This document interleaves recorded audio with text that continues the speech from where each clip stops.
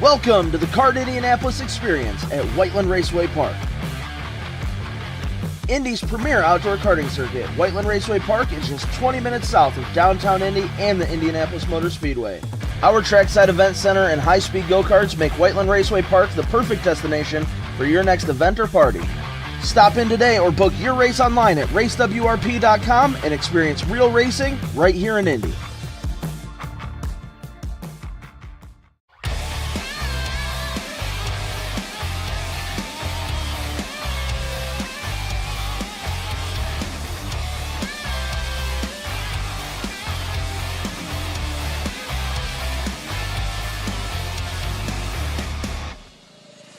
We're at a commercial break.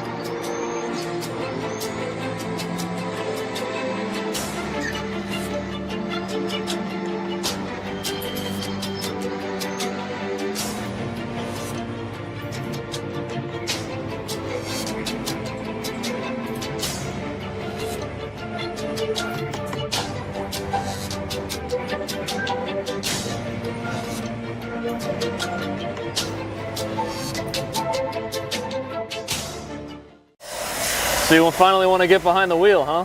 Yeah, I've been shooting for 3 years and I've never got to drive. Well, you're going to need some more gear than just your helmet. Why don't you go to shopakr.com. They got their inventory online and they'll ship it the same day if you order before 5:30 p.m. Eastern. They got shoes? Yep. Gloves? Yep. Rib protectors? Got those too. Can they make me go fast? No. Here at Acceleration Kart Racing, we've got everything you need to get on track. What happens next? Well, that's on you. Check us out online at shopakr.com. Are you ready to get behind the wheel? From Formula One to NASCAR and IndyCar, all the pros start here.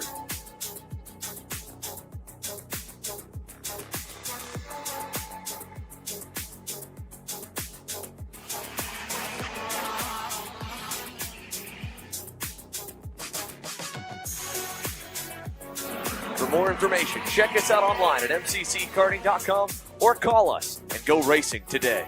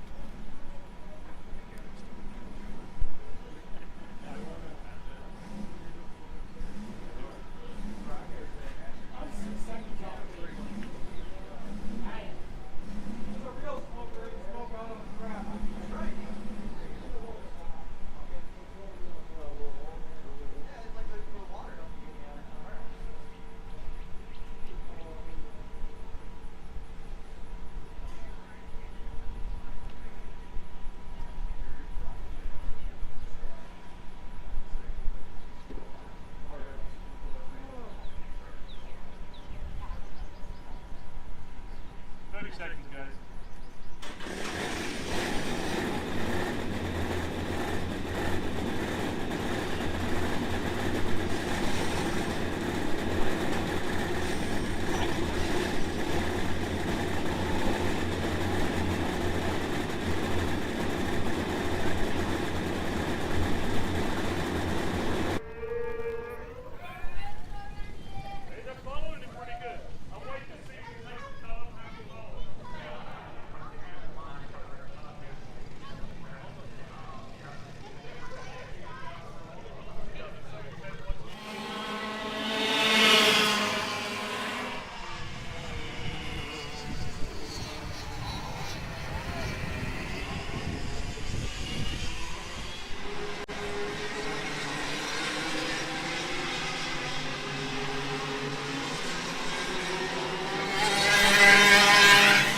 And good morning and welcome back here. This is day number 2 of round number 2 for Route 66 Sprint Series. You are watching live here on Kart Chaser, and we are sitting at Whiteland Raceway Park in the beautiful Whiteland Raceway Park booth. Going on your screen now is replays from what happened all day yesterday. Right now you're watching the formation lap for the KA100 Senior, which had the barn burner of events when Charlie Steins was in the hunt to run down Kardashian there for the win. Kardashian was able to hold out just a little bit, but I think today, having the one heat race in the morning, that's about to start here, followed by the features in the afternoon, as we are now green for the KA100 Masters, getting to turn number 1, and Nate Dean is joining me in the booth. He'll be appearing in a second. He has to do multitasking all throughout the day today, and so here in a second he'll be joining us back into it. How about this already? Adam Crippen, he is back into the second spot after dominating yesterday and pulling away with a 4-second lead over Coleman in P2. Now finds himself at the deficit here, going down the back straightaway out of turn 8, heading towards 9. And there it is. That is the gap between the top two. Adam Crippen out in front, in second, with Coleman in the lead here coming out of the south side hairpin. It's early in the morning. It is 9:07 a.m. here Central Time as we are watching this go down. There's still a little bit of dew on the track. They did have a warm-up session before this, and now they're finding themselves making their way through. And actually, Xander Clements is going to join me up in the booth here. Xander?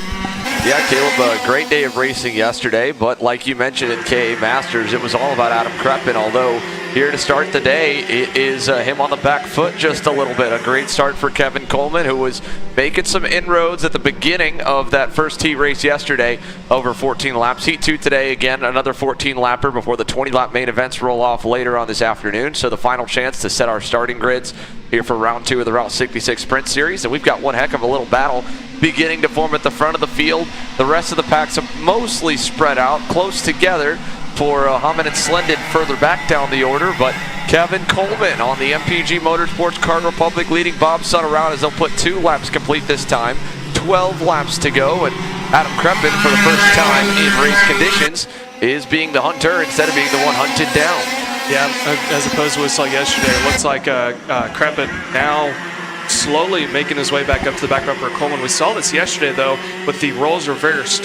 Coleman was able to close up to Crippen at the start and then faded away. However, it looks like Crippen now right there on the back bumper. He's not going to make the move here into turn 7, but it looked like for a moment Coleman defended there into 7. We saw that was a popular passing opportunity yesterday, but it just hurt Crippen there coming out of turn 8. It looked like the gap started to open back up as they make their way through Daytona. About a 2-kart length gap starting to form, and looking there at that third spot, Randy Klimek also slowly starting to make his way up there. We might have a 3-kart battle for the lead here.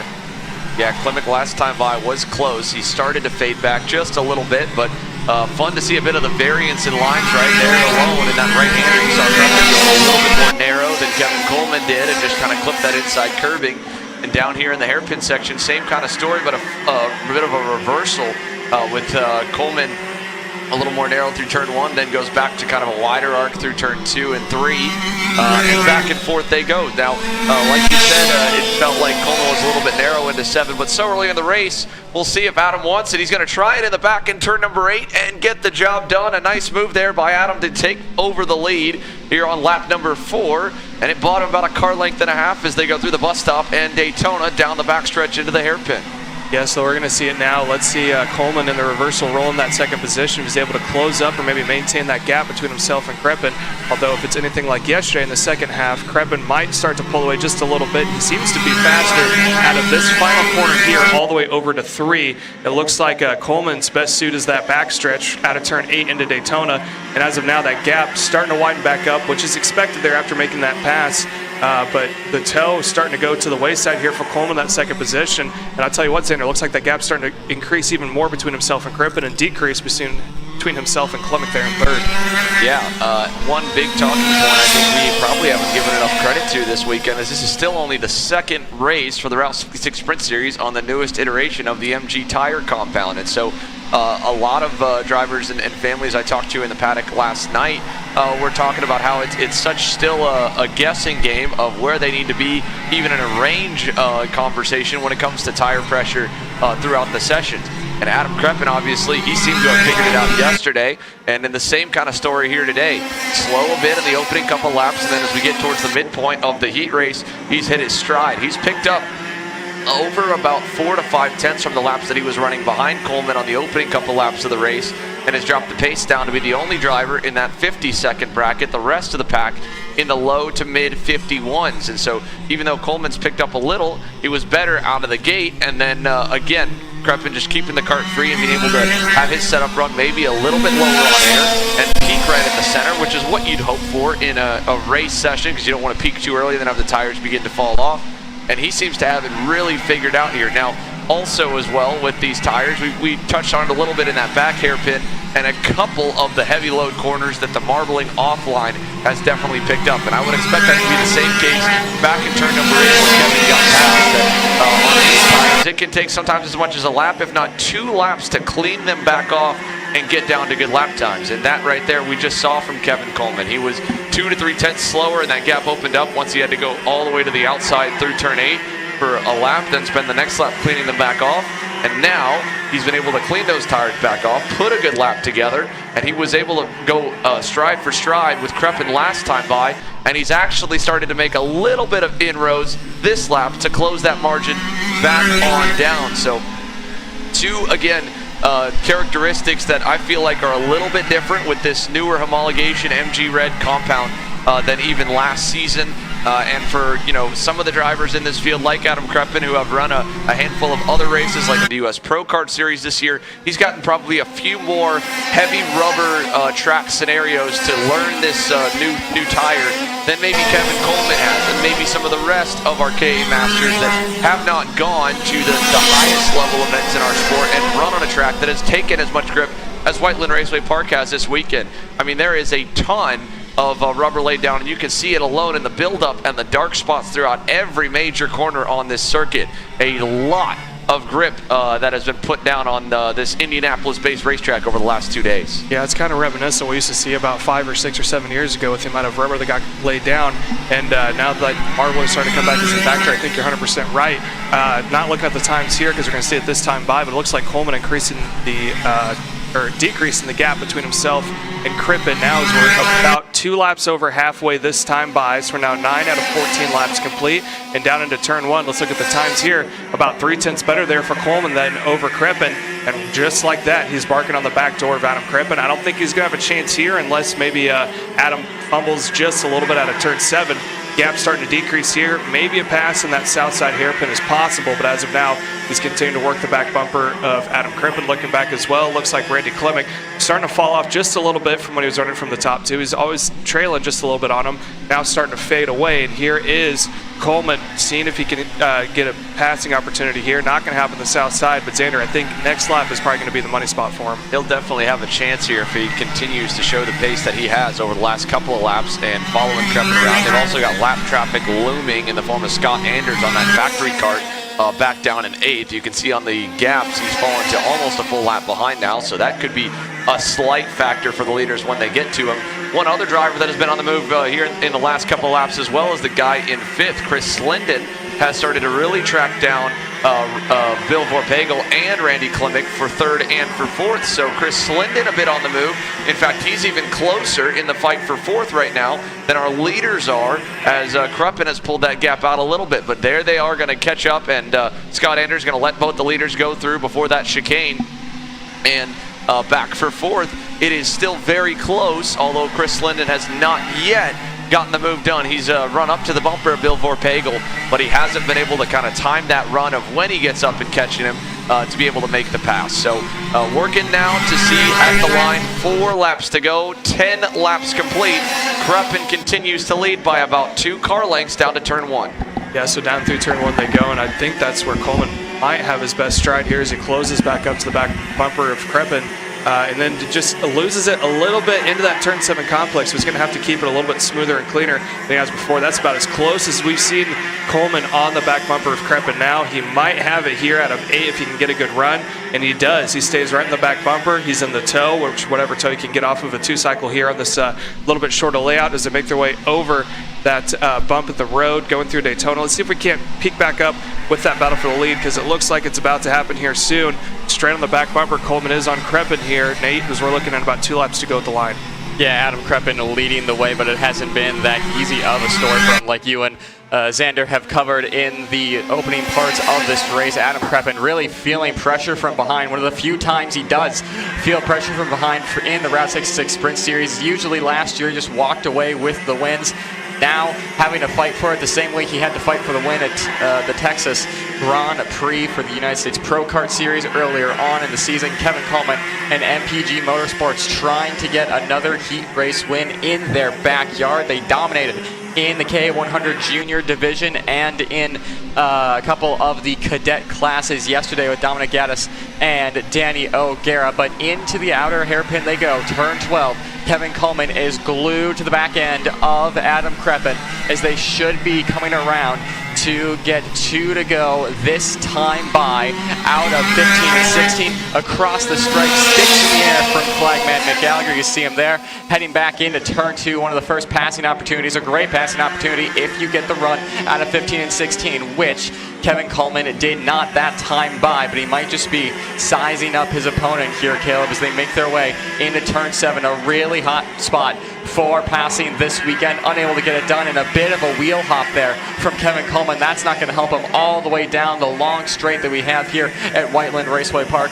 Into the chicane and through Daytona they come. Kevin Coleman all sorts of sideways. That was a save and a half from the MPG Motorsports driver, and that, Caleb, is probably going to be race done for Kevin Coleman. Yeah, he might have a chance here. He's got 1 lap to go, but it's the storyline we've been talking about through that crossover and that bus stop, right? It's they got that curbing there, and sometimes some guys just get a little too, I think, ambitious about how much curve they can actually take through there. If you get too much of a wheel up in the air, hops you, throws you way offline. And I tell you what, your margin of error when you go through there is very narrow, but as soon as you start experimenting with that curve, it's kind of just tempting fate to see what you're going to get. And I think you're 100% right in saying that that's going to be all but it for Coleman in the 2nd spot. Previous lap, you saw him kind of testing the waters there. He tried on the inside, tried on the outside, but now finds himself into P2, down about 3 or 4 kart lengths. He's closing up just a little bit, but with the amount of time that's left here, I don't think he's going to have a chance for it unless Kreppen makes a mistake. But as you talked about, historically speaking, Kreppen is not one to do. Yeah, and Kevin Coleman just easing it through the chicane that time by. He remembers what happened last time, doesn't want to throw this away. Oh, it isn't the win he would have wanted, but P2 and starting the outside row and trying to get past Adam Kreppen on the start in the final is going to be huge. But coming across the line, Adam Kreppen takes the win, and further back, the battle for 3rd is heating up. Randy Klimek and Chris Linden drag race to the line there, the 2 Minnesota natives, and really, really good friends battling out to the line. Linden from last to 4th. That time, and only 6.5 seconds back from the leaders. So a really fun race to watch there for our KA100 Masters, presented by Mean Wiener Racing, as the 408 of Anders slowing there out of one of the penultimate corners. But there is your unofficial results for KA100 Masters Heat 2. Of course, Adam Kreppen taking the win over Kevin Coleman by half a second. Then you're able to go back and check those results out or head to our Race Hero app. Here is the move for the lead that made Adam Kreppen retake control of this Heat 2 race and the momentum going into the final. But it wasn't that easy, was it, Caleb? Kevin Coleman was hounding the back end of the 437 Gillard, the reigning champion in this class for the entirety of the race. But ultimately for Kevin Coleman, just came up ever so short. Yeah, and I think that shows the improvements that the MPG guys have made over this entire weekend. And there it was. You saw that curb hop. He just got it up on that right-hand side of the curb. Kind of seemed to go over it a hair, but when he come back and cross it, pops your wheel up in the air. But as I was saying before, Coleman and that entire team has done a fantastic job of just improving throughout the weekend. Closer, way closer than what we saw yesterday, and I think that's only going to continue to shrink as we go on. Up next for their second heat race, we have kid karts about to make their way out on track for their program. We do have to reset the track for it because we do that shorter layout, so we're going to take a quick commercial break. But when we come back, it is more heat races yet to go. 12 laps for the kiddos here when we come back live. We're at a commercial break.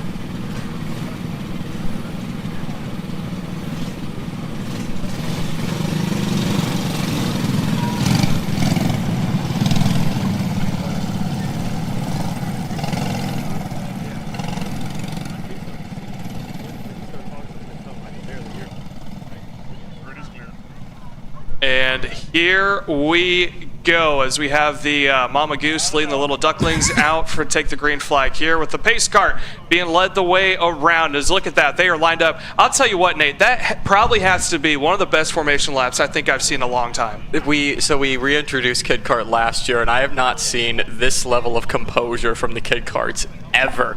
So I think the Mama Goose, as you call it, will be making appearances for the rest of the races. Might be a bit difficult at Road America to see if Patrick can get up that hill on the scooter, but anyways, it's just a sight to see as they're going to get the green flag this time by. The pace car will peel off. No, you're not watching the 24 Hours of Le Mans with the pace car peeling off last second. It's Kid Kart. And the second round of it, green flag in the air. And like yesterday, Kyler Hendrickson getting a good jump there, making their way through the old Kid Kart layout. There's Cade and Marcia at the tail end of the field as they're going to make their way through the chicane now. Probably not going to have to deal with getting so sideways that Kevin Coleman did in KA100 Masters are these Kid Karts, but into the outer hairpin they go. Still, everyone's staying single file. A little bit of argy-bargy there from Benoit and Maxwell in third and fourth. Those two might be battling throughout the races. they come through turns 15 and 16 yet again. No changes for position, Kayla, but of course with Kid Kart, a lot of unexpected turns might be around the corner. Absolutely, and everyone needs to keep reminding themselves what Kid Kart's actually for. Competition, yes, you're out here, you wanted to compete. However, these kiddos are 5 to 8 years old, so the most important thing for them is they're just trying to learn how the karting events work. They're trying to get their feet wet, see if they even like this.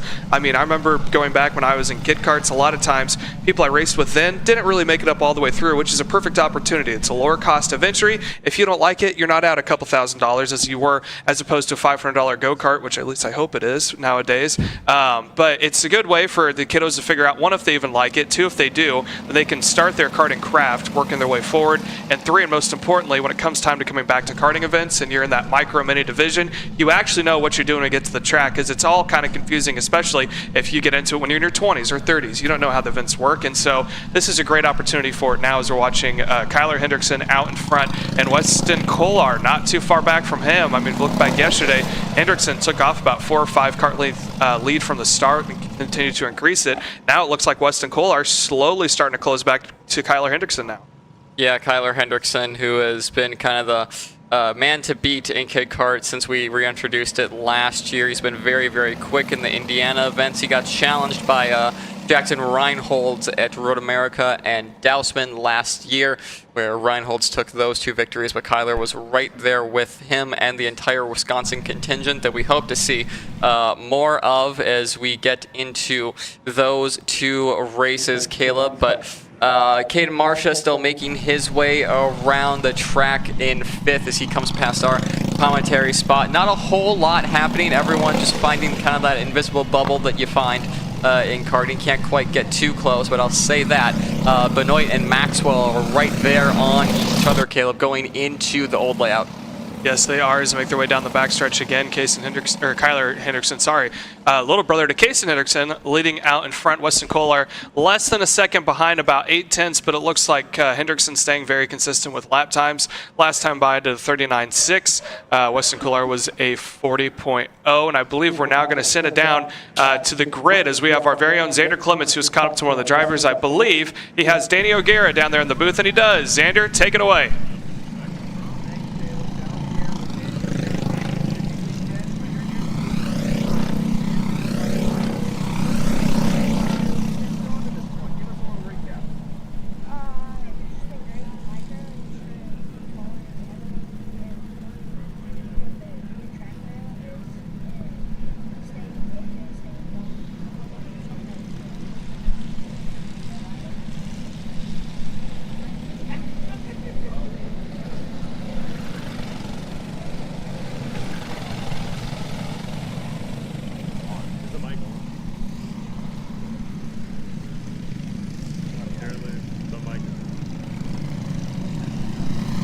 A little bit of technical difficulties on our part there, as it looked like the mic was not able to get turned on for that interview with Danny O'Gara. Danny, one of the competitors that we've seen in the micro division, as well as 206 Cadet, as we're going to look forward to seeing him compete later on this afternoon. As we're watching now, it is Kyler Hendrickson out in front, 1.8 seconds, Nate. And we went away for that commercial break, for that interview with Danny O'Gara. It was about a second less than what it is now, so Kyler Hendrickson able to stay consistent all the way through. Yeah, he's been one of the more consistent drivers, doesn't really make mistakes out in front, is very, very good at that. Is really the only battle on track we got going right now is Benoit and Maxwell for that 3rd spot, as Austin Benoit able to hold on strong to Diesel, who calls this track home, the 141 AMAX Top Kart Machine. Trying to find his way past Austin Benoit, as Diesel was in the battle for the win last year, now having a battle for 3rd, so maybe not where he would have wanted to be on track, but still a long race to go in the final later on this afternoon, and still a couple laps to go here in heat number 2. Yes, we continue to watch on here, as well as we are just over halfway. We're 8 laps out of 14 so far, 8 laps out of 12, and as we're making the way down the backstretch now, as we continue to watch here, Kyler Hendrickson.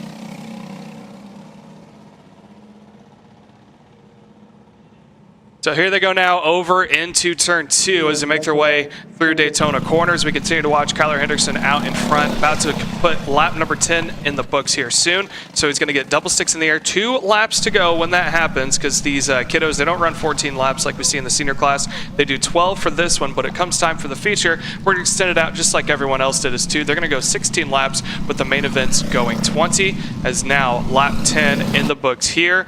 Gap now 2.3 seconds and growing for Kyler Hendrickson, although that last time by, Weston Kolar went about a 10th faster than Kyler Hendrickson. Hendrickson went a 39.3, Kolar went a 39.2. As well, Austin Beniet went a 39.787. So it looks like time's now starting to drop all the way through, as they were plateauing in that 40 to 41 second range. Yeah, absolutely, Caleb. And still kind of waiting for the battle to kick off between Austin and Diesel for that third spot, as the front 2 of Kyler Hendrickson, like you said, and Weston Kolar been very consistent out in front. Kolar just losing 10th after 10th every lap or 2, but not really making any mistakes, so that's at least a good thing on his part. But still, the battle for third is heating up, as Benoit has Diesel Maxwell right on his rear bumper. And Diesel Maxwell, obviously no stranger to throwing it up the inside on the outer hairpin of the turn 12 as they go through there. No move this time, but it's almost side by side for those 2. And Diesel Maxwell, Caleb, seemingly going to be trying to make a move in the next couple laps. Yep, as the white flag now flies for Kyler Hendrickson out in front, working the final lap, heading into turn number 1. There's Weston Kolar in the second position.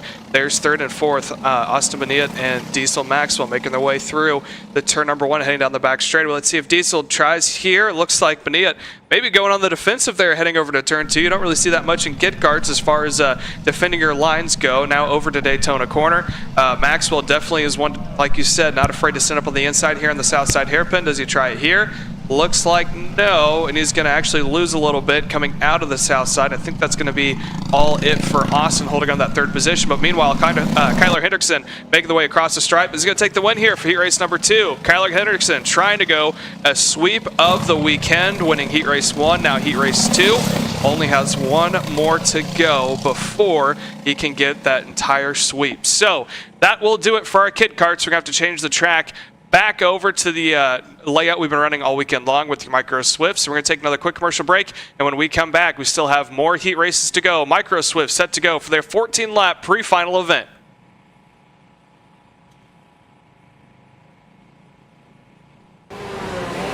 Brandon, why are there all these charges for just over $200 from Acceleration Kart Racing's website? That's because AKR gives you free shipping on orders of $200 or more within the continental US. Okay, but I thought you were just getting a pair of gloves. That's what, 70 bucks? But if I'm getting a new pair of gloves, I might as well get a new pair of shoes to match. And then on top of that, I'll get a neck brace, because with the shipping, it's basically free. Yeah, I do not think the math checks out on that. Everything you need, all in one place and shipped to your door for free for orders of $200 or more. Exclusions apply. Spend responsibly. Shop AKR.com.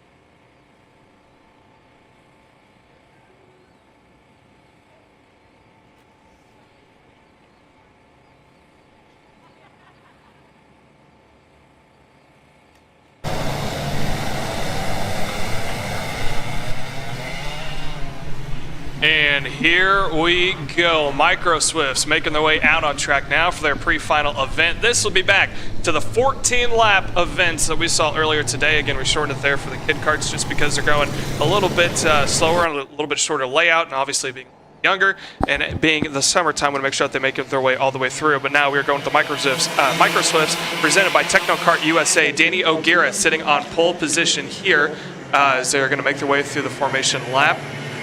As you're going to see him go down this back straightaway here as they start to form up. So Danny O'Gara is going to start on pole position. Next to him on the outside in P2 is going to be Liam 4.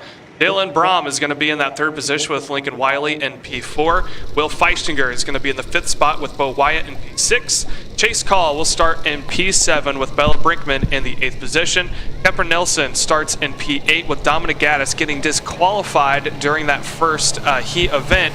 And he was a part of the big three there, Nate, that we saw between O'Gara, 4, and Gaddis. We're all up in that top event. Now we have to watch Gaddis cut his way up through the field as his teammate, Danny O'Gara, sits up on pole position here. It looks like we're going to call off the start yet again.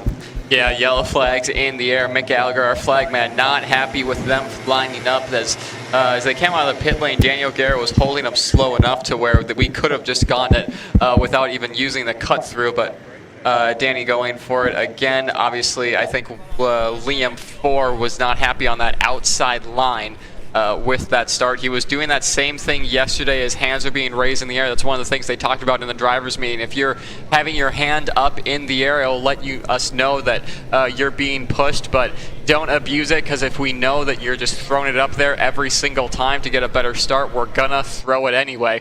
As a couple of stragglers now further back in the pack. That's Dominic Gaddis further back. But yeah, it looks like Chase Call in that top cart had a little bit of issue there coming out of the oval and heading on the back straightaway. So let's see if they're going to call it off again. And I could see it just outside the booth. It looked like he was pumping the throttle pretty hard. So I don't know if he's having car problems, if the bowl got flooded or what. But it looks like Chase Call not caught up to that pack yet as they got track workers down on that main straightaway to try to assist him.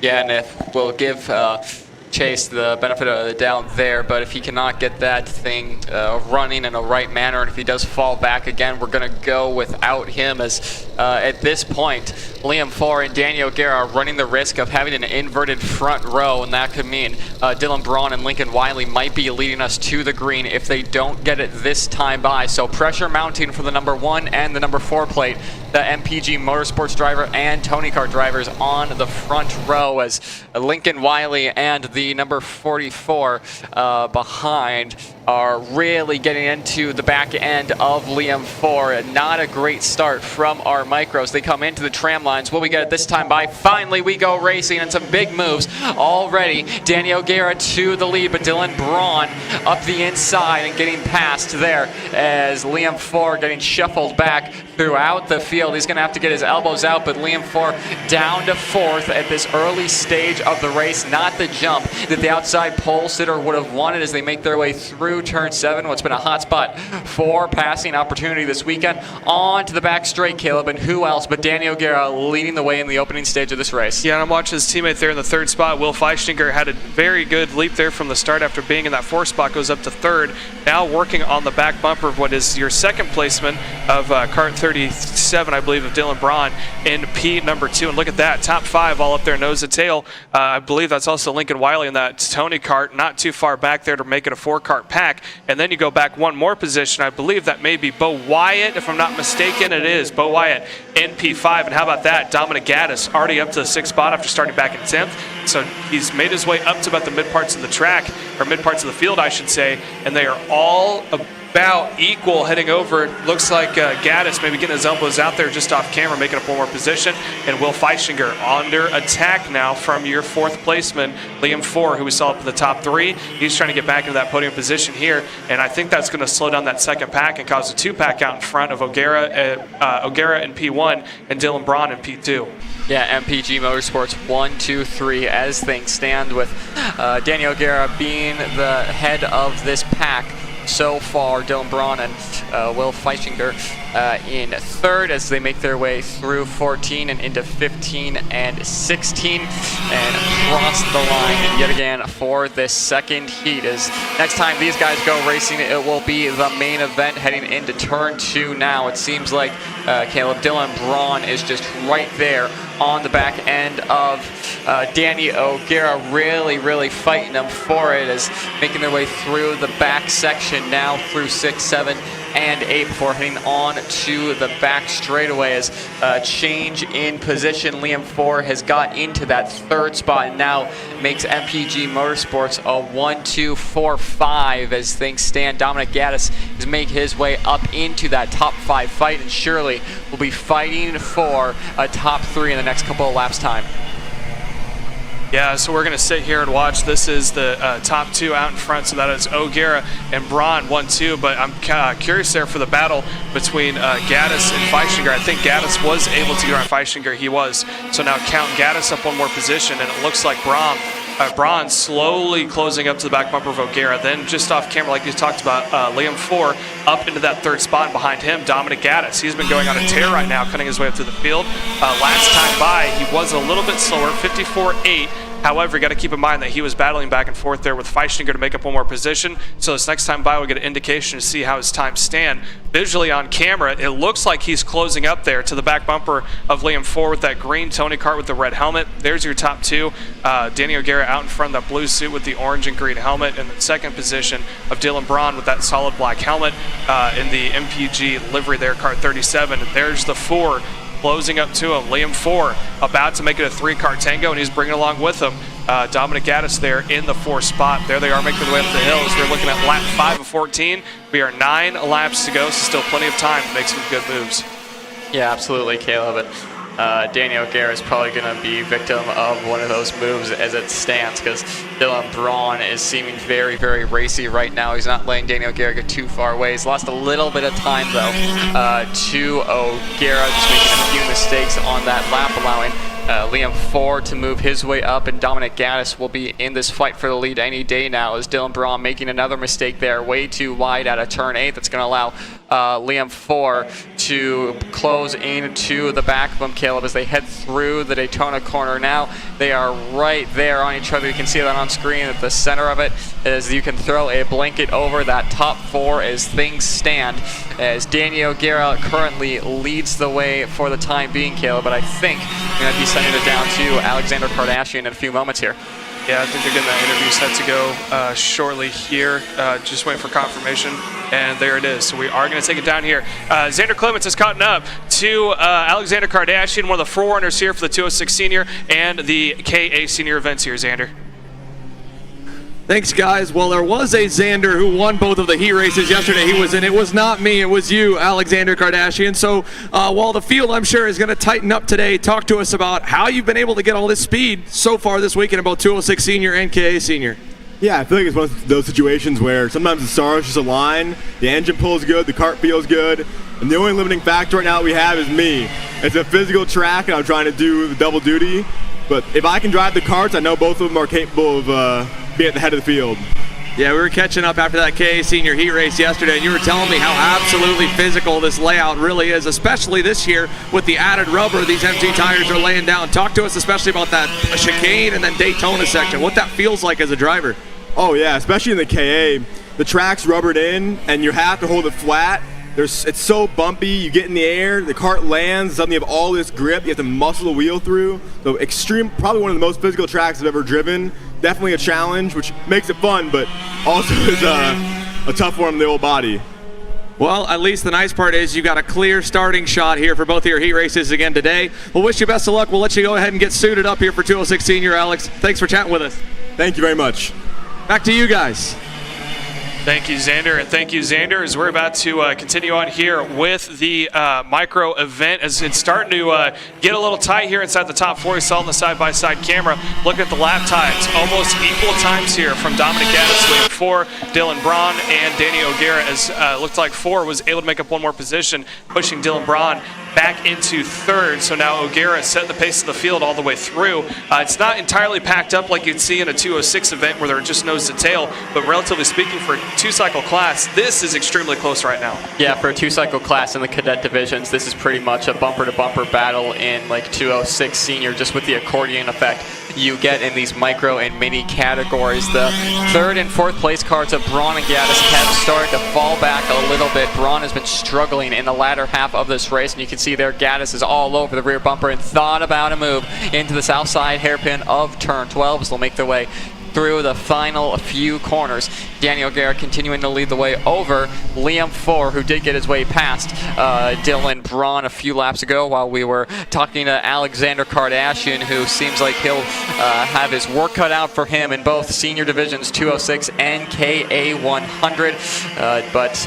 Liam Four, a very, very solid run for him thus far, but it's not going to be easy for him though, Caleb, as Daniel Guerra, especially at Whiteland Raceway Park on board an MPG Motorsports machine, is not going to be an easy kart to get past.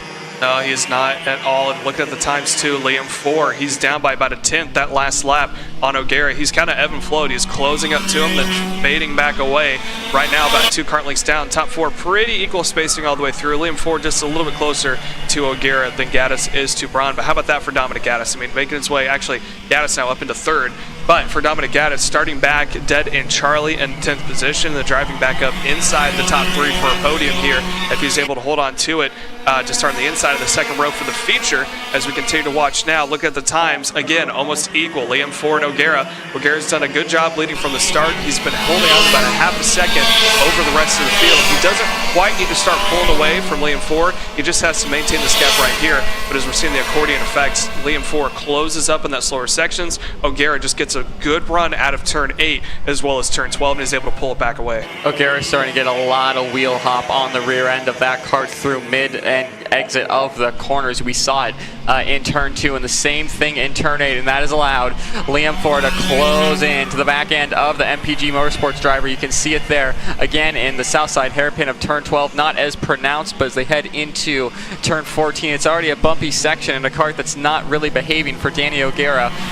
Could get interesting here as they come across the line yet again in a few laps time. Look at 6 in the air, 2 to go from McGallagher, but for the time being, Liam Four is trying to find his way past the number 1 plate in this Micro Swift division presented by Techno Kart, making their way through the back section now, turns 5, 6, 7, and 8 before heading on to the back straightaway. It seems like, though, Caleb, Dominic Gaddis is really closing in on these two, and if Liam Four can't find his way past Danny O'Gara, then the second Gaddis comes up to him, he's been seeing these attempts from Four. The second that Dominic Gaddis comes up here, he's going to be trying to take that position away from Liam and then going to attack his MPG Motorsports teammate.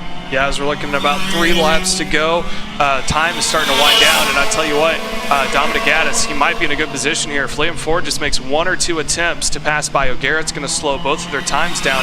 Gaddis already closing up to the top 2 as we're looking at 12 out of 14, so next time by will be 13 with 2 laps to go, if I'm not mistaken, down into turn 1. And how about that, Liam Four? I think he can see and knows O'Gara's a little bit tight. You saw the wheel hop. It's extremely bad, especially out of turn 8, which is horrible for O'Gara. That is one of the most crucial corners that you need to get a good run, as Liam Four had an attempt there on O'Gara. Does he have it here at a turn 8? He's not going to do an entry. I think he's going to wait till exit, as O'Gara, just that hop, you can see in his helmet, it kind of bobbles him down, and Liam Four goes to the back bumper, gives him a push. Here's Gaddis, though. He's down by 2 kart lengths heading over into the south side hairpin. Liam Four, if he takes a peek back, he might want to think about picking up the pace here to get around O'Gara, and there's that accordion effect. Top 3 now, nose to tail into the inside hairpin. Liam Four, you're going to have to make your move here soon, because Gaddis is on a tear trying to go from the back to the front, this time across the stripe. It is 2 laps to go here. Liam Four tries on the inside to turn 1. Does he have it? It looks like yes, so Garrett's going to funnel back in the line, and he might try for the crossover. He's going to set up here to turn 3, gets a spot back, and now he is going to be kind of out for lunch here in the slower section as it bobbles his momentum. Dominic Gaddis now looking on the back bumper, Liam Four, heading into 7 now. O'Gara got a good run there out of 7, but right here in 8 is going to bobble his momentum. And Gaddis trying to force a crossover move out of Liam Four. He's going to go door to door down the back straightaway, and they're still going to go side by side. Let's see if we can't get a shot of that 2 karts going through the crossover, and it was Liam Four that was able to hold on just a little bit more over Dominic Gaddis. Yeah, Liam Four's move on Danny O'Gara in turn 2 just wasn't committed enough. He needed to send it in there more, really send a message to Danny O'Gara. and now really the time for that move from Liam Farr was about 5 laps ago. White flag, though, in the air, this time by for Danny O'Gara, who now has a gap between the two drivers that have been hounding him for this entire race of Liam Farr and Dominic Gaddis. But we know that Farr has the pace to close into the back end of the number 1 plate of Danny O'Gara. Liam Farr is getting there, but here's the thing. He's got to pass. Yellow flags in the air for turn 7. Not sure what that's for. There's one cart off there. It might have been Bo Wyatt, but we'll have to see about that after the race. Coming into the chicane now, Liam Farr is right there on Danny O'Gara. He got 2 places to pass. The outer hairpin, the south side hairpin in 12. He's not going to make it there as they'll make their way into 14. That's really the only final place to get it done. O'Gara's going to defend hard on the inside line there, making it difficult and impossible for Liam Farr to take this win away from him. They come to the line, a bit of a drag race, but it's still Danny O'Gara taking the win in heat number 2. Fist bump between O'Gara and Farr there. That's awesome to see between those two drivers who fought hard that race. And then it's going to be Liam Farr and Dominic Gaddis in 2nd and 3rd. Gaddis just not able to make up the time early enough in the race to really get himself into that lead battle with O'Gara and Farr.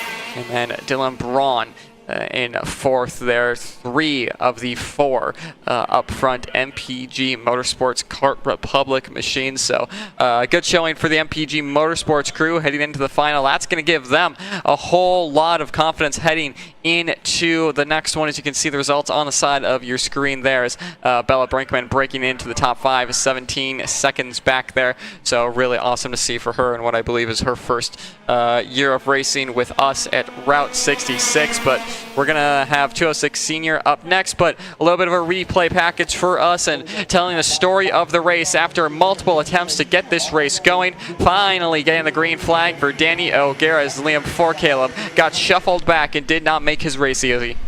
No, he did not, and I tell you what, too, Liam Farr did a good job of staying up in that top 5 and 4 all race long to make his way up in there to the 2nd position. There he was a little bit off camera there. There was Liam Farr making his way through. This is when I believe O'Gara, so you could see when he started to get a little bit tight there. The back end would kick and then hop. So it would kick in on entry and then hop on exit, something that usually indicates that the chassis might be bound up just a little bit. So hopefully he can get that figured out. That was Liam Farr's attempt there for the pass when I think he thought he had it done, and then O'Gara quickly shot it back down to the inside to take the spot away from him.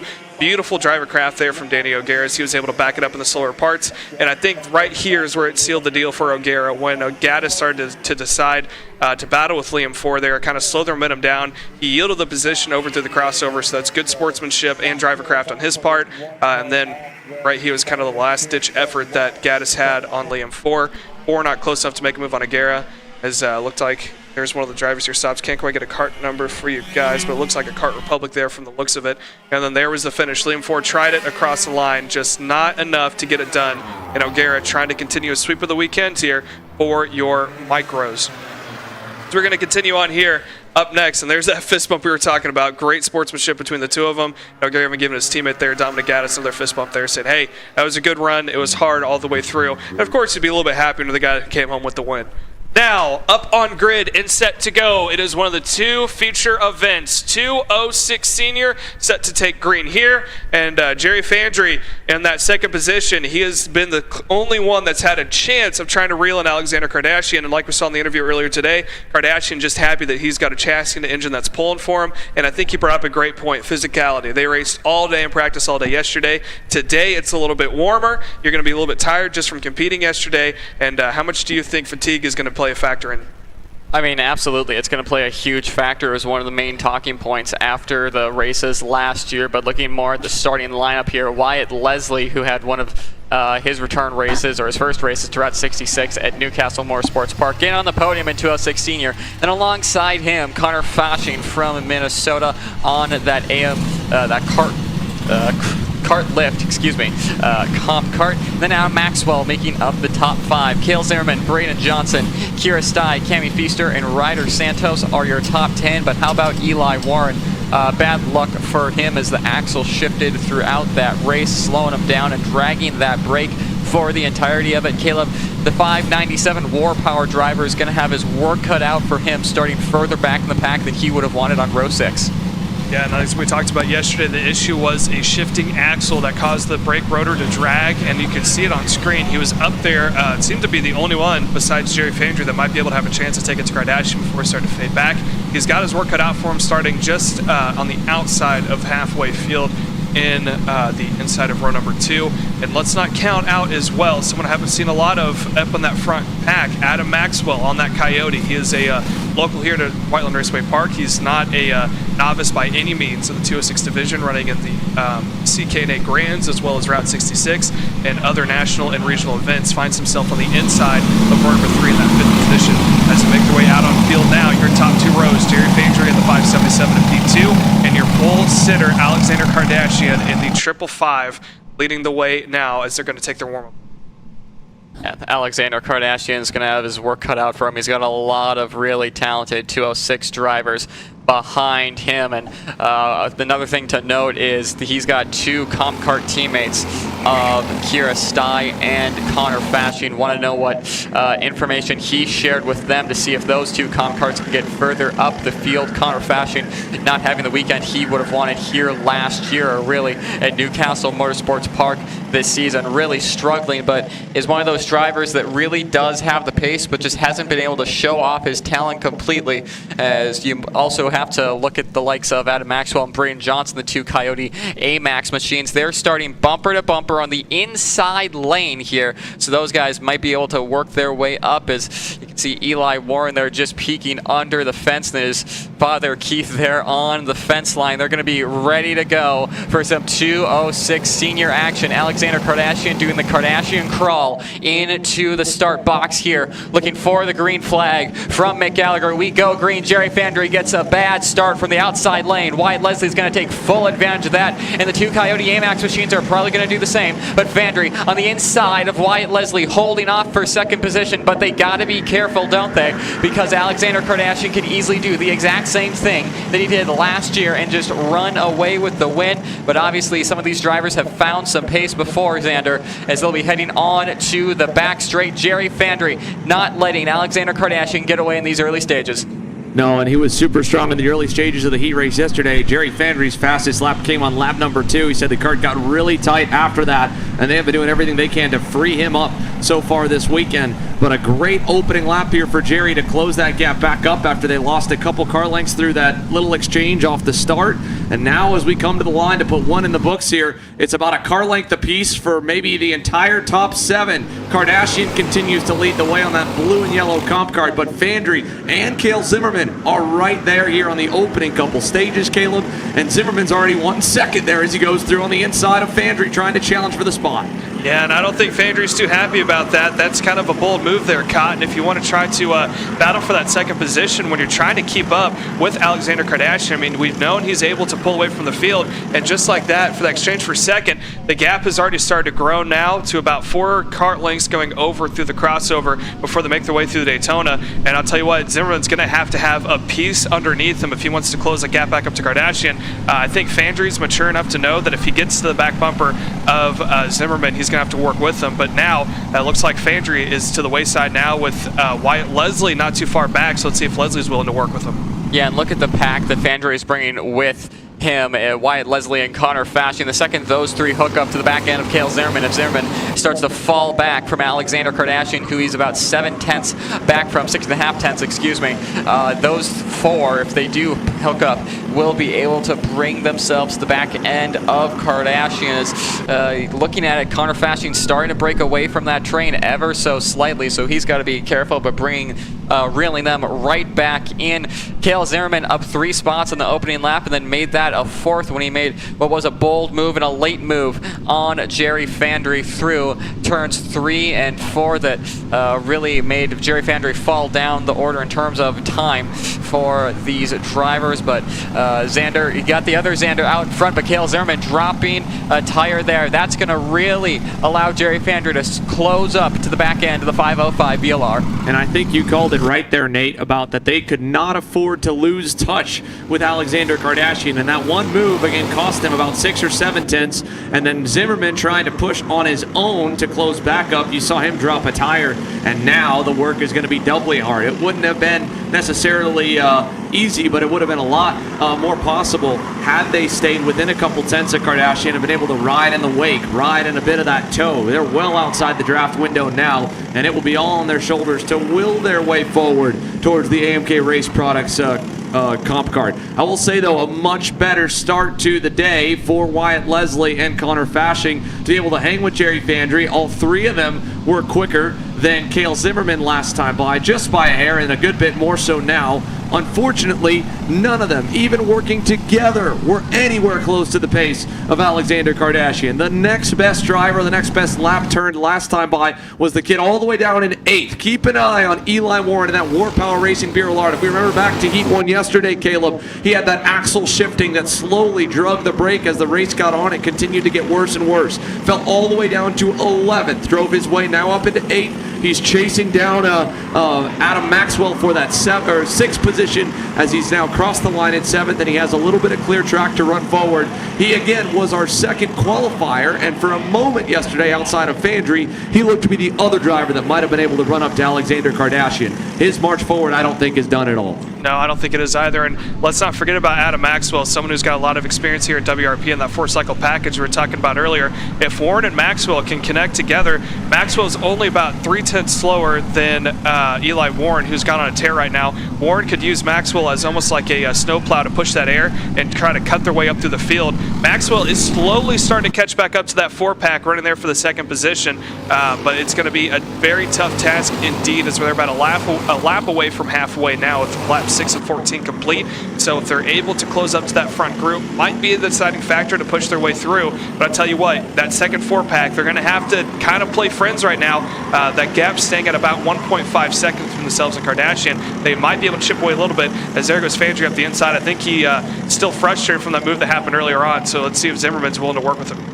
Yeah, and if I'm Jerry Fandry, of course we have the full story of the race from up here. I'm just letting Cale Zimmerman take second in this race. It seems like Fandry on that OTK has to set the card up so loose to be able to be there in the long run, where Cale Zimmerman, as we saw, the cart was there right away. Same with Alexander Kardashian. So if you have Fandry on the outside trying to fight Kardashian on a cart that's not come in yet, where Kardashian just seems like he's there from the get-go, of course they're going to lose the pack there, where Cale Zimmerman is just there from the start as well. So if you have those two carts on the front row, it's going to be a battle throughout the race, and it's going to give them a better chance than what they had this time when they kept trying to fight to decide who's going to be the one to bring it to Alexander. And in the meantime, they just completely lost the back end of the AMK Race Products comp cart, making their way through turn 7 and 8. Now Paul Bailey retiring from the pits early underneath our commentary position, and on to the back straight they go. Cale Zimmerman still right there on Jerry Fandry. Same with Wyatt Leslie and Connor Fashing, starting to drop back into the clutches of the War Power Racing Burrell Art and the 597 Eli Warren. Through Daytona they go there. Xander, you have to think that Eli Warren is going to close into the back end of the 511 of Connor Fashing in the next couple of laps, and who's to say Eli Warren won't be mixing it up in this battle for second. This will be the real big test as well, this lap right here, for both Warren of how much he gained on that trio and how much they gained on Kardashian. They picked up 1/10 of a second. It's not enough at that rate to get there, but at this point they get within the drafting window before the last couple of laps got underway, and that of course is going to accelerate the closing rate for them. So for Alexander Kardashian trying to manage the gap and run out the clock, he's going to need to still hit his mark, still put some good laps together to get closer to the end before he can start to put the car in cruise control. For Eli Warren back there in the 6th spot, that was I think the 3rd or 4th lap here in this race alone that he has gone purple. 55.589, 3/10 better than the leader, 2/10 better than that trio in front of him, and a good bit better than Connor Fashing. So while we're watching 2nd, 3rd, 4th close in towards the leaders, I think we're about to see a move back right behind them, and there goes Eli to the inside and clear on Connor Fashing. So mark him now from outside the top 10 to into the top 5, just past the halfway mark here as we put now 8 laps complete,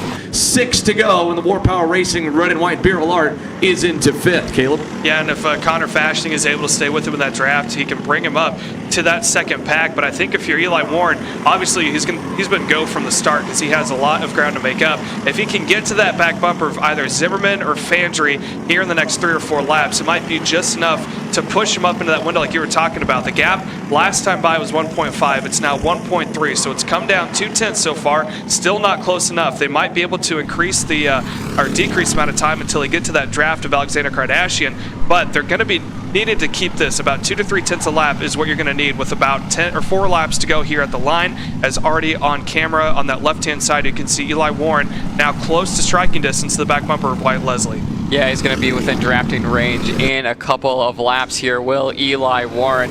White Leslie on that OTK might be getting a little tight at the moment for obviously these OTK chassis with these new MG Red SH2 and 206 competition are a bit of a hassle to try and set up. Obviously, Jerry Fandry has figured it out as they are closing in to Alexander Kardashian. It's not going to be enough at this rate, but who's to say if they get a couple of good laps, Xander slows down a little bit and they get into drafting range. It could be a last couple lap battle for the lead as Jerry Fandry is jumping in his seat, trying to get every ounce of pace out of that 577 OTK machine, with Cale Zimmerman continuing to push and White Leslie is falling back. That's going to make life a lot easier for Eli Warren, isn't it, Xander?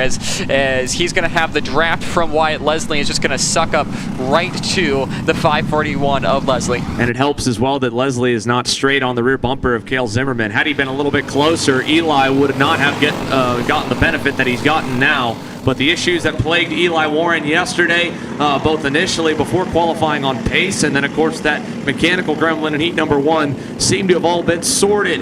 And he is still, every lap, the fastest car on the circuit. Now, Jerry Fandry last time by and the time before that, they finally began to kind of plateau out at a 55.8 second pace, and that's the same pace that Kardashian has been putting in by himself. Eli Warren, a 55.5 for what feels like the 5th lap in a row. And again, while these two work their way through Daytona, Eli has already gotten past Wyatt Leslie, so mark him into 4th. He has enough pace that he might be able to get up to 2nd and 3rd, especially if Cale Zimmerman sends one on Jerry Fandry. But we're going to find out here in just a few moments, of course, because we're getting down to crunch time. 3 laps to go. What do the gaps look like across the line? And Kardashian looked like his transponder didn't hit when he hit the loop that time by. So while he still is the leader, that timing and scoring machine will work in a moment. It is showing Fandry in the lead. He is still 2nd on your screen, that all-white Tony Kart.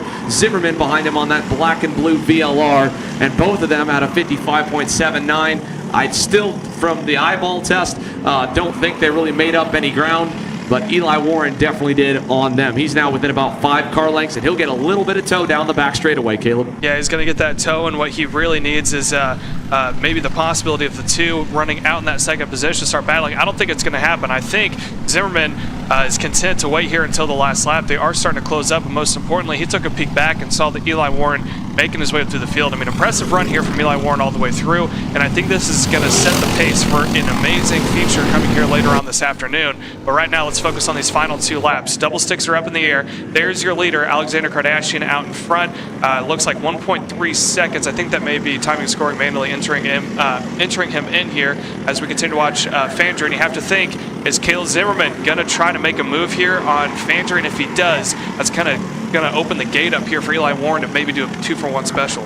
Yeah, I feel like Cale Zimmerman sees Eli Warren right behind, is thinking, I got to make my move now rather than later. But he is starting to lose the back end of Jerry Fandry in this lap as they're making their way through Daytona corner now.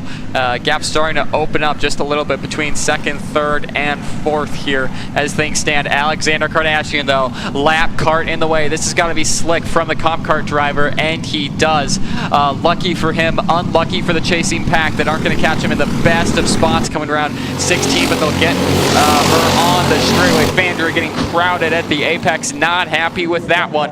Zimmerman up the inside as well, getting past. Eli Warren is the person who's going to really not benefit from that. He's just lost the back end of Cale Zimmerman completely through there, trying to negotiate that lap traffic. Unfortunate for him, and that really just gets rid of any sort of battle that we had in that front pack, which unfortunate to see, but at least all the lap kart getting passed cleanly by the front pack of drivers as we are on that white flag lap. It's most likely going to be Alexander Kardashian taking the checkered flag first if he can keep it clean throughout the rest of the corners here, but it is going to be a battle for the win in the final later on today. As you can see, second, third, and fourth already right there back on each other. Unfortunately, it's a checkered flag, so we're not going to see any battling there, but Alexander Kardashian by 1.1 seconds over Jerry Fandry gets the win. It's not as comfortable as it was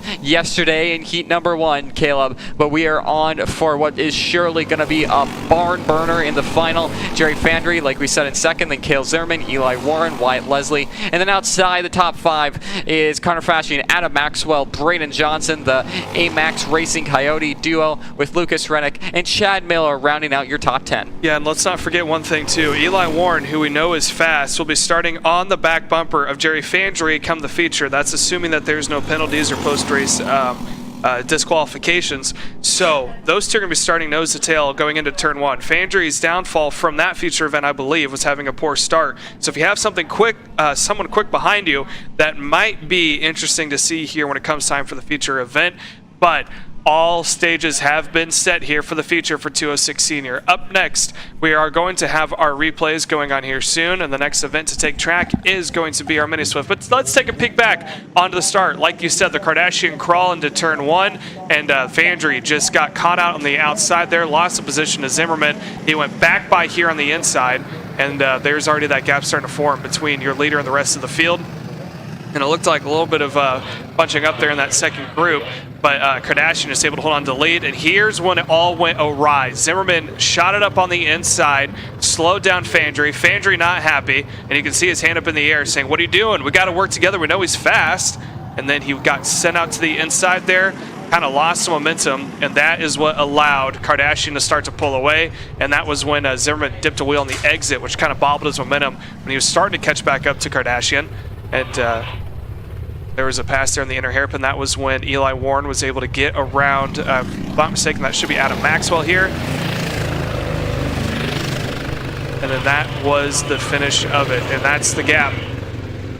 The gap there that was starting to close back down here, but I believe that just was after checker flags. But we still have more events to go here. Up next is going to be our Mini Swifts as they make their way out on track now, as they're going through the cut through, I should say, that they make their way over towards start finish straight, as we're going to have our very own Nate Dean take them through the starting order. Yeah, Tucker Trebe, AJ Stoner, Jacob Majeski, Cameron Johnson, Slayton Baldock are your top 5 drivers, as we're getting Alyssa Eddy into position here, who's due to start from the 4th row, unable to get into position as she's going to pop out. We're not going to get it this time. Contact there from Alyssa Eddy, as that unfortunate piece of contact, unnecessary piece of contact on the opening lap there, on the formation lap even.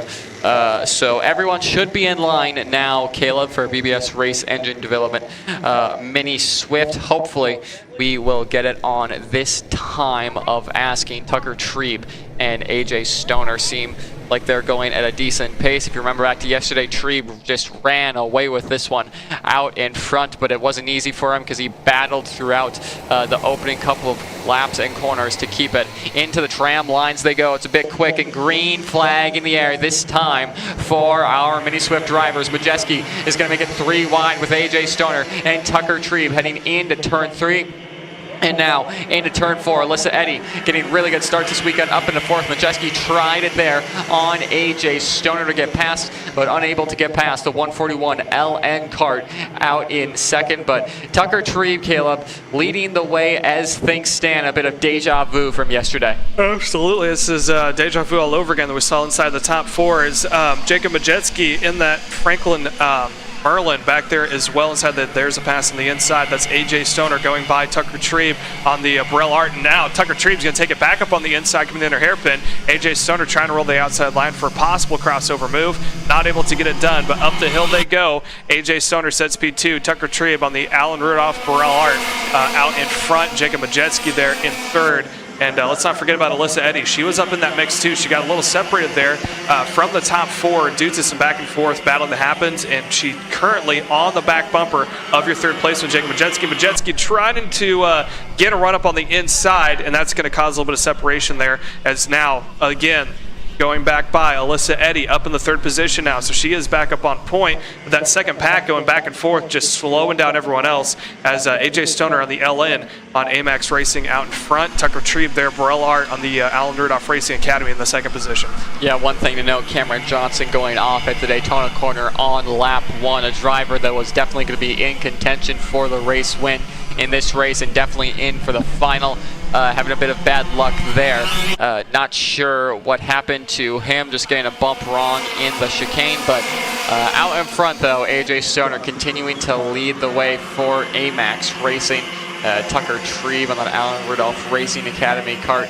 Right behind him, Alyssa Eddy for Burrell Art, and Jacob Majewski looking up the inside for 3rd on Alyssa Eddy, unable to get that done with Slayton Baldock right behind and rounding out your top 5. But gaps starting to open up in the past couple of laps. No one really been able to make any moves, but Tucker Trebe really seems like he's able to close into the back end of AJ Stoner. Watching Alyssa Eddy and Jacob Majewski now on screen here with Slayton Baldock, the reigning champion from Micro Swift last season. All right there on each other, and no moves being made for the time being, but moves potentially being made out in front. Tucker Trebe is right there on AJ Stoner heading into turn 2. He's going to decide to push the 141 LN cart through the back section now, but you have to think, Caleb, with Tucker Trebe's pace that he had yesterday, he's going to want to try and get past AJ Stoner as quickly as possible here. Yeah, Tucker Trebe, who's able to pull away from the rest of the field, now seems to be struggling to just get by AJ Stoner. AJ, fantastic run, a little bit different than we saw yesterday. Yesterday, obviously, we knew him as the driver who wasn't afraid to throw it back and forth in any opportunity he got. He was not content with anywhere but the lead. Now that he has it, he is making Tucker Trebe's life very difficult there in that 2nd position. They do have some separation. Alyssa Eddy about 1.1 seconds behind Tucker Trebe. She's running in that 3rd position. She's got a little bit of gap as well between herself and Jacob Majewski and Slayton Baldock. So as laps continue on, we are now 9 laps to go out of 14 so far. We are 5 laps in. Stoner and Trebe out in front, and these two not really seeming to work together. You think this would be a perfect opportunity to maybe connect nose to tail and push yourself away from the rest of the field, but as of now, they kind of just stagnate back and forth, and as soon as Tucker Trebe gets close enough, just throws any chance he has to get around AJ Stoner. Meanwhile, Alyssa Eddy is trying to separate herself from that 2nd group, as Majewski had an attempt there on the inside. As now Baldock is going to try it on Majewski as well as they make their way down towards Daytona corner. Good shot of the facilities here, Whiteland Raceway Park. As we were watching on, it looks like we do have an interview set ready to go, so we're going to take it down as our very own Xander Clements is caught up to some of the future drivers here at Whiteland Raceway Park. Xander? Thank you, Caleb. As the racing action continues on the racetrack, Braden Dumont. Braden, you might have the bar set way above anybody else for the craziest couple of days this weekend. Thankfully, you won the first heat, but can you give a little bit of a perspective to all the viewers at home what the last 48 hours have looked like? Man, the last 48 hours have been crazy. Got, truck stolen, but then came out here and, got... Now talk to me as well a little bit about this track. I talked to Alexander Kardashian a bit this morning, how physical it is even with all the rubber laid down, the fast run through Daytona, the massive bump in the chicane. Can you describe what it's like behind the wheel? Yeah, man, it's pretty crazy. I've been having my hands hurt pretty hard this weekend. It's real physical. Steering wheel, it's a physical track, and once the rubber gets laid down, it gets more physical when you're getting more G-forces. Well, Braden, obviously you mastered it enough to be able to win that first heat, but that was a battle. Are you expecting more of the same here today? Oh yeah, I'm expecting more. All right, that's Braden Dumont, guys. Good luck here, buddy. Thank you. Appreciate it. Thank you, Xander. And yeah, unfortunate events here for Braden Dumont. Unfortunately, the interview cut out, but I had no idea that he got his truck stolen, and thankfully made it down here to Whiteland Raceway Park for the 2nd round of Route 66. Yeah, Braden Dumont, I was talking to him a little bit earlier as battle on track continues to go of AJ Stoner and Tucker Trebe. But like he said there, truck got stolen. He's been doing a lot of track and field events and is not only fast on track, but fast on the other kind of track of running, so awesome to see him doing well there as well in his first full season of junior racing here with us at Route 66. But out in front though, AJ Stoner leading the way in Mini Swift, Tucker Trebe right behind and hounding the back end of the 141L and Kart, and Alyssa Eddy holding strong in third over Jacob Majeski, who's tried a couple of passes so far on Alyssa but hasn't been able to make one stick on his Franklin Motorsports Merlin machine. As Slayton Baldock is, we were talking to Braden Domont there, falling back, not quite sure what happened to him. But out in front though, Caleb, you can see Tucker Trebe is just waiting for his moment as the laps start to tick down. Yeah, as we're looking now, about 6 laps to go. We're a lap over halfway down in through Daytona Corner they go, and you're kind of wondering, Tucker Trebe's been sitting and watching the entire time of AJ Stoner out in front of just where he's a little bit faster, where he may be a little bit slower, and he's just kind of playing student, right? When you're sitting in that second position, you just kind of get an education as to holding all the cards in your hand. That way when you see or decide that it's your time to go, you have that advantage of knowing what your competitor has, what the competitor doesn't have. Probably could have been a good passing opportunity there into turn one, but I think Tucker Trebe decided to play the long-term game here and try to get a little bit of separation with himself and AJ Stoner away from the rest of the field. Like we talked about, Alyssa Eddy currently sitting about 3.6 seconds behind Tucker Trebe in the second position, but she has her hands full because Jacob Majeski has been trying time and time again to make a move to get around her. We see it over into turn 8 just off camera. Majeski able to get back around. So those two, I believe, have exchanged position 3 or 4 times as well. So 2 different battles going on here inside the top 4. That is the battle for lead. And just on the left-hand side of your screen, coming out of Daytona Corner, is the battle going on between Alyssa Eddy and Jacob Majeski for the 3rd position. Coming up the hill now to complete lap number 10. So about 4 laps to go here across the stripe. AJ Stoner continues to lead over Tucker Trebe, and you have to wonder when Tucker Trebe's going to decide to try to make his attempt. Yeah, you have to think it's going to be soon as this laps start to wind down. For someone who hasn't raced before, probably wondering, well, why doesn't he just go past now? But a little bit more complicated than that. Tucker is just waiting for his moment. He's learning where he's better than AJ, where AJ kind of struggles in some corners. What are some good passing opportunities? Really, you're not attempting the pass in the one corner. You're starting it 2 laps before, and that's what Tucker Trebe is trying to do mentally now, just taking notes of AJ Stoner. And you have to think, Caleb, in the next couple of laps that move is going to come, and when it does come, Tucker's going to have it make that move in a spot where AJ isn't going to have an attempt to fight back. But like we've seen so much with AJ Stoner in both micro and 206 Sportsman, he's able to go door to door, wheel to wheel with you, and he is not afraid at all to go late on the brakes, especially into turn 12 to try and get past you. Yeah, AJ, he's kind of known for that here at Whiteland Raceway Park. He's someone who, if he thinks he's a half a tenth faster than you, he's making the move any chance that he has, and it's working for him, right? Obviously, he's leading right now. He's holding off Tucker Trebe. Very aggressive driver, but also very clean as well. His moves, while they are aggressive, nothing that's ever raised question, especially to me as a commentator up in the booth when you see something and you're like, I don't know about that one. Most of his moves are very clean and very precise. Kind of reminiscent. I know he's not on the same team, but personally reminds me of a younger Chase Jones, as Chase Jones kind of drove the same way. So we're continuing on here, about 12 laps complete. We should see double sticks in the air next time by. Sorry, we're 2 laps to go here next time by as we're down into turn 1. And you have to think, now these drivers don't know exactly what lap they're on, but being in that situation, you kind of know when it's coming down to the wire here before the double sticks are up in the air. So I think Tucker Trebe is going to start sizing him up to make an attempt, or he might just be content holding the second spot until the last lap. They got plenty of time, 5.8 seconds between themselves and now Jacob Majeski in that 3rd spot. But Jacob Majeski, he's been battling back and forth with Alyssa Eddy for 3rd.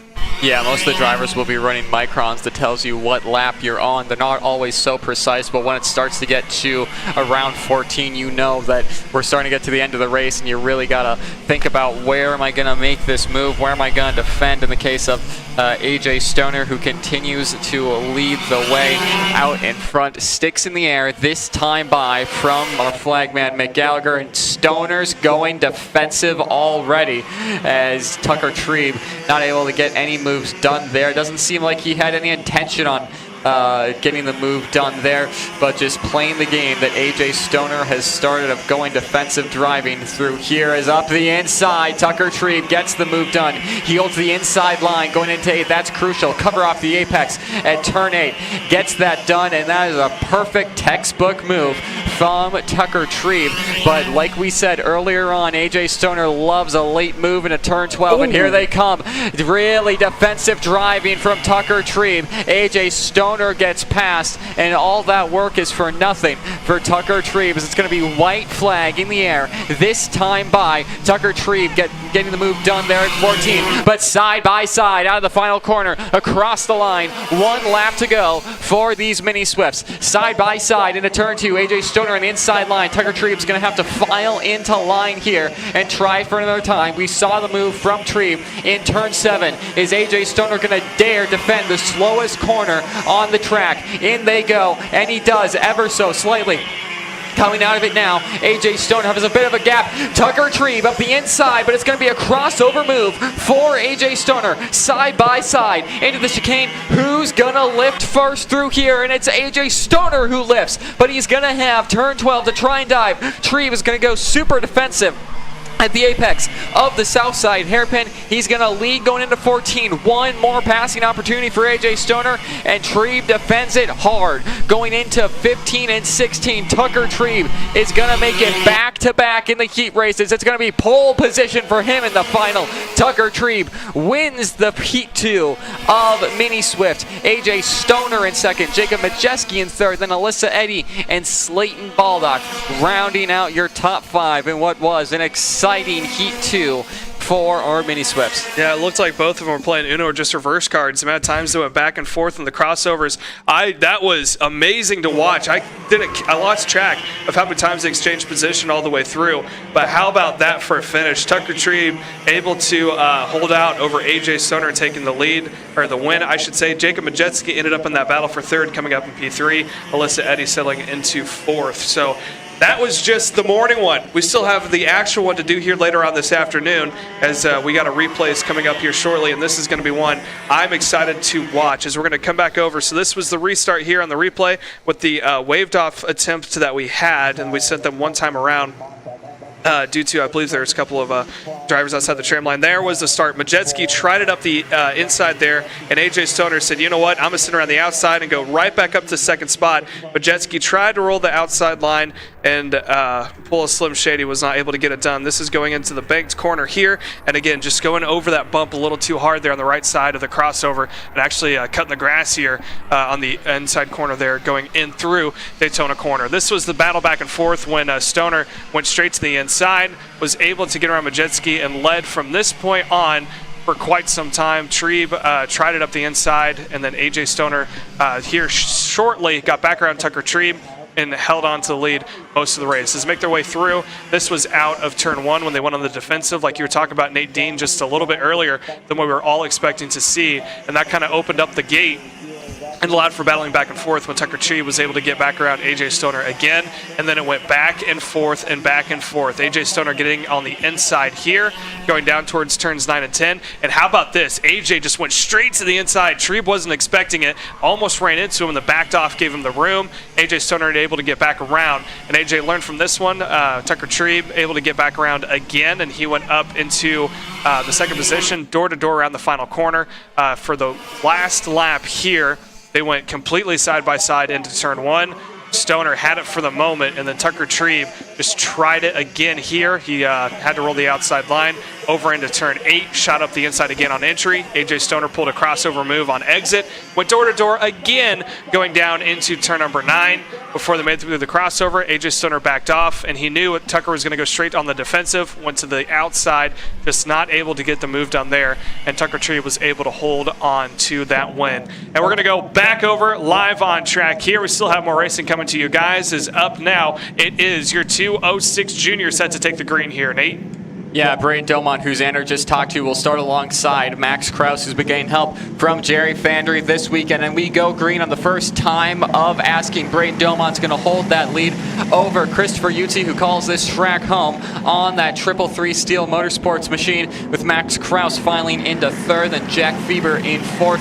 heading through the back section into turn 7. One of the best passing opportunities on this track as UT really closing into the back end of Breda Domont through there, but you can see already a bit of a gap starting to form between UT and Kraus as more side-by-side action through the banked corner. We saw what happened to Cameron Johnson earlier on in Mini Swift. When you try and go side-by-side through there, doesn't always work out for both drivers. You have to have a bit of mutual respect for each other going through there, as Brady Shaw just off camera trying to get past the 307 cart. Tyler Johnson through there, unable to get that done, but as they come across the line yet again, just off camera, Shad making that move now, but Braden Domont and Christopher Utzi, Caleb, starting to pull away from the front of the field. Yeah, so we continue to watch here as the separation starts to form for the 206 junior class here as Shane Reddy out in front with Domont right there in P2. Those two might be able to push together to get some separation between themselves and Christopher Utzi in P3. Max Kraus, like you're talking about, standout weekend for him as he's having kind of a breakthrough weekend as he was able to run up in that front group. Finding themselves somewhere inside the top 3 and 3rd position now as we continue to work yet another lap and put it in the books. I believe we are on lap 2 of 14, so 12 more laps to go. It's going to be 11 to go this time by. Down up the hill they go yet again, and kind of opposite what we saw yesterday. As opposed to having 4 karts battling out in front, we got a 2-kart breakaway out in front. Yeah, 2-kart breakaway out in front indeed. Caleb, Braden Domont seeming very content at the moment, leading the way over Christopher Utzi right now. Max Kraus has his work cut out for him, same with Jack Fieber and Evan Benoit, as the rest of the field have started to spread out. You can see further back there, Thomas Anthony is leading a battle pack of about 1, 2, 3, 4, 5, 6 or so carts. Yeah, 6 carts behind him. So those 6 will be battling away to try and get a better starting position for the main event come this afternoon. But Braden Domont and Christopher Utzi seem fairly content with pushing each other for the rest of this race until we see sticks in the air like we saw in Mini Swift, and then you can battle for the win. Well, it's like what we saw yesterday, right? They probably learned from having 8 karts going back and forth here for the lead. Probably not the smartest thing you want to have, especially when you're trying to get into that pole position. Remember, wins the feature or the pre-final event here right now will be up in front for the feature coming later on this afternoon, as now it looks like a little defensive there from Domont going into turns 3 and 4, and I think, if I'm not mistaken, Utzi might be trying to size up for a pass here to move himself up one more position. Meanwhile, looking at the gap here between Utzi and Kraus, it's down to about a second. It was about 1.3, now it's down to about a second. So it looks like Kraus and Fieber working together might be able to close back up. And like you're talking about yesterday, it looks like Daytona out there with tandem qualifying is just behind those two. You have Evan Bennett and Brady Shaw there in the 5th and 6th position, also trying to see if they can't close it back up. So it might be opposite. As opposed to having 6 karts at the start, we might have 6-kart battle here at the end. Yeah, absolutely, Caleb, as we still have Braden Domont out there and leading. It seems like if there's going to be a tandem draft train that catches up to each other first, it's going to be Brady Shad and Benoit to catch up to the second battle pack of Max Kraus and Jack Fieber. But talking more about the tandem drafting that I mentioned yesterday, it is everywhere, all the way back to Colin Eddy, who's down in 12th. So there's 6 packs of 2 throughout the field that seem to be working together quite well. As like we said, with Brady Shaw will most likely be the first person to catch up to another tandem group. Well, he has, and he has brought Evan Benoit with him to the tail end of Jack Fieber and Max Kraus, who, like we said at the start, has been receiving some help from Jerry Fandry this weekend and is under that tent. Both of them have found some speed, and especially Max over the off season has been doing very good in the sim series that we had earlier on in the winter, and now on track here at Whiteland Raceway Park. He's getting pushed by Jack Fieber, and they're starting to close up to the back end of Utzi and Domont, who seem to be like Caleb. Utzi wants to try and get past because he sees that bright orange and purple kart with a white helmet of Max Kraus closing in. You got to think Utzi's going to be wanting to make his move sooner rather than later.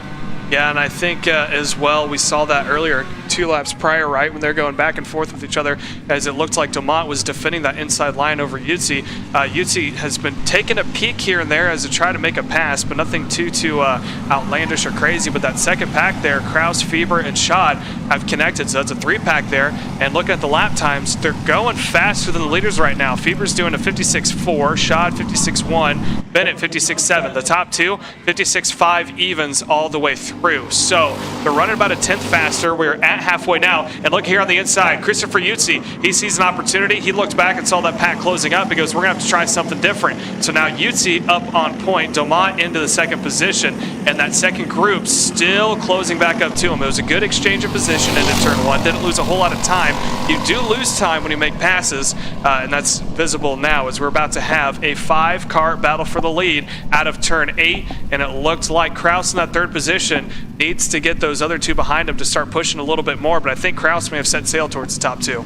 Yeah, absolutely, and Kraus losing a little bit of time to Brady Schad there behind, but he should be able to bump draft right up to the back end of the Millwright Racing driver with the help of Jack Fieber on board his Franklin Motorsports Merlin Kart. Is the front 2, Caleb, just aren't really pulling away as much as they've wanted, and here comes Brady Schad, the winner from here last year in 206 Junior, is reeling in the back end of the leaders of Christopher Yutzi and Braden Domont, both looking for their first win in the junior competition, while Brady Schad is looking to defend the house for him and try and get back-to-back wins in 206 Junior competition here at Whiteland Raceway Park.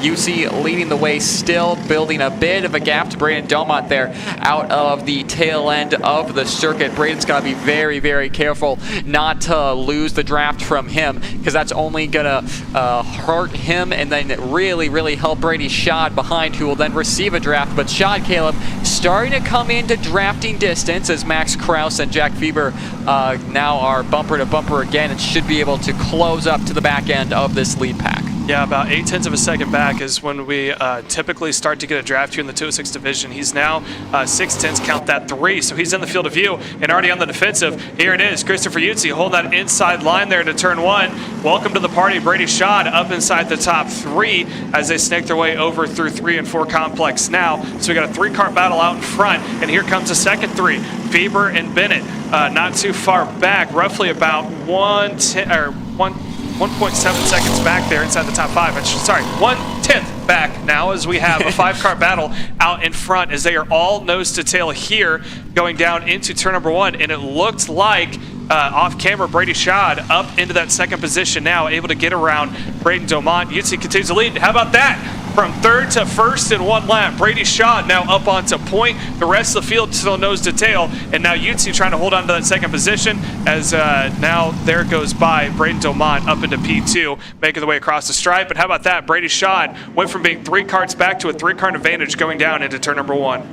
Yeah, Brady Schad somehow has found the pace, but I think that's just the thing with getting past a driver, them losing a bit of momentum, and then Christopher Yutzi making that pass on Braden Domont. Of course, they did lose some time to the leader, but I'll be surprised if Brady Schad can break away from 4 206s all working together down this back straightaway. If a couple of them can hook up and stay within drafting range of the 365 Millwright Racing driver, they should be in for a battle for the lead with about 5 laps to go. This time by for Schad is Christopher Yutzi pulling into the back end of Schad. Now Braden Domont now is working with Max Kraus, the 314 machine, to try and pull that OTK and Burrell combo up to the front of the field and challenge the likes of Brady Schad and Christopher Yutzi across the line yet again. I think it'll be sticks in the air. Next time by, 2 to go. They make their way into turn 2. Brady Schad up and over the new curbing we see here at Whiteland. That's allowing Christopher Yutzi to really hold on to the back end of Brady Schad there. As Braden Domont losing Max Kraus as a drafting partner. Domont's going to have to do this the hard way, but you have to think, Caleb, those two are going to start battling, especially at a caliber of Brady Schad. He's going to defend hard for this win, but Christopher Yutzi, a home track for him. We're going to have a battle for the win in the next couple of laps, and that's going to bring Braden Domont right into the fray of it. Yeah, and you saw Brady Schad looking back. I think he was counting too of how many karts were up in this front group. He's probably trying to calculate when he needs to go on the defensive. It's going to have to be soon here because we're looking at 12 laps out of 14 complete this time by, as Christopher Yuzzi has recouped what he lost here. So he's up within half a kart length, almost on the back bumper, going down into turn 1. It looks like Brady Schad was not defending there at that time into turn number 1 as we're looking at 2 laps to go here next time by. But look at this for your third placeman, Brady Domont, slowly closing back up as Yuzzi now trying to see if he can't work a crossover move, just kind of testing the waters and see what the temperature looks like if he was to make a move. Not going to do it here, but just like that, your third placeman, Brady Domont, he is now up into that group on the exit of turn 8 as it's still 1 and 2, Schad and Yuzzi. And looking at the times now, it looks like dead even, 56.2 or 3 for your top 5. Max Kraus a little bit slower than 56.6, so now it's a 3-kart battle out in front, although Brady Domont fallen off just a little bit, but due to that accordion effect on the exit of the south side hairpin, makes it a 3-kart tango coming here into the inside hairpin. Now, this time by, we're going to be 13 out of 14 laps complete. Look for double 6 in the air, and we'll see it. 2 laps to go, and when does Brady Schad go on the defensive? Well, it's going to be now. He goes to the inside line, and Yuzzi trying to roll the outside. This is going to bring the rest of the field into it, so look for a 3-kart battle. Yuzzi's pointing forward. He said, I don't want to battle with you right now. We got to make sure we keep it just you and I here for now, but I think Brady Schad is going to continue to defend here, just like that. Domont up in the mix. Yeah, Brady Domont is absolutely loving this right now, seeing the 2 leaders battle. Brady Schad, just like AJ Stoner in the Mini Swift final. Both of them working together there. Christopher Yuzzi saying go, and Brady Schad giving the thumbs up. They don't want to bring Braden Domont into this because obviously right now, as it stands, they're both starting on the front row, and you'd rather be doing that than starting on the second row where people in front of you and behind you can really mess up your game plan for that race. White flag in the air this time by. Are they gonna hold with their truce, or is war gonna start here between the 2 of them? Schad and Yuzzi into turn 2. Christopher Yuzzi up the inside, breaks the treaty and goes into the lead. Side by side for Christopher Yuzzi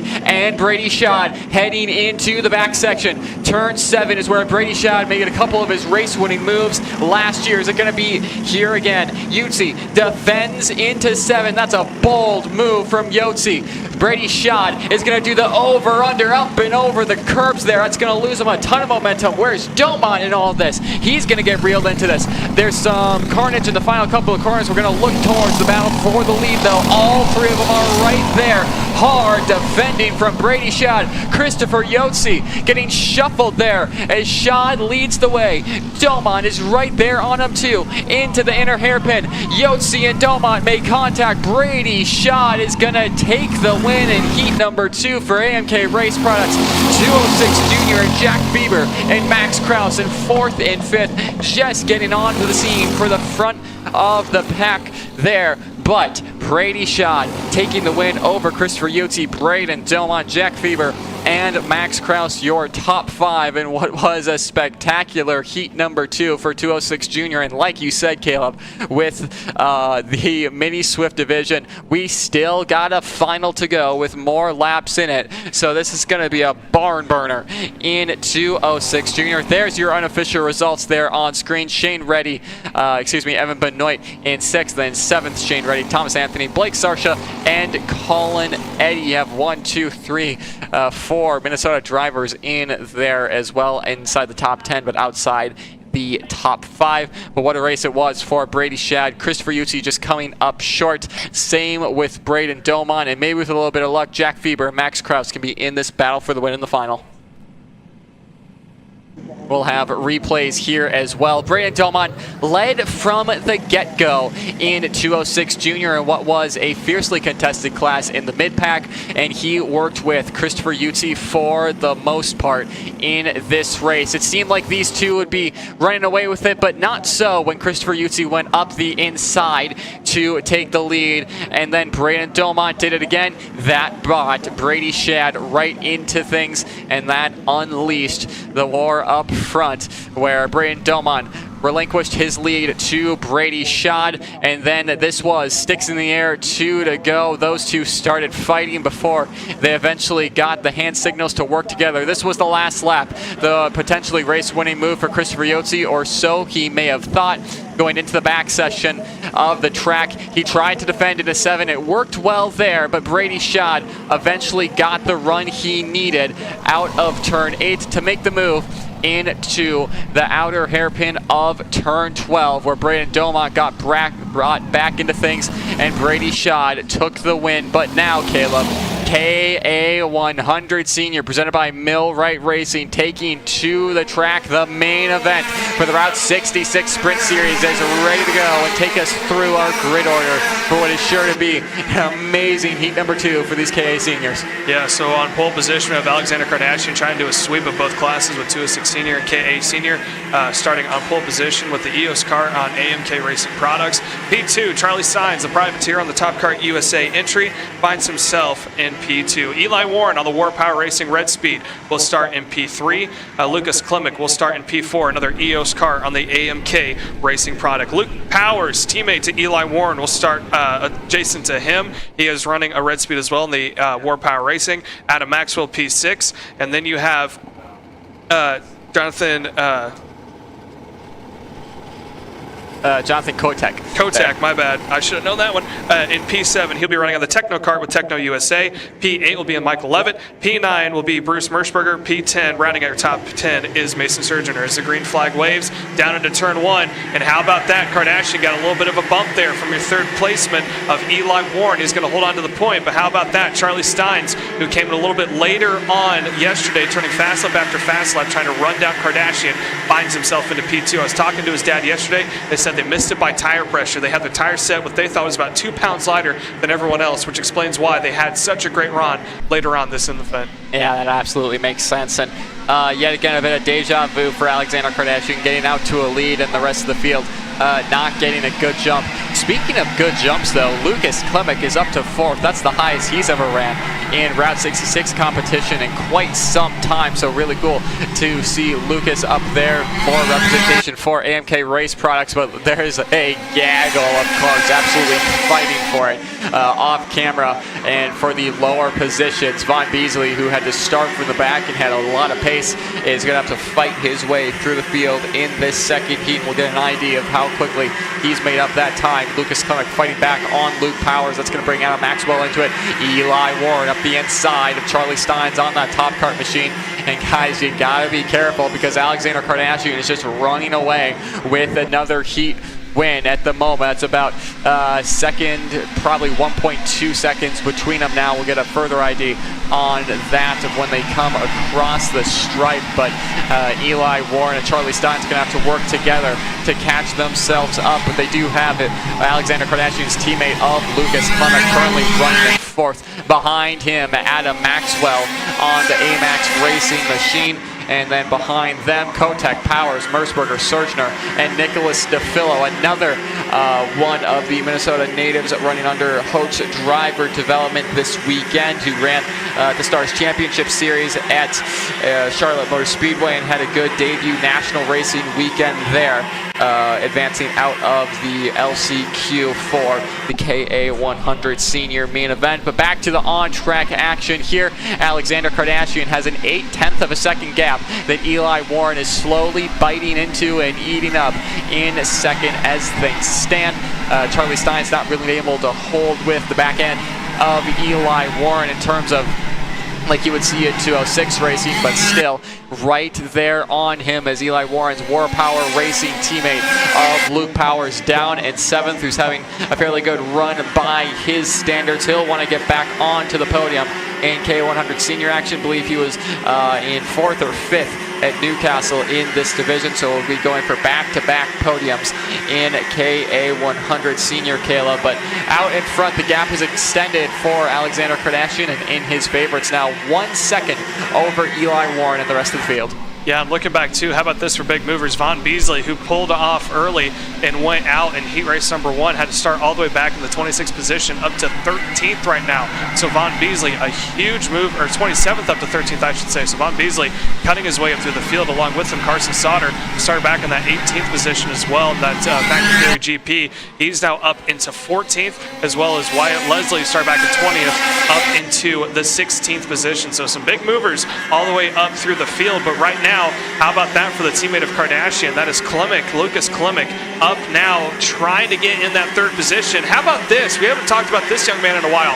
Adam Maxwell also up into the mix. He was P5. Now he's battling for the 4th, 5th, and 6th position. But just like that, Klimek is trying to see if he can't make it a 1-2 EOS AMK Racing product lockout here in that third position. But right now in front of him, he's got Eli Warren. Adam Maxwell still up in that group battling for the 4th spot. And I'm wondering too if we can't take a peek back here and watch that battle for 3rd, because I think that's starting to heat up here as 1 and 2 are starting to pull away. Yeah, Lucas Klimek is one of those drivers we haven't talked about too much at route, as Elias Baker's there just off screen going on into the and the chicane. But Klimek, like you said, a Minnesota native on board that AMK Race Products EOS, who's been very, very dominant at his home club track of Stockholm Karting Center. Has pretty much won every single race there, apart from a few with Connor Matthews running until 6 senior. But I digress. He is having a heck of a run this weekend. I've seen this kid start in kid karts all the way up till running in the top 3 of KA100 senior here, so that is awesome to see for him. But side by side for Steins and Maxwell. Adam Maxwell getting that move done and now is unleashed to try and get to the back end of the 927 AMK Race Products EOS of Lucas Klimek, who's trying to hunt down Eli Warren and potentially make it an AMK Race Products 1-2 in this second heat.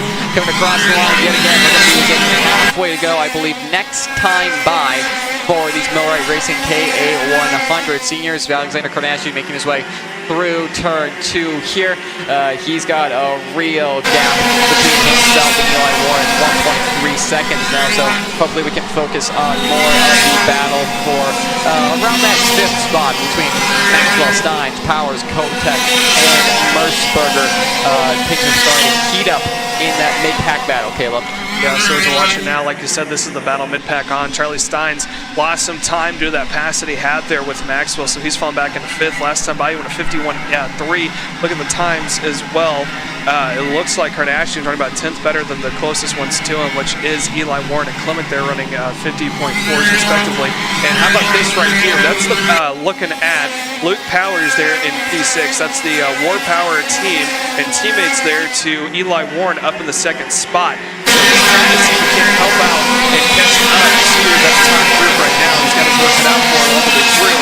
But again, how about this for Adam Maxwell? Start back in the 6th position, up in the 4th now. And Maxwell running about equal times to Klimek and Warren. They're about a 100th or 2 faster than he is right now.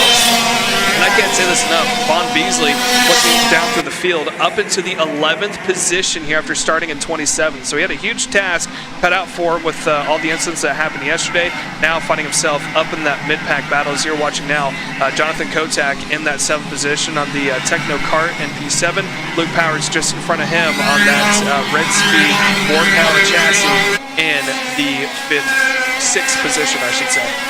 Yeah, and Alexander Kardashian is pretty much even on lap time with Eli Warren. Warren got a 10th or 2 out of him last 2 times last time, but was even last time across. Eli Warren going about half a tenth quicker than Kardashian out in front. It's probably not going to be enough this race, but Lucas Klimek is gaining on Eli Warren in a second.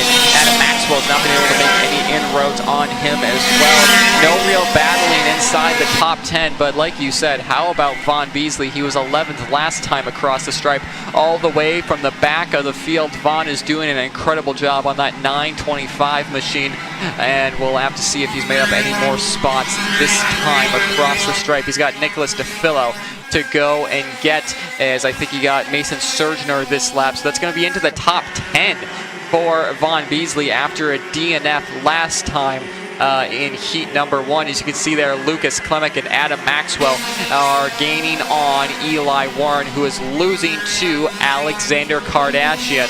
So we'll have to see if Lucas Klimek can try and make this an AMK Race Products 1-2, or if Eli Warren is going to hold on to defend here in Whiteland Raceway. Parked laps starting to tick down. We're not quite to 2 to go and 6 in the air this time by. It will be a couple of laps, but 3 or so laps till we get that 2 to go signal. But Caleb, you have to think that Lucas Klimek, as you can see there, is gaining so much on the back end of Eli Warren, and Adam Maxwell is following. We're probably going to see some battles for second here shortly. Yeah, and I think, like you said, 1 or 2 laps here is all it's going to take for us to see that battle between Klimek and Warren. Warren running about even times as Kardashian, but running a little bit faster. Klimek and Maxwell about 1/10 better that last time by. Charlie Steins, Luke Powers, and Kotak all running almost even times as well. We are looking 11 laps completed of 14, so it's starting to wind down here, and I think the storylines are only going to heat up. There's a good shot. That is Powers in 6th and Kotak in 7th. Kotak running on that Techno cart, that blue and pink from here, but it's blue and red chassis in the trail of that 3. That's Charlie Steins on that Top Kart USA chassis in 5th. Luke Powers on that black and red speed as well. 12 laps in the books now. There went by on the right-hand side. That is your leader, and looks like that gap, it's kind of ebb and flowing, right? We've seen it down to about a 1.1. It's stretched out to about 1.5. Right now it's about 1.4 as we see Von Beasley move up another more positions to increase his run on the field. But I think Warren, he's going to have to worry less about catching up with Kardashian, worry more about holding on to that 2nd position, because Klimek, he is a little bit quicker than him the last couple of times, and he is almost there in striking distance, and he's bringing along with him Adam Maxwell, who's running better than both of them right now. Yeah, and like you said earlier on before that, Von Beasley is just a man on a mission right now to go from the back of the field to well within the top 10 is an absolutely insane performance from the 925 driver, but heading through 14, 15, and 16 now. Sticks in the air for these K100 senior drivers, and Alexander Kardashian will see it first. It's 1.2 seconds. Kardashian lost a little bit of time to Eli Warren behind, but Eli Warren's going to have a different AMK EOS kart to worry about, and that's Lucas Klimek. You can see on screen there the Jaybird sponsored driver coming through the back end of the course through the turn 7 hairpin we go, and then on to the back straight. Adam Maxwell seems like he's a little bit racy right now. He might be lining up a move on Lucas Klimek to demote him back 1 spot, but really hasn't been able to break through the dirty air that's being produced by Lucas Klimek. Eli Warren, the same goes for him. Lucas Klimek just hasn't been able to break that bubble that separates them, as you can see Alexander Kardashian right there coming at the apex of 16. White flag in the air this time by, but we'll have a little bit of lap traffic to deal with, so hopefully like we did in 2016, we're not going to have any issues there, as Louis Martineau and Elias Baker are battling out on track between the two of them. As you can see there, Lucas Klimek, Eli Warren, and Adam Maxwell all in line of stern. No moves being made there, and Alexander Kardashian starting to catch up to lap traffic. It's going to be through the chicane and into turn 12, so he's going to have to be careful. He's got 1.3 seconds to throw away to get past this lap drivers. They go into the hairpin just out of frame there. Coming out of the final couple of corners will be Kardashian making the move on the lap traffic, getting that move done nice and clean. And it's going to be Alexander Kardashian winning the first 2 heat races of K100 Senior. It's going to be pole position provisionally for Alexander Kardashian, and AMK Race Products. Eli Warren finishing in 2nd. Lucas Klimek, how about that? Take a bow to the young man finishing in 3rd. Then Adam Maxwell and Charlie Steins, Caleb, rounding out your top 5. Yes, and kudos to where it's due again. Von Beasley driving from 27th up to 9th. So almost 20 positions gains for that young man who had a poor Heat 1 and ended up having to go out, so a good recovery run from him. I think if you're inside that top 10, you have an opportunity here. He's running, actually that last lap, he ran one of the faster laps throughout the board, about 2/10 faster than Alexander Kardashian. So kudos to Von Beasley for that heck of a run that he had, and there is the rest of the field in question. We haven't done this in a while, but we're going to take a real quick commercial break, so Nate and myself can maybe take something to drink and catch our breath here for a second. But when we come back, we still have more racing coming your way. 206 Sportsman presented by AMK coming, or MAC Paving, coming to you live here on Kart Chaser. Brandon, why are there all these charges for just over $200 from Acceleration Kart Racing's website? That's because AKR gives you free shipping on orders of $200 or more within the continental US. Okay, but I thought you were just getting a pair of gloves. That's what, 70 bucks? But if I'm getting a new pair of gloves, I might as well get a new pair of shoes to match. And then on top of that, I'll get a neck brace, because with the shipping, it's basically free. Yeah, I do not think the math checks out on that. everything you need all in one place and shipped to your door for free for orders of $200 or more. Exclusions apply. Spend responsibly. Shop AKR.com. Are you ready to get behind the wheel? From Formula One to NASCAR and IndyCar, all the pros start here.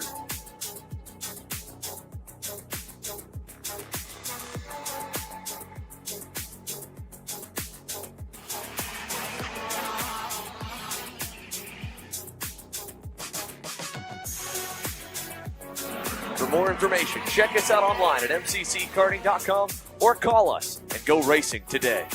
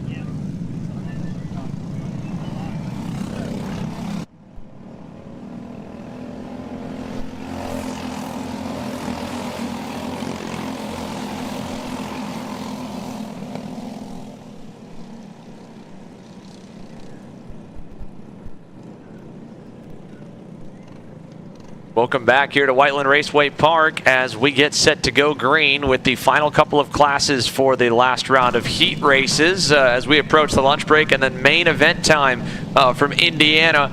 Stepping back into the booth here alongside me, of course, Nate, Dean, and well, AJ Stoner, Dominic Gaddis, and Danny O'Gara gave us a lot to talk about yesterday with a 3-wide fight for the win to cap off Saturday's action. 14 laps to send them off again here in the first try at the start. Looks like it should be good enough down by turn number 1, and the field will get the green flag, so they'll be underway side by side at a great start for AJ Stoner, who gets away with the lead. O'Gara into second on the top cart, and then Dominic Gaddis is going to try and challenge him to the outside over in turns 4 and 5, and he'll end up outside in the marbles. A big slide and save for Dominic Gaddis as the field funnels its way onto the backstretch for the first time. Yeah, AJ Stoner really getting the help from the rest of the drivers behind by those guys battling for position through the opening couple of corners, and now there's a big gap between himself and Danny O'Gara on that Top Kart USA machine. AJ Stoner has a lot to work with and to manage throughout this race, but if you're out in front with that big of a gap on lap 1, you're definitely going to take that as a leader. But Danny O'Gara is going to try and challenge to get back up to the back end of AJ Stoner with the help of Dominic Gaddis maybe in the next couple of laps. We'll have to see, Xander, if those two can hook up between their bumpers and catch up to the back end of the 214 AMAX machine. Yeah, similar story to what we saw in 206 Senior, right? Where second and third couldn't settle their differences on the opening couple of corners and gifted the leader a massive gap. So they'll need to really work hard now to run down the AMAX Racing driver out in front. The good news is, again, they've gotten single file at this point, and Danny O'Gara, who started second and seemed to be one of the quicker drivers yesterday, is still in second, and we're going to get a great read on lap times as to where they fall this time. I won't say the gap has necessarily opened up. I don't think it's closed down a ton either. It was just under 9/10 last time by the timing loop. Let's see what it looks like this time by. 2 laps complete for AJ Stoner, and the gap did close about a 0.5 tenth, so a tick better for Danny O'Gara, and Dominic Gaddis was a near 3/10 better than the first two drivers on the racetrack as he gets up to the bumper of Danny. So Danny doing that by himself is a good sign, because now that he's got a dancing partner in Dominic right behind him, he should be able to get up there pretty close. Yeah, you got to think that gap is going to shrink by about 1/10.5, 2/10 next time across the line if they can work together well. Even out of turn 8 there, Xander, we're just seeing the gap start to slowly shrink up just by eyesight. So we'll have to see what it looks like next time across the timing loop. But when you're able to hook up with another driver on the back straight, you're really able to reel in the cart in front of you. Can see that it's going to be more than a 10.5. They're probably going to be on his bumper of AJ Stoner as they come across the line, and it's pretty much that, probably about 10.5 gap as they're going to come across the timing loop this time. It is exactly a 10.5 as they are now on the back bumper of AJ Stoner, who had quite the gap at the start of this one, had a bit of easy sailing for those opening couple of laps. No longer, because Dominic Gaddis and Danny O'Gara have worked together to get to the back end of that AMAX Racing Coyote, and now 3 drivers, 3 different teams, 3 different chassis manufacturers, Xander, all out in front. Yeah, and all in lockstep. And as well, there may be more that are able to join the fight here at the front of the field. Gavin Dyer last time by was just shy of 4/10 quicker than AJ Stoner, so he could definitely get up into the mix if they begin to trade spots now. But if they do what they did yesterday, and outside of 1 or 2 passes in the middle, stay single file till 2 to go, that may not happen, as there was a little bit of the accordion effect that just split them apart as Gaddis and O'Gara kind of bounced off each other front to rear and gave AJ a bit of a lead once again. It's actually given Danny a huge run up to him, but he's not going to take it anywhere. He'll stay tucked in line to second. And by the 3 of them working together, they've dropped the pace now another 4/10 quicker than where they were the previous lap. That has opened the margin up and broken away from Gavin Dyer as Danny again throws his hand in the air in frustration at Dominic, because he got a little love tap in the middle of that double left-hander right in front of us right there. And both of them broke up a little bit, lost some touch with AJ Stoner. And every time they have some kind of a hiccup, it's a saving grace to keep the dream alive, keep the opportunity alive for 4th and 5th of Elam Stoner there in 5th and Gavin Dyer in 4th, because they need some battling at the front of the field, and they're not getting it right now, Nate. Danny O'Gara seems very content to push AJ Stoner and buy themselves some real estate before we get to the end of this race. Yeah, I think Gavin Dyer and Elam Stoner are probably going to be in the same boat that Max Kraus and Jack Fieber were in 206 Junior. Just they'll catch up to the back end of that fight for the lead at the tail end of the race where they really start to battle. So Dyer and the other Stoner, Elam, need to be careful with each other and just work together. Maybe you're not going to make a ton of inroads every single lap, but just keep pushing. So when this battle does eventually break out, you're right there on them. We saw a lot of this at CKNA Grands at Newcastle, where the top 2 would just build like a 10-second lead. They start to battle, and just within a couple of laps, the rest of the field is in there. So with the same 206 engine package here as they had there, they're going to have to be very, very careful not to start this battle too early, or the front 3 out in front, led by still AJ Stoner, this time across the stripe, Danny O'Gara and Dominic Gaddis, who is starting to fall back ever so slightly, Xander, from these front 2 as they make their way through turn 2. Yeah, just a little ways back. Last time by, though, Dominic did pick up some time back from what he had lost and set the fast time of the session at a 55.532. So he had a little moment the lap before. That last lap, a better one that's brought him back close, and a great opening sector now brings him right into view once again to within a car length back of Danny O'Gara as we check in, and a little change back there for 4th and for 5th. Elam Stoner looks like he has finally gotten around Gavin Dyer for that 4th position. So Elam now 1 spot higher in the top 5. Those 2 are kind of smack dab in the middle of where the field runs. A 3-car pack up in front by 3 seconds. Another 3-car pack back behind for 6th, 7th, and 8th. Pearson Golseth leads that train with Rhett Johnson and Kaysen Hendrickson. And then a tick further down the boards, you'll find Chase Call in the 215. But our only really position change, it has been the entire race was what happened a moment ago there for fourth. Since then, it's just been a lap counter of a race, really. Ride in line, buy yourself some time, learn a little bit, and start to be thinking about when that 2 to go signal comes out on the front straightaway of what you want to do and where you want to be. Yeah, absolutely, and really you see practice sessions with more passing than this, but that's intentional from these front three who are just continuing to work with each other.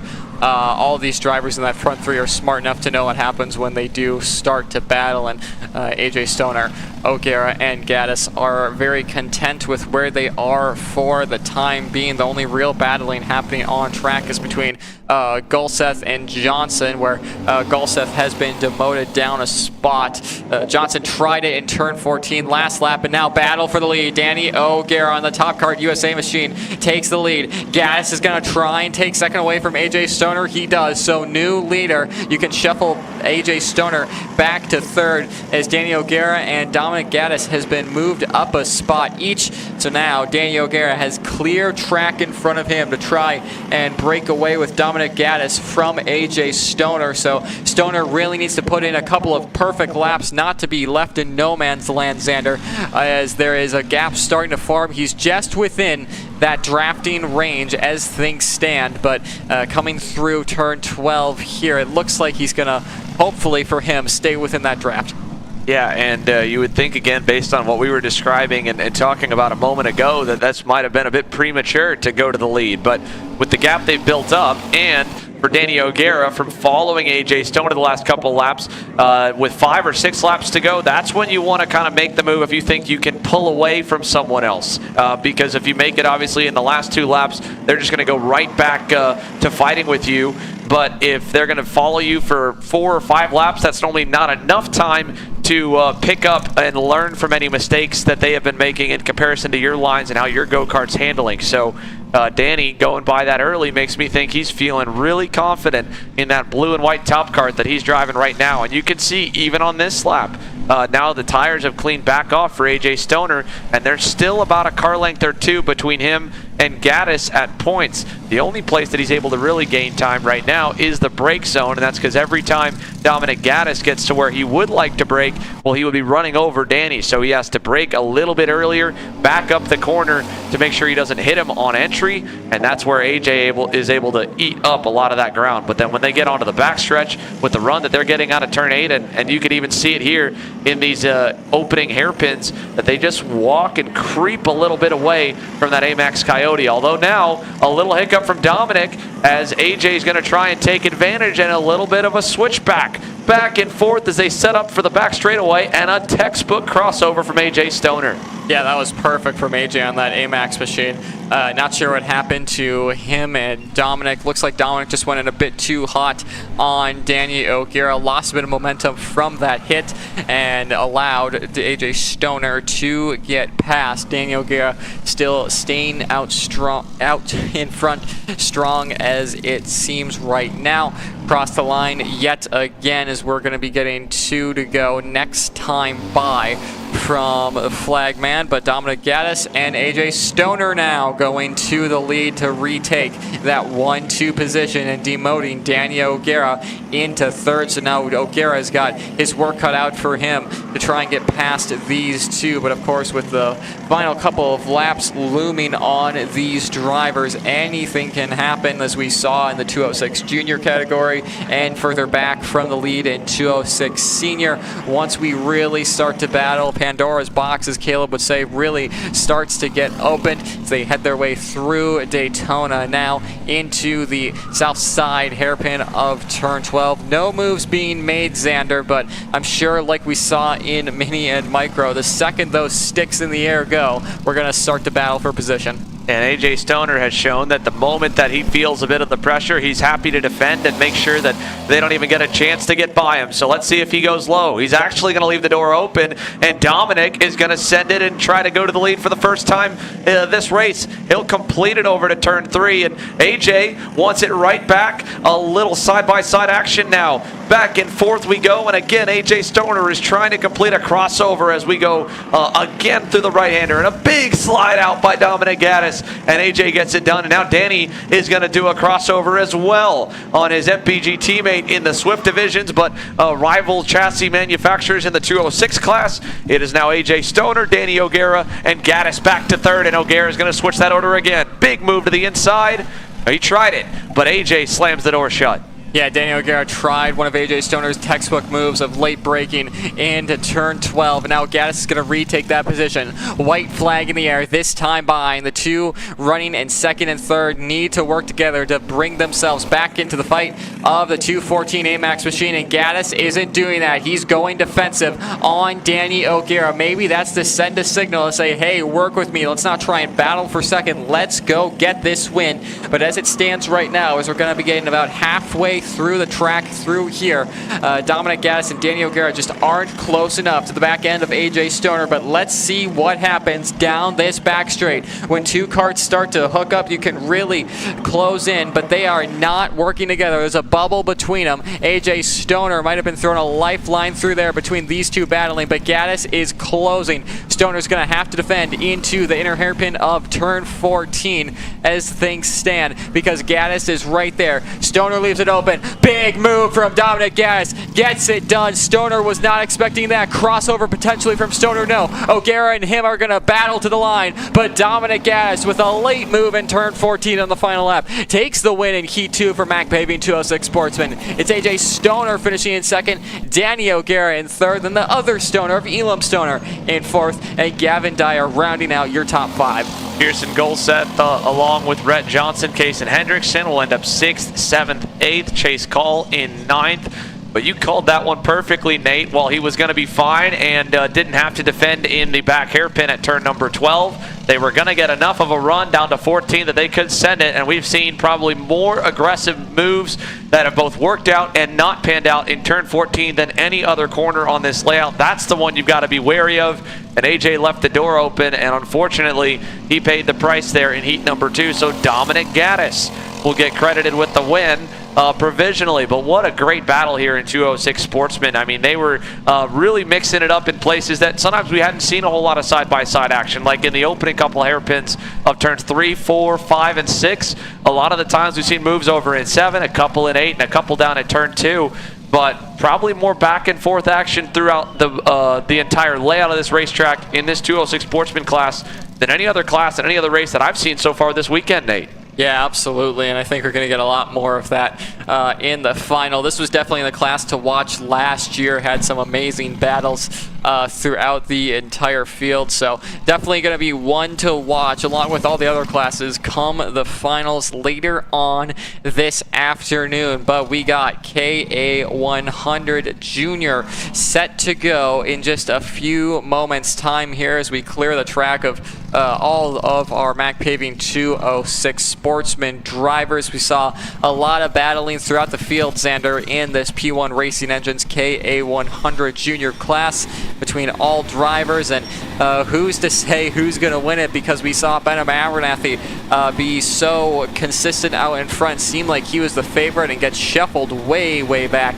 to the midfield and have his work cut out for him for this one. A lot of drivers making some big changes from yesterday. One of those, Cameron Marcia, who had a good Newcastle Motorsports Park event for his first junior campaign in the Route 66 Sprint Series. They completely tore that go-kart apart, that TKG Kart Republic, and redid the seating, a lot of the rear end, put a new front end on the thing, and they're going to hope for a better race this time around for Heat 2 of KA100 Junior.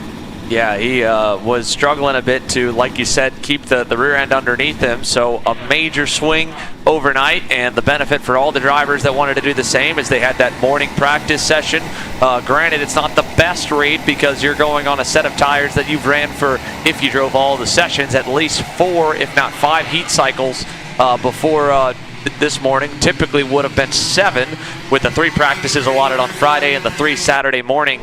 The 7th heat cycle. We got some rain Friday, though. Not everyone went out on slicks for all of those sessions throughout the weekend. But because they're so much more worn out, it's a little tougher to get a gauge when you compare that to 2 heat cycle runs, qualifying for 3 laps in 1 heat race.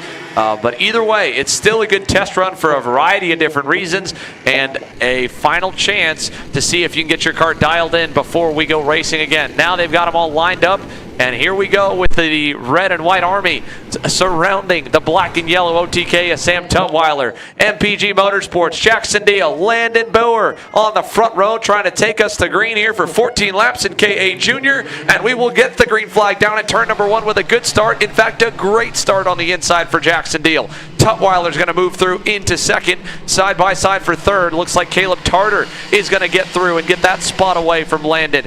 And as well going by is Cash Perkins. He crossed the line yesterday inside the top 4, suffered a penalty and a pushback that knocked him down to 7th on the grid. So he's rolling forward already up to position number 4 once again on that LN kart. And down the backstretch we go with the real deal showing the way, and about a 6 or 7 car length cushion back to Caleb Tarter in second, who was able to get around Tutwiler as well before we headed onto that long stretch. Yeah, Sam Tutwiler having a really good getaway there to defend from the MPG Motorsports crew, who half of them had a good start, the other half not so great, as they're going to come across the tiny beacon this time by, as you said, Xander, Cash Perkins making up a lot of spots up into 4th. Ryan Morth at 8-12, MPG Motorsports Kart Republic dropping some positions throughout the field there, as Cameron Marcia in 10th, like we were talking about, who threw some wholesale changes at the kart last night. We'll have to see and keep up with how he fares in that 821 TKG KR throughout the rest of the day. But out in front, Jackson Deal holding the gap that he worked so hard to defend in the opening lap of this race and to get the win in yesterday's heat number 1. But Xander, Landon Boer, Sam Tutwiler, Cash Perkins all seem a bit racy, and they do look like, with the help of Benham Abernathy on that Hotes driver development kart, are closing in to the back end of the 894 of Deal. Yeah, they are making up a little bit of ground. Let's see how much they made up. 7/10, like you said last time by, down to just over 6. So they picked up a little. I was expecting probably even a little bit more, but we're just getting going. There's still plenty of time to go at a 10th a lap quicker than the race leader and track him back down, if, again, they're all able to remain calm and stay single file, because what they're doing is working. But at the same time, if you're back in 4th, if you're back in 5th, you're antsy to make up more spots. And I think Cash Perkins is sizing up Sam Tutwiler right now, back for P3. The bright yellow machines there working their way through the bus stop chicane and in Daytona. They'll both close up back a little bit to Boer at the end of that stretch. But Cash Perkins was all over Sam Tutwiler going through turns 7 and 8. And as well, don't forget here, joining the fray is Benham Abernathy, who takes over 4th from Cash. Abernathy started on the front row yesterday, led the opening couple of laps in that heat races, got sent all the way down to the edge of the top 10, and then clawed his way back up just to finish around 7th or 8th. So he is on a tear, and the speed has been there for the Hotes DD Tony Kart driver. But into turns 5, 6, and now 7 again, the gap opened up from P1 to P2, and that's why you're seeing some more antsy moves as he now gets around Sam Tutwiler for 3rd. Yeah, absolutely. Sam Tutwiler dropping back a little bit here, and still a solid position for him as the sun really starts to come out, and the track temperature is going to be rising here. 79 degrees, the air temperature. It's going to potentially rise to 87 today, so some of these drivers may have to really take a lot of the grip out of these karts to get them to be quick throughout a long main event this Sunday afternoon, excuse me. But Jackson Deal, you see him there, the 894 leading the way over his teammate Landon Boer and Benham Abernathy, who did get past, like you said, Xander, Sam Tutwiler for that 3rd position. Cash Perkins has kind of been idling in that area of the top 5. As I say that, Perkins up the inside of Sam Tutwiler in turn 7 to move him up a spot and into 4th. And now that is Caleb Tarter battling with Sam Tutwiler in the 5th spot.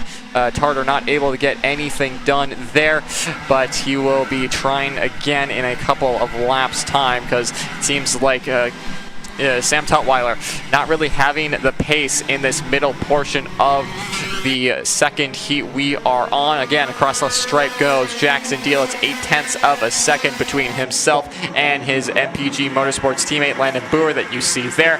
Bevan Abernathy is not quite close enough to make a move on Landon Boer yet, but you have to think, Xander, with him and Cash Perkins potentially working together, as I hold my breath as I thought Cash Perkins might be sending up the inside of Benham into turn 7. With those two working together, Xander, you have to think they're going to close into the Landon Boer in the next couple of laps, and who's to say Jackson Deal won't have those three on his rear bumper at the end of the race. Yeah, you would definitely think so, right? But I'll give Landon Boer some credit. Last time by, stride for stride, he was able to match him or stay within a couple hundredths of what both Benham and Cash were able to put together. This time, they maybe have cut off about a 0.5 of a second, but Landon Boer is putting in some good pace right now. A 50.40, he pulled back away from Benham Abernathy by a couple hundredths. And at some point here, if you're Cash Perkins, as much as it makes sense to work together, you've got to judge for yourself. Are we making up ground in this formation, or do I need to go by Benham Abernathy and try to punch my own hole in the air to go forward? And he's going to go by right there in turn 7. So he gave Benham the opportunity to try and march up to Landon Boer. Benham didn't quite have enough speed to be able to do it. So now he's like, all right, my turn to try and go hunt down the first of those two MPG Motorsports machines out front. And speaking of out front, that lead for Jackson Deal, it has now crept up in over a second. And outside of a couple toe laps further down the grid, no one right now seems to have the pace of the 894. Jackson has everyone pretty well covered. We'll maybe see if Cash Perkins gets a bit of a toe off Landon Boer and some clean air with Tutwiler now behind him to put a good lap in. He might be the only one, I think, that could have something to at least challenge pace-wise with the leader. But at this rate in the race here, past halfway, a 2 3/4 of a second back, that's a tall, tall order with still one more go-kart to get through for Cash to try and drive all the way up to the point. Yeah, absolutely, but obviously Cash will still be pushing for that position. Yeah, it's not for the win, but to be able to start on the outside of row 1 and potentially challenge Jackson Deal around that outside, like we said, with this new grippier MG Red SH2, it's made a lot easier to start on that outside lane than it was last year with the tires that did not have the levels of grip that we have this season. We've seen a lot more drivers battle for the lead out of turn 2 on these opening laps than we did last year, so these new tires a lot more racy that we've switched over to with these SH2s. But Cash Perkins trying to catch up to the back end of Landon Boer, about half a second back from the MPG Motorsports 820 machine. So we'll see if he's made any inroads on Boer, who's been having a solid race by his standards, being out in second there and just holding off a very, very talented field of KA100 junior drivers that you see at the pointy end of national races at PKS SCUSA and the Stars Championship Series. Boer, a very solid run for him thus far, but the job isn't done for him because he's got Cash Perkins, Benham Abernathy, and Sam Tutwiler behind. It's half a second the gap between Boer and Perkins last time across the stripe. They'll trigger the timing beacon this time. Still about half a second for those drivers between. So Boer out in second, Xander, having a really solid race, but you have to wonder if Cash Perkins is going to find anything for him in these next couple of laps. Yeah, I mean, Cash Perkins last time by 0.06 of a second within Landon Boer's pace. Every time the challenge has tried to arrive to put some pressure on Landon Boer, he has answered the call, and he has done that very, very well. Whether it's been Abernathy or Perkins or Tutwiler, he's been able to at least keep the gap and advantage he has or pull further away, as now Sam Tutwiler is trailered on top of the left rear tire. Benham Abernathy, we cut to the camera right at the perfect moment as those two were getting close for fourth, and now they're both going to fall back even further. Already getting by was Ryan Mort. Caleb Tarter trying to go as well. Let's see how down the boards they will fall this time by Benham Abernathy and Sam Tutwiler. A hairy moment right there that could have gone a whole lot worse, but thankfully they're able to at least salvage where they're at now. It looks like Brady Shad has gone by on one of the two, and I believe both Ryan Mort and Caleb Tarter were able to get around. So while it has not updated yet, it will, and we'll mark Sam Tutwiler and Benham Abernathy down to 6th and 7th. Yeah, and Perkins ran pretty much the exact same lap time as Landon Boer last lap too, but even though it says they're in half a second, it seems like that gap is closing, Xander, as he's within draft range, and that's about 2.5 tenths between the pairs. They will come across the timing beacon this time by. We'll get a read at how close those two really are next time by. They're still about a kart length between each other as things stand, so the battle for second really is heating up here in this Heat 2 of KA100 Junior presented by P1 Racing Engines. Cash Perkins not able to get the move done there on Landon Boer, who knows Perkins is behind and he is racing. Perkins really hasn't Boer hasn't fallen off the pace that much, but Perkins has been right there and gaining on these drivers in front. Jackson Deal, as you can see there, making his way through 14 on the inner hairpin. It's had a fairly quiet race for him as we cross the line to hit lap 10 for these drivers. Still, Xander, Jackson Deal, what a race it's been for him. What a weekend it's been for him. He was running in the mid-pack last season, and now to be controlling this race with what seems to be a bit of ease for the real deal out in front. It's been a good weekend thus far for him. Yeah, and the race is continuing here, folks, for those following along right now with just a handful of laps to go. Jackson Deal, like you said, this has been a fun driver to watch. His quick progress up the grid over just like you said, the last year from his entry into the sport, then quickly into the midfield, and now having a career best weekend here at the track that he has spent so much time training at. He has dominated, to say the least, as close as this class has been in times and in competition.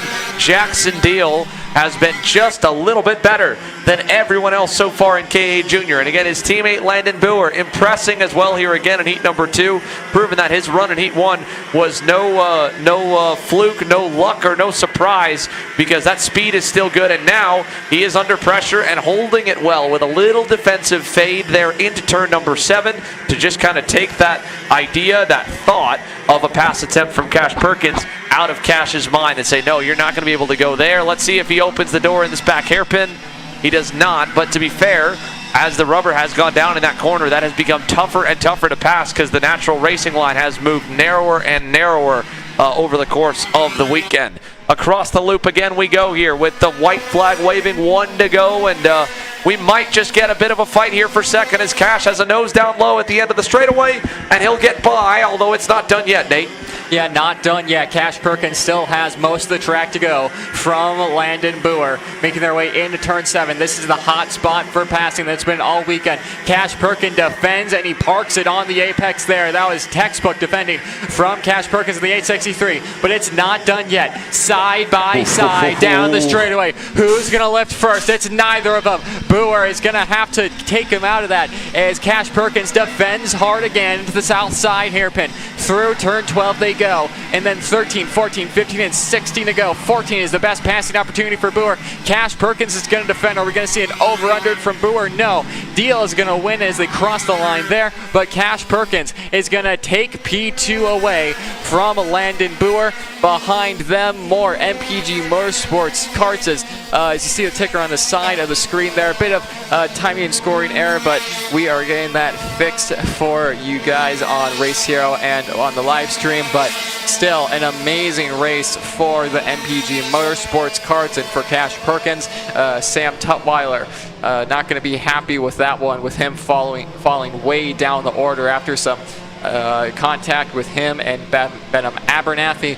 But the story of this race will be Jackson Deal making it 2 for 2, and it'll be pole position for him heading into the main event for P1 Racing Engines KA100 Junior.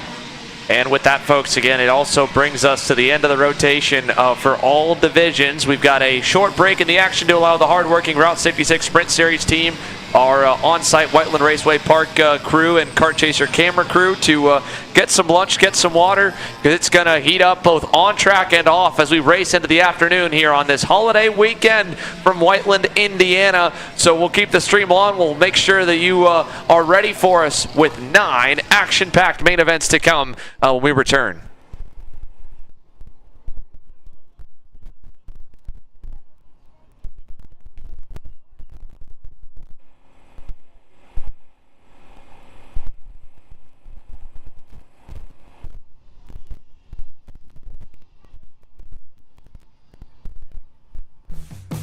Welcome to the Kart Indianapolis experience at Whiteland Raceway Park.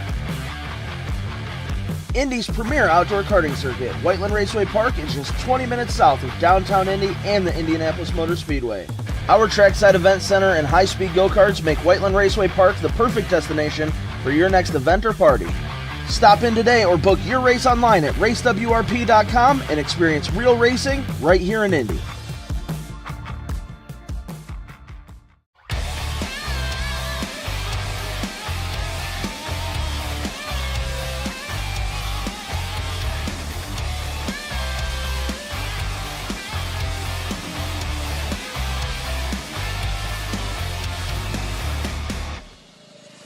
We're at a commercial break.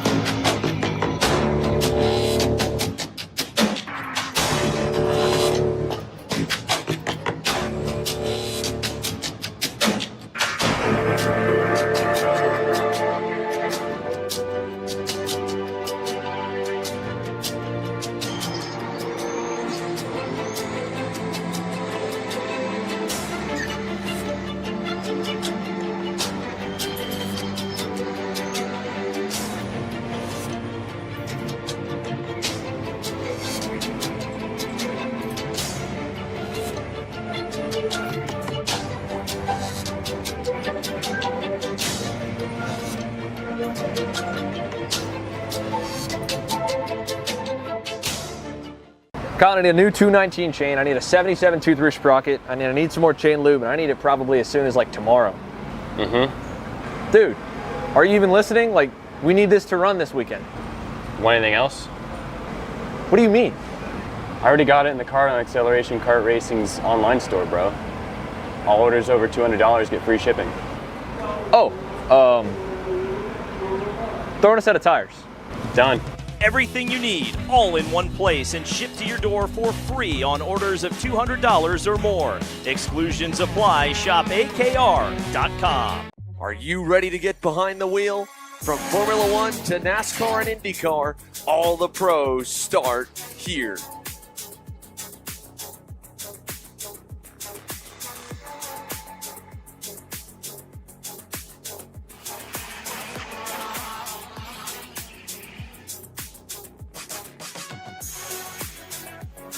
For more information, check us out online at mcckarting.com or call us and go racing today.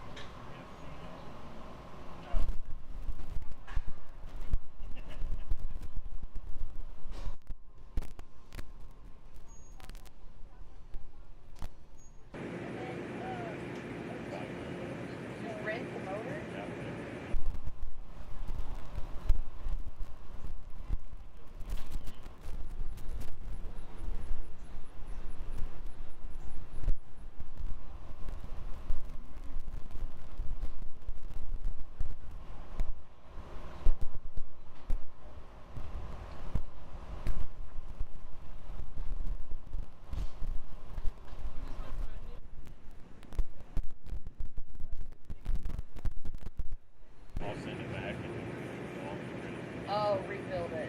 Okay.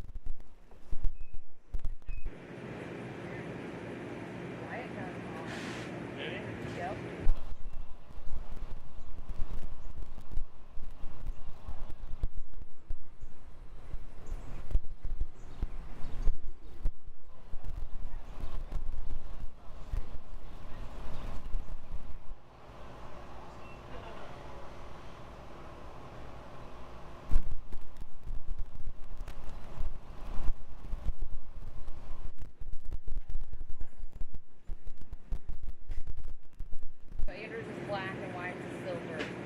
They're little twins.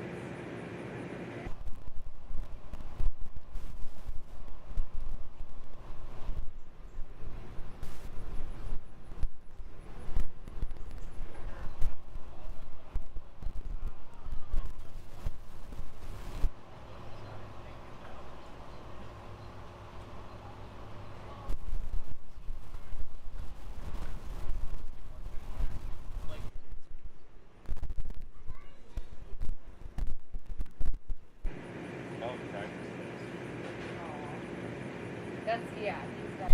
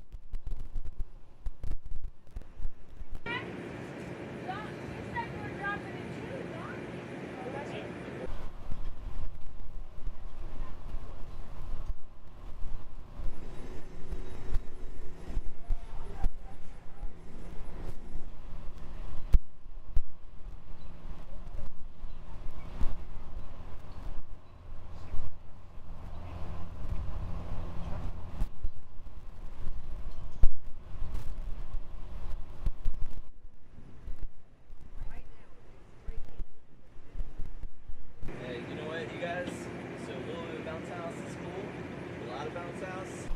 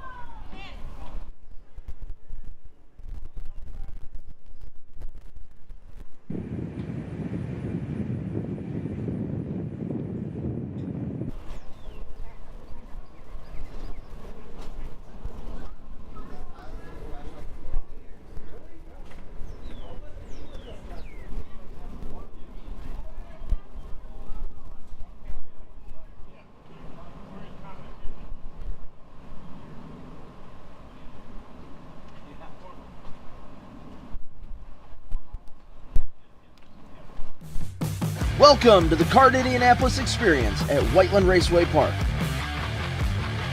Indy's premier outdoor karting circuit, Whiteland Raceway Park is just 20 minutes south of downtown Indy and the Indianapolis Motor Speedway. Our trackside event center and high-speed go-karts make Whiteland Raceway Park the perfect destination for your next event or party. Stop in today or book your race online at racewrp.com and experience real racing right here in Indy.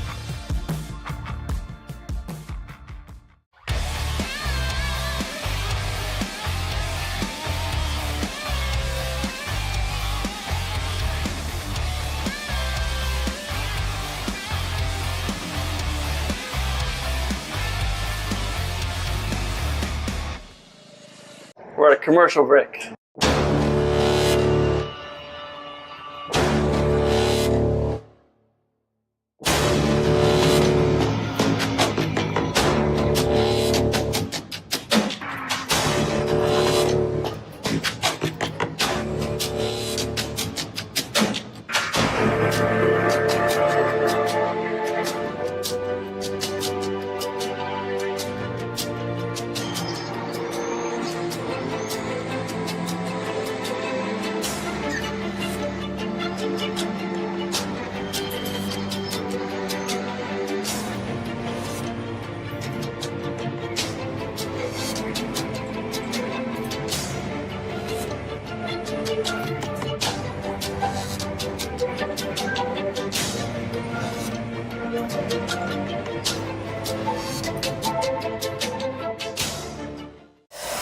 So you finally want to get behind the wheel, huh?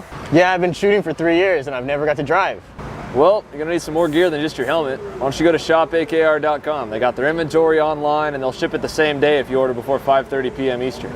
They got shoes? Yep. Gloves? Yep. Rip protectors? Got those too. Can they make me go fast? No. Here at Acceleration Kart Racing, we've got everything you need to get on track. What happens next? Well, that's on you. Check us out online at shopakr.com. Are you ready to get behind the wheel? From Formula One to NASCAR and IndyCar, all the pros start here.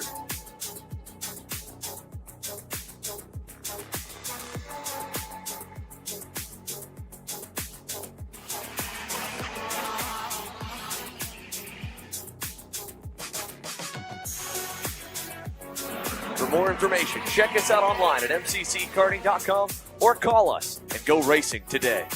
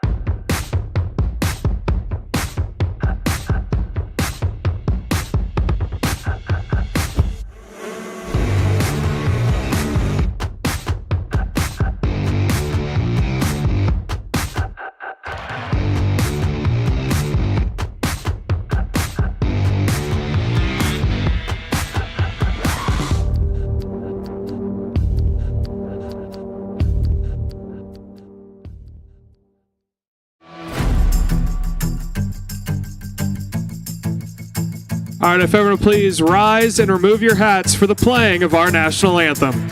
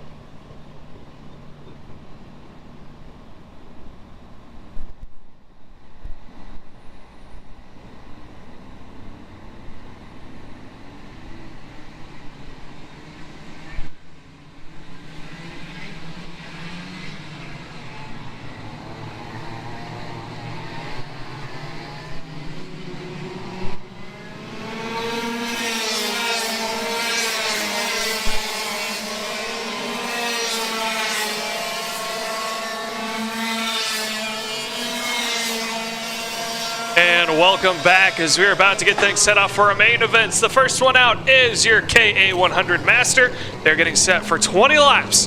Getting set to go here at Whiteland Raceway Park. My name is Caleb Smock. Joining me inside the booth here is Nate Dean as we're going to get set to go here. Nate, 20 laps is the distance here for the KA Senior, and it's been down to two gentlemen out in front. It has been the Adam Crippen and Kevin Coleman show. Yeah, the first final of the day goes green on the first time of asking, and Adam Crippen leads the way over Kevin Coleman and Randy Klemick, who's found his way up into second. The hard charger from last race, Chris Linden, got a DQ for being underweight. He starts at the back of the field, already made up one spot for the 411 Kart Lift driver, making up another there. So we could be seeing Chris Linden on the podium if he can continue to charge his way through the field. But back out in front, it's the main man himself, Adam Crippen, as Randy Klemick gets all sorts of sideways through Daytona Corner, and that's going to allow Kevin Coleman on that MPG Motorsports Kart Republic to squeeze to the back end of the AMK Racing EOS kart. Those AMK karts have been so quick this weekend. You think back to K100 Senior's Lucas Klemick, Randy's son, who was running inside that top three. Now it's Randy Klemick's turn to try and find a top three for AMK Race Products here in Mean Wiener Racing KA100 Masters. Yeah, so we continue on now, and with one thing we're going to keep in mind, we've talked about it all weekend long, tire management as well as stamina here for these drivers. This is one of the most physical tracks that we go to. It's going to get a little warm today, warmer than what it was yesterday. It's a little bit more clear, so that sun's able to beat down on the surface here and heat this track up. But 20 laps is quite a distance here at WRP. I know back when I used to commentate the club races locally on the old school layout that we used to have, 20 laps used to be the feature event. They would take about 10-12 minutes. Right now, we're looking more at about 18 minutes for the feature, especially when these guys are doing 20 or 57-second laps. So it's going to be definitely a workout for them here. You're going to get all your rings closed on your smartwatch by the end of the day. Yeah, absolutely. And coming across the line to break the timing, beaking, Adam Crippen leads by 1.6 seconds over Coleman and Klemick. So Klemick losing the position there to Kevin Coleman that time by. Then Bill Vorpagel and Elias Baker are holding on to podium positions, but for how long? Because Chris Linden in that 411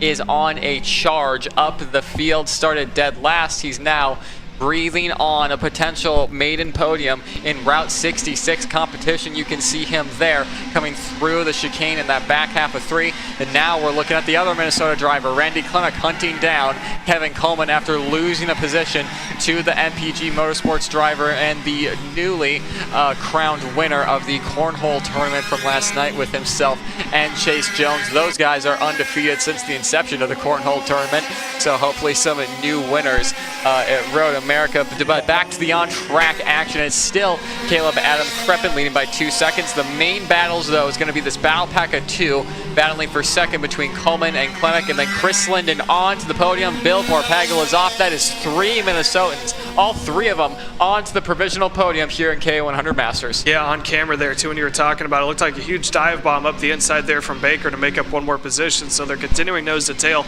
There's the gap from your leader, followed by second and third. So that was Crippen that went by on the right-hand side. Then those two in pair of Coleman and Klemick, Randy Klemick that is, running now in the second position. There's a good shot all the way through. That is basically the entire field in one camera view there, coming up towards the start-finish straight now as we're looking 5 laps in, so quarter distance in, and another 15 more laps to go here down into turn 1. That is Coleman trying to hold off Randy Klemick in that third position, making their way now over into the 3 and 4 turn complex. And again, that's when the physicality of it kind of kicks in, like we were talking about. It's tight, it's quick, you can see from the rubber laid down, it's grippy too, which most of the time you'd think that if you have more grip it'd be easier because you can turn it, but it takes a toll on your body because the G-force goes through your body and kind of wears your arms out. And like we were talking earlier, some of the drivers, their hands are getting tired from how hard they've had to clinch onto the wheel. Yeah, absolutely. And we talk about tire degradation and having to look out for that. But of course, with these Masters, nothing to ding them for because they're all in pretty good shape, especially for being able to drive these karts around here for a full final. But when does fatigue start to have a play in it? As you can kind of see out of shot, there's Coleman and Klemick, but just right behind him is Chris Linden in that 4th spot, and I believe he is coming quick to the back end of Randy Klemek, as he might be in that battle for third in the next couple of laps. Maybe not the next couple of laps, but by the end of the race, Slinden might be able to get to the back end of Klemek or Coleman, depending on how that battle for second goes. At the moment, though, Caleb, it seems like it's MPG Motorsports' Kevin Coleman who seems to be very comfortable out in that second position. Doesn't seem to be wheeling the car too much, isn't looking back to see where Klemek is. Just he's doing his own job out in front. He knows what he needs to do. Maybe he's not going to be able to battle for the win as Adam Kreppen continues to build that gap from 2.7 seconds to this time across the stripe 3 seconds between himself and Coleman. But still, this battle for second should be heating up as these guys continue to battle away, and potentially the 411 of Slinden get brought into this fight as well. Yeah, and Slinden was able to get away from Baker and that entire group that we were talking about there in that third pack, so to speak, if you want to call Adam Kreppen a pack of his own out in front. But you're talking about with Coleman and Klemek, they've kind of bunched up and then now starting to spread back out. You saw from that shot going down there into the crossover corner. Now they're making the way into the south side hairpin on the left-hand side on the exit now, and it looks like there's 2, maybe 3 kart length gap. There it is there. So about 2 to 3 kart lengths separating them. And as you said too, Slinden might be slowly making their way up to that front pack. We're not quite halfway, about 2 laps until it, since we're 8 laps in. So if they do start battling back and forth, we could see Slinden make their way up towards that front group. But as of right now, still a decent sized gap, about 1.7 seconds before, or sorry, 3.7 seconds before he can get up to Randy Klemek. Yeah, absolutely. It's, like you said, 3.7 seconds there. So we'll check next time they cross the timing beacon to see where they are at in that relative battle. There you can see Kevin Coleman making his way through the chicane there. There is the Daytona corner that Adam Kreppen just went through. There comes Coleman and Klemek into shot as Klemek seems to be losing ground on Kevin Coleman. Randy Klemek is always a very, very quick driver on the opening couple of laps, Caleb, but as the race progresses, mistakes start to form for him. He was running inside the top 3 here last year when he made a mistake late on in the race in turn 16, went into the grass right in front of us and threw away a top 3 for him. There's only 5 drivers in the class last year, so he still got on the podium, but still, Randy Klemek hoping to do a bit more as Adam Kreppen further in front is going to have some lap traffic in the way of Scott Anders in front of him just a few seconds up the road. Yeah, so definitely starting to stagnate out, so to speak, in this feature so far, as we're going to see halfway this time by 10 laps in, 10 to go here from Adam Kreppen.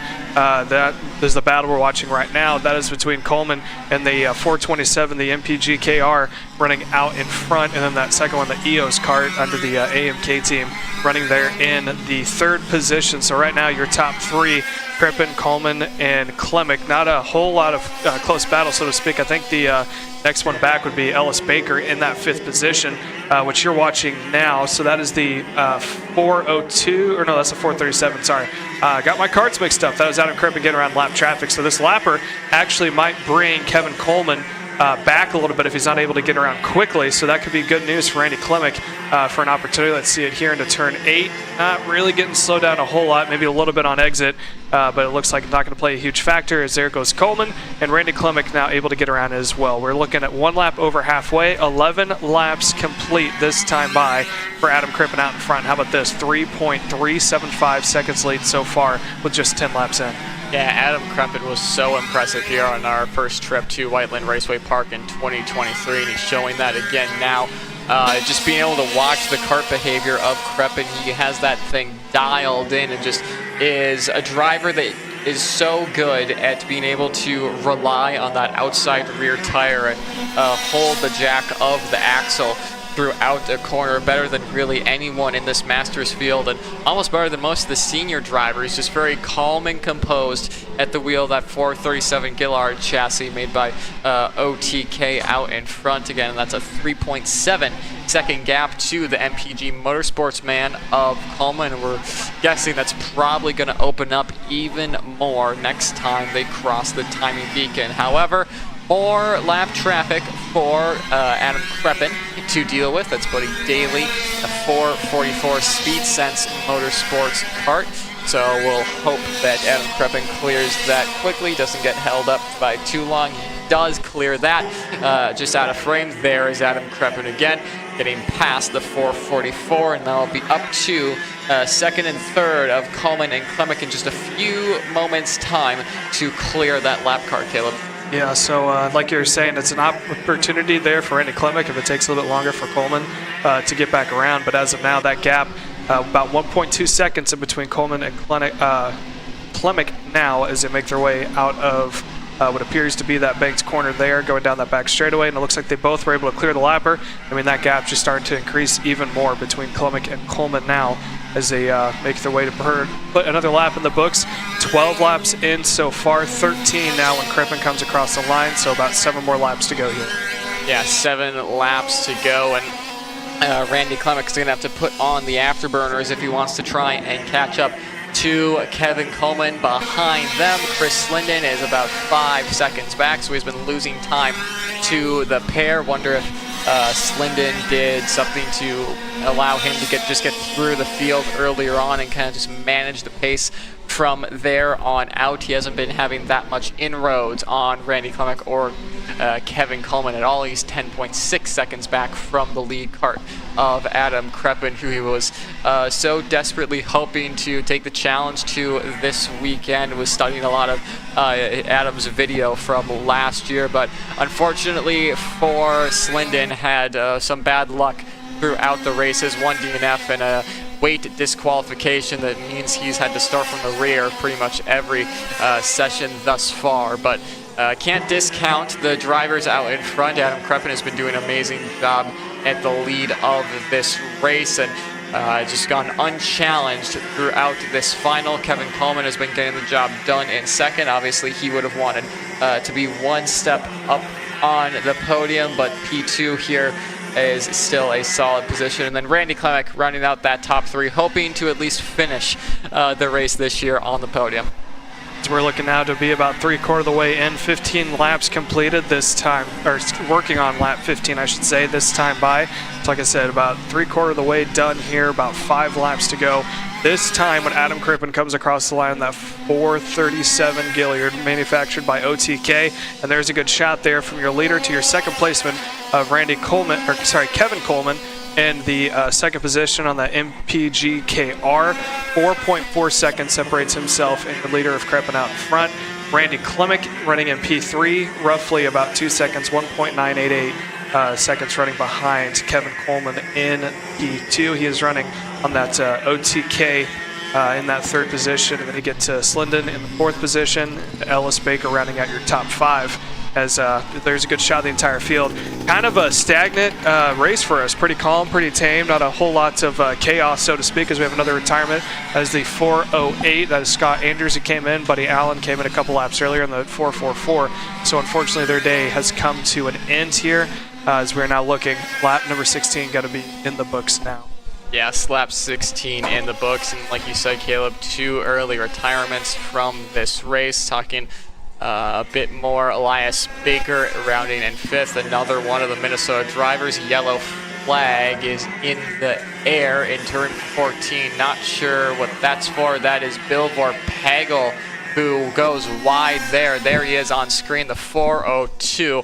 Out of contention for potentially closing in on Elias Baker. Those two were battling for the final podium spot, but if things stay the same, the 3 Minnesota drivers that entered this race will be finishing on the podium, Caleb, and I think they'll take that after a long 11-hour drive here to Whiteland Raceway Park. Absolutely, and like you said, there's a lot of drivers coming down from the northern states, Minnesota and Wisconsin, to make their way down here to WRP, which we appreciate all their support and their attendance here this weekend on the 4th of July weekend. Like we said earlier today, this is a lot of times a vacation weekend for some families, and we appreciate the fact that they decided to come down here and hang with us this weekend. It's been pretty fun so far with the fireworks, the dunk tank, and all the other activities like you talked about, the cornhole competition, the egg toss that we had, and so many other activities that we've had just to have a good time. Yeah, absolutely. It was a really fun time last night with all the activities. A very big turnout, one of the biggest ones we've had for all of those, and I think most of that is due down to the fireworks show that we had last night, which was an amazing thing to look at and to end our day with. So again, thank you to the O'Garas on that. 2 to go. Next time across the stripe for this man, Adam Kreppen, making his way in the new section through turns 2 and 3. Just a couple more circuits to go, Caleb, until he potentially takes that #1 trophy home with him. Yeah, and while all that happened, Bill Vorpagel unfortunately came in as well, so another retirement there for the 402, which means there are only 6 karts now running on track. So you have Ryan Hammond in P6, Ellis Baker in 5th, Chris Slayton in the 4th position, Randy Klimek in 3rd, Kevin Coleman P2, and Adam Krippen leading the pack right now as he is approaching now this time across the stripe. Look for 2 laps to go here from Adam Krippen, that 437 on the Gillis OTK chassis as he navigates about another lap and 2 corners to go here. Sorry, 3 laps and 2 corners to go as he makes his way across the stripe, double sticks up in the air. So Adam Krippen is that much closer to bringing on home here. 2 more laps to go as he makes his way out of turn number 2, heading over to turn 3 for the penultimate lap here. Let's follow him this time around as he makes his way through turns 4, 5, now 6, heading over into turn 7, which has been an amazing passing opportunity we've seen so far. Before we get over here, that crucial corner of turn 8, as we're going to switch back over. This is Kevin Coleman that you were watching going into turn 7, that MPG Kart Republic. Down this back straightaway and over through the bus stop chicane, heading into the Daytona corner, carrying all sorts of momentum and G's through there. Out of that final hairpin that we call it, the south side hairpin to turn 2, up the hill with a small climb to go over the crest before you enter into turn 13, and up through turns 15 and 16 out of turn 14 hairpin. White flag in the air and one more time to go. It's going to be a sweep of the weekend. Adam Krippen set pole position. He won heat race 1. He won the pre-final, and now he is about 3/4 of a lap to bring it on home for the win. He also was the fastest car in happy hour, so the first one to roll out in qualifying, and he was one of the fastest that we saw in practice on Friday. In they go there through the final hairpin, or turn number 8, I should say, before we get on this back straightaway, over through the crossover for the final time. He can almost see the checkered flag now into the final hairpin for one last time. You can see all the marbles that have built up here over the weekend that have just piled up on the exit of that corner.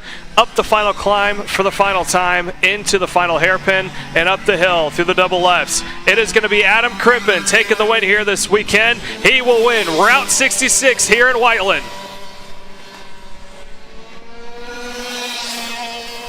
Kevin Coleman comes across in P2, Randy Klimek in P3. Chris Slayton will be the next one across the stripe here in P4, and then rounding out your podium, Ellis Baker is going to bring it on home here in the 6th position, and that will do it for your KA100 Masters. Up next, we're going to switch over to the kiddos. We're going to go Kid Kart Racing here for their 16-lap feature event. We're going to go on a commercial break as we have to wait for the rest of the KA Masters to make their way off track and switch over the track to get it set up on the shorter layout. So we're going to go to commercial break. When we come back, we still have all the Route 66 Sprint Series, the action coming to you live here on Kart Chaser Grassroots. You are watching from the Whiteland Raceway Park track. Are you ready to get behind the wheel? From Formula One to NASCAR and IndyCar, all the pros start here.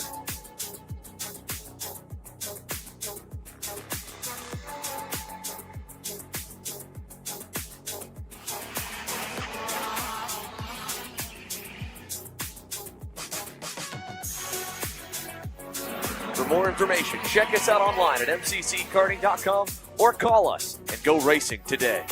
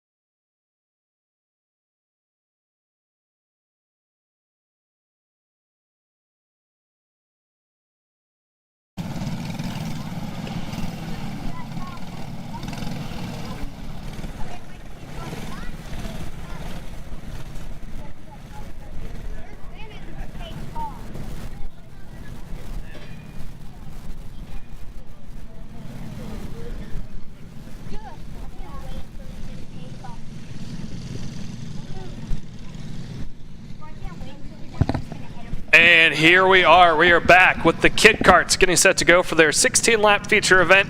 And we can see here the mother duck leading the gooselings here to get the checkered flag as we're about to get things going.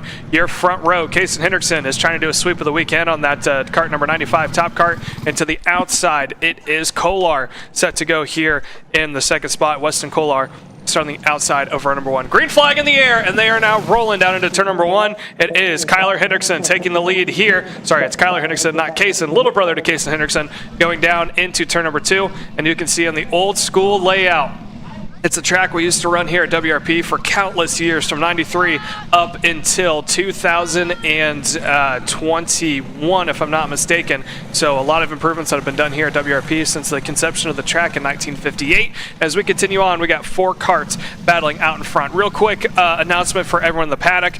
I have confirmation from Vince Haddon that they have a lost phone in the main lobby. If you have lost a phone, go to the main lobby and you can get that returned. So we're going to switch back over now to kid kart racing as they continue on here.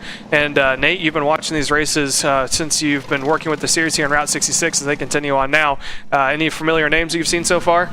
I mean, Hendrickson out in front really is the name that sticks out. He's been the one that's really led this kid kart field for quite some time in these ranks. Diesel Maxwell has challenged him last year, but unable to at his home track. It was a little disappointing to see. Was hoping for a reenactment of the battling we saw here last year in the kid kart class, but unfortunately none from Diesel thus far, though, as Weston Kolar trying to battle for the lead out in front, making their way down through the chicane. That's turns 9 and 10 through Daytona corner, and then some hard braking even for these kid karts through turn 12, but using the banking and the camber to their advantage through there. It's a bit of an uphill section, so very tricky. A lot of rubber getting laid down through there throughout the weekend, especially today when the temperatures are due to hit at least 87 degrees later on. I don't think we'll be racing in that. That's due to hit at about 5 o'clock local time, but it's still starting to rise as the air temperature, and surely, Caleb, the track's going to get really hot and sticky for some of these classes. It's going to be some not treacherous conditions, but some difficult conditions to manage for these drivers. Absolutely, and I think the biggest thing there when the track gets hot and all the oils protrude up from normally where they sit stagnant underground is it gets a little slick, right?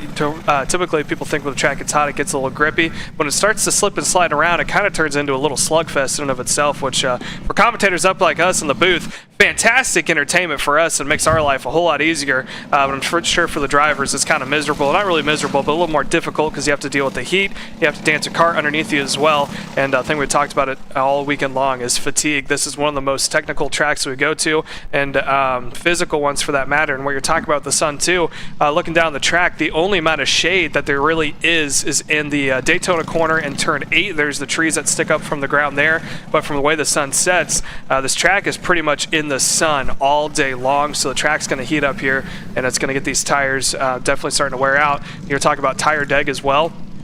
It's the same set of tires that they've had on since the start of qualifying, so that you have to make the tires last the entire time, so some tire strategy plays into it, especially for these kiddos. Not much of a big deal since they typically aren't going that fast. The tires are around the same compound that you run on the juniors and senior categories, so these kiddos are fine. The biggest thing for them is just making sure they bring it on home in one piece, and right now I think a potential battle starting to form here as Kyler Hendrickson out in front is about to have some company here from Weston Kolar. Currently Weston Kolar sitting about a half a second back from Kyler Hendrickson.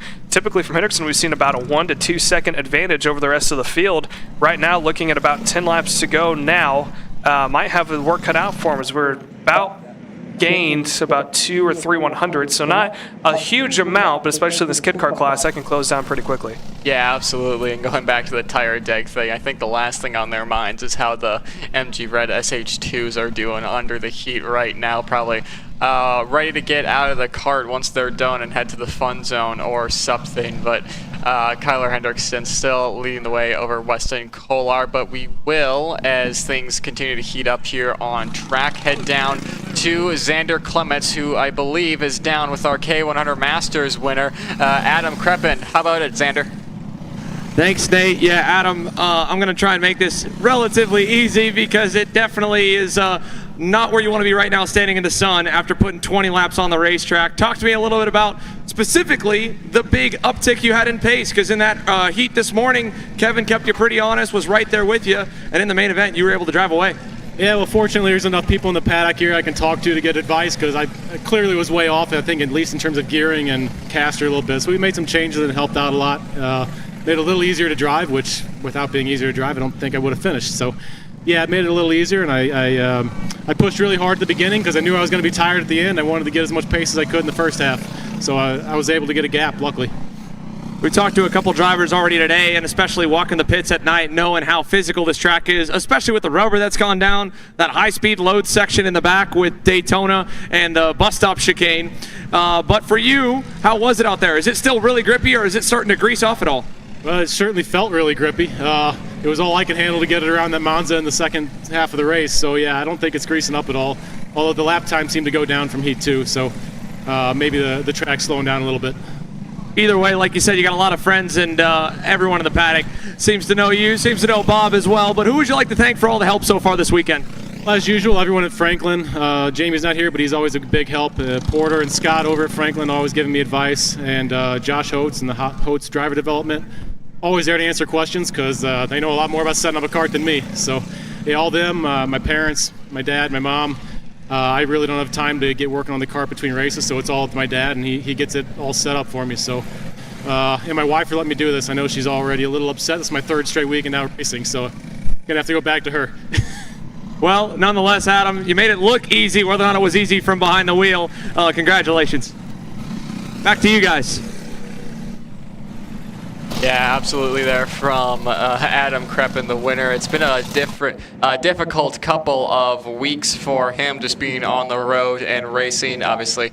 Racing here and doing double duty as one of our race directors here at Route 66. He's race director for the United States Pro Kart Series as well, so we're happy to have him on our on-track staff and happy to have him and his family in the technical staff and racing here as well. So great to have them here. One thing that happened when we were talking to Adam, Austin Benoit looped it in turn 14, got a little bit of assistance getting back on track, but now is fourth instead of third, so that promotes Diesel Maxwell, Caleb, up into that third spot. Yeah, and when both Kyler Hendrickson and Weston Kolar were getting around some lack traffic, it also caused Weston Kolar to fall off just a little bit. The gap opened up to about 0.8 of a second. Now it's back down to about 6. So Kyler Hendrickson got a little bit of breathing room there for a moment. But how about that for Weston Kolar? He wasn't necessarily the fastest kart that we've seen here yesterday and this morning, but figured something out, and now trying to see if he can't get a win here this weekend, following behind Kyler Hendrickson. But as we always say, it's one thing to close up, it's another thing to pass as we continue on here into turn 1. Gap continues to drop. It was about 0.68. Now it's down to 0.58. So the gap continuing to close back down, and I believe Xander Clements has caught up with another one of our kiddos here. So let's take it down to Xander Clements, who's caught up to one of the cadet drivers. Thank you, Caleb. Down here with Liam Four, who is ready to lead us off in the Micro Swift main event. So we switch from a race winner to a hopeful race winner. Liam, obviously you're starting at the front end of the field. So talk to me about how the weekend's gone, because it seems like it's gone pretty good. It's going great. Me and Danny and Dom have been going at it. It's been a crazy weekend. So, yeah, just been a lot of sin bumpers. Yeah. Well, it definitely looks like it's been a lot of fun on the racetrack. Now, as much fun as you're having behind the wheel, it's a team effort to make a go-kart fast and a driver fast and be able to run as good as you have. So who would you like to thank for making your go-kart so good and getting you up at the front this weekend? I like to thank all my sponsors, my mom, my dad, and everybody in my whole family. Well, Liam, we wish you best of luck, and we're looking forward to watching some more good racing between you and Dom and Danny and the rest of the Micro Swift field. Good luck, buddy. Thanks. Thank you, guys, and thank you for that interview there, Liam, as we're continuing on here. We're working about 2 laps to go now as we're about to see white flag here soon. And while we were during that interview, Kyler Hendrickson was able to increase the gap. Now it was going down to about half a second. Now it's back up to about 8/10. So visually on the screen, it looks like it may have closed up even more so now as there's a lapper out in front. Oh, that's going to hold up Kyler. So now Kyler Hendrickson had to back off to get around the lapped car of 14 of Caden Marsh, and that is going to allow Weston Kolar maybe a last-ditch effort possibly to close back up. He's in the draft. He's about 2 kart lengths down now, going over into the sweeper of turn 2. Through the crossover they go, now into the Daytona banking corner. So Kyler Hendrickson's going to have to be perfect here in this last half of the lap. Into the south side hairpin they go. A little bit of defensive line taken there from Kyler Hendrickson. I believe he's still going to hold on to it. Up the hill for the final time and into the inside hairpin. Navigating the inside hairpin just fine. Up to the final double lefts, and it is going to be Kyler Hendrickson taking the win here this weekend at Route 66 at Whiteland. Weston Kolar is going to bring it home in P2. Diesel Maxwell, the next one across the line, in 3rd. And then Austin Bennett will come across in 4th, and Caden Marcia finishing in the 5th position. So that is going to do it for our Kid Kart program. Up next will be our Micro Swifts. We heard from one of the drivers who are trying to see if they can't have their crack inside the top 5 here for a win, as there's the results for your Kid Karts. So when we come back, it is one of the tightest races that we've seen so far. Your Micro Swifts are set to take track next. You are watching the Route 66 Sprint Series. This is Kart Chaser Grassroots coming to you live here from Whiteland Raceway Park.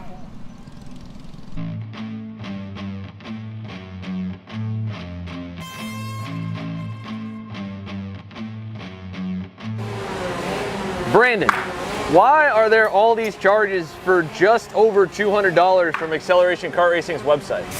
That's because AKR gives you free shipping on orders of $200 or more within the continental US.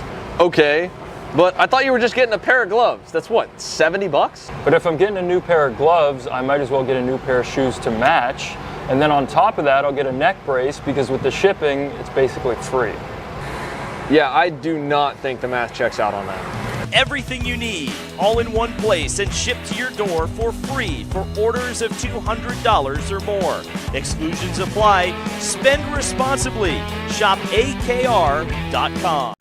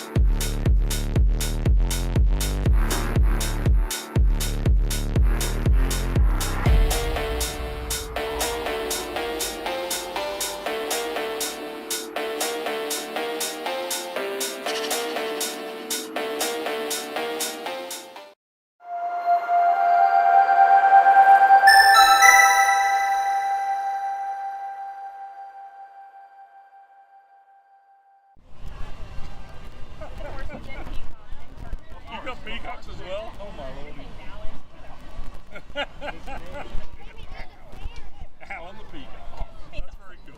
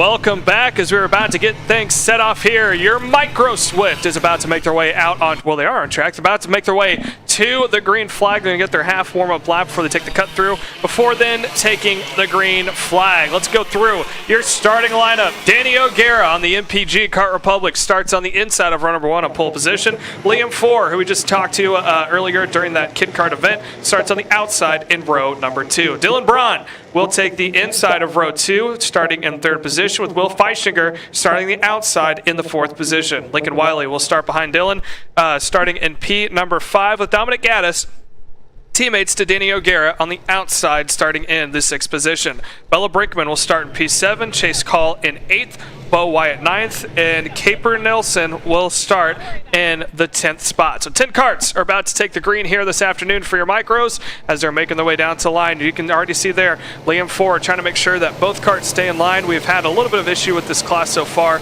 doing called off starts, and I think we might get one. No, we're not. Green flag in the air, and they are dead heat going into turn 1. Danny O'Gara is going to be your point man, as now we're going to go 3 wide over into turn 2. And how about that, Nate, for a good opening lap? Yeah, that was Liam Ford not willing to back down, and he's got second, but that's now the issue that we've seen all throughout this weekend, and I'm surprised these drivers haven't figured it out yet. If you battle too much with 2nd, 3rd, and 4th through these opening couple of corners, you have what Alexander Kardashian has been able to benefit from all weekend in the 206 senior and K100 senior classes, and what we're now seeing with Danny O'Gara with a very big gap to open up the opening lap. It's not a huge gap. That's still manageable. You can make that back, and especially with the rear hopping issues that Danny O'Gara has been having to deal with pretty much all weekend, and especially in the second heat earlier on in the morning for him. But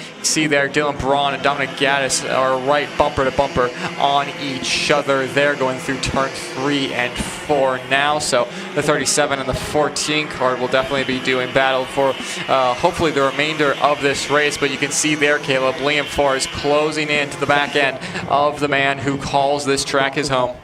Yeah, so Danny O'Gara out in front, like we were talking about earlier today. His kart just looks like it's a little bit tighter. It kind of hops in that back right on the exit of turn 8, and we saw it there a little bit, and that allowed Liam Ford to close up to him. So now Liam on the back bumper of Danny doesn't try it here into the south side hairpin of turn 12.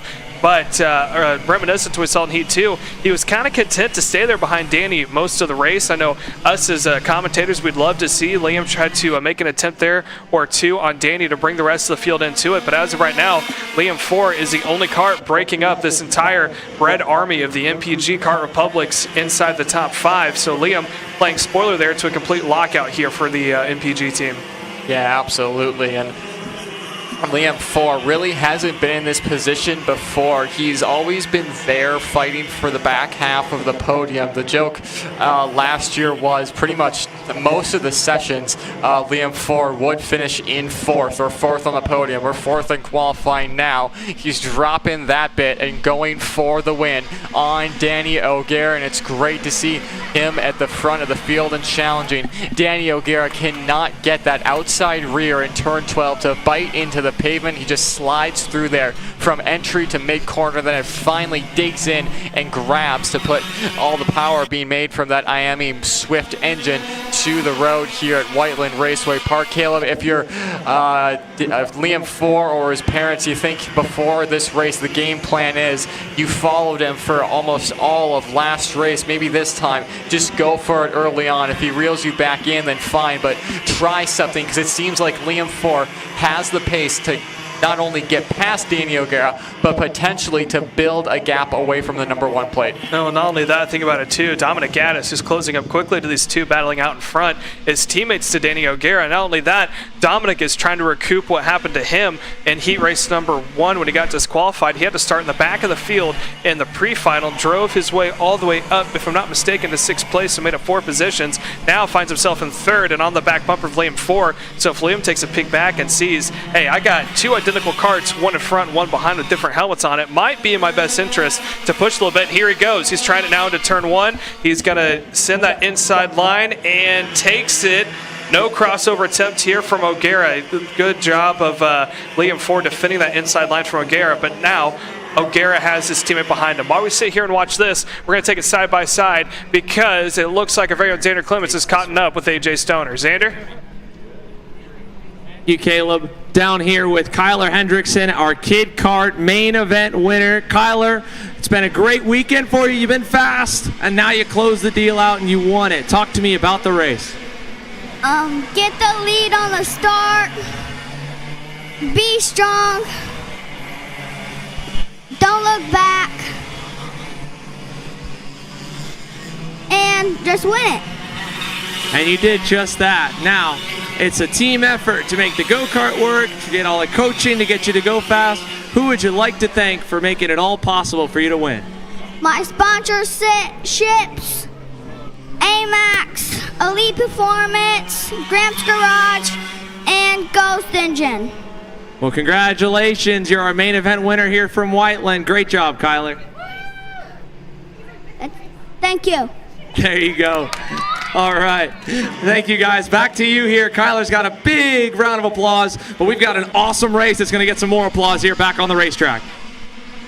Yeah, thank you, Kyle, for the interview, and that's my bad. Him and AJ have the same type of haircut and same suit, so I thought it was AJ Stoner there for a second, but it wasn't. That was your winner here from Kid Karts of Kyler Hendrickson as we continue to watch now. Like Xander said perfectly, we got a race out in front. It is still Liam 4 leading the way over O'Gara and Gaddis. The two teammates there at the MPG, a part of the Red Army, have been content sitting there in that second position, but you got to have to ask yourself, Nate, how long until they decide to go for it? Yeah, and when Liam Ford took the race lead and turned 2 a couple laps ago, he made the move a lot better than he did in the attempt he made in the second heat, where he really committed himself to the corner, established his presence at the apex, and took the lead. And Liam Ford, looking at what I believe will be a maiden race win in Route 66 competition in the Micro Swift division. I'm not sure if he's gotten any race wins at the regional or national level before, so this could be a major first for Liam Ford, but it's a place where Danny O'Gara has been all too familiar with. He has a national race win to his name at the SCUSA Winter Series earlier on this year at the AMR Motorplex to start off the 2024 campaign, so he knows what he has to do to get it done, especially at his home track. But how about Dominic Gaddis, the driver who's just been content to run in third thus far, but who has really made his moves at the end of the race with about 5 to go. That's when he thrives on this track. So Liam Ford, though, looking back, he's running very consistently so far, but Danny O'Gara, Caleb, maybe just biding his time with his MPG Motorsports teammate, pushing him along.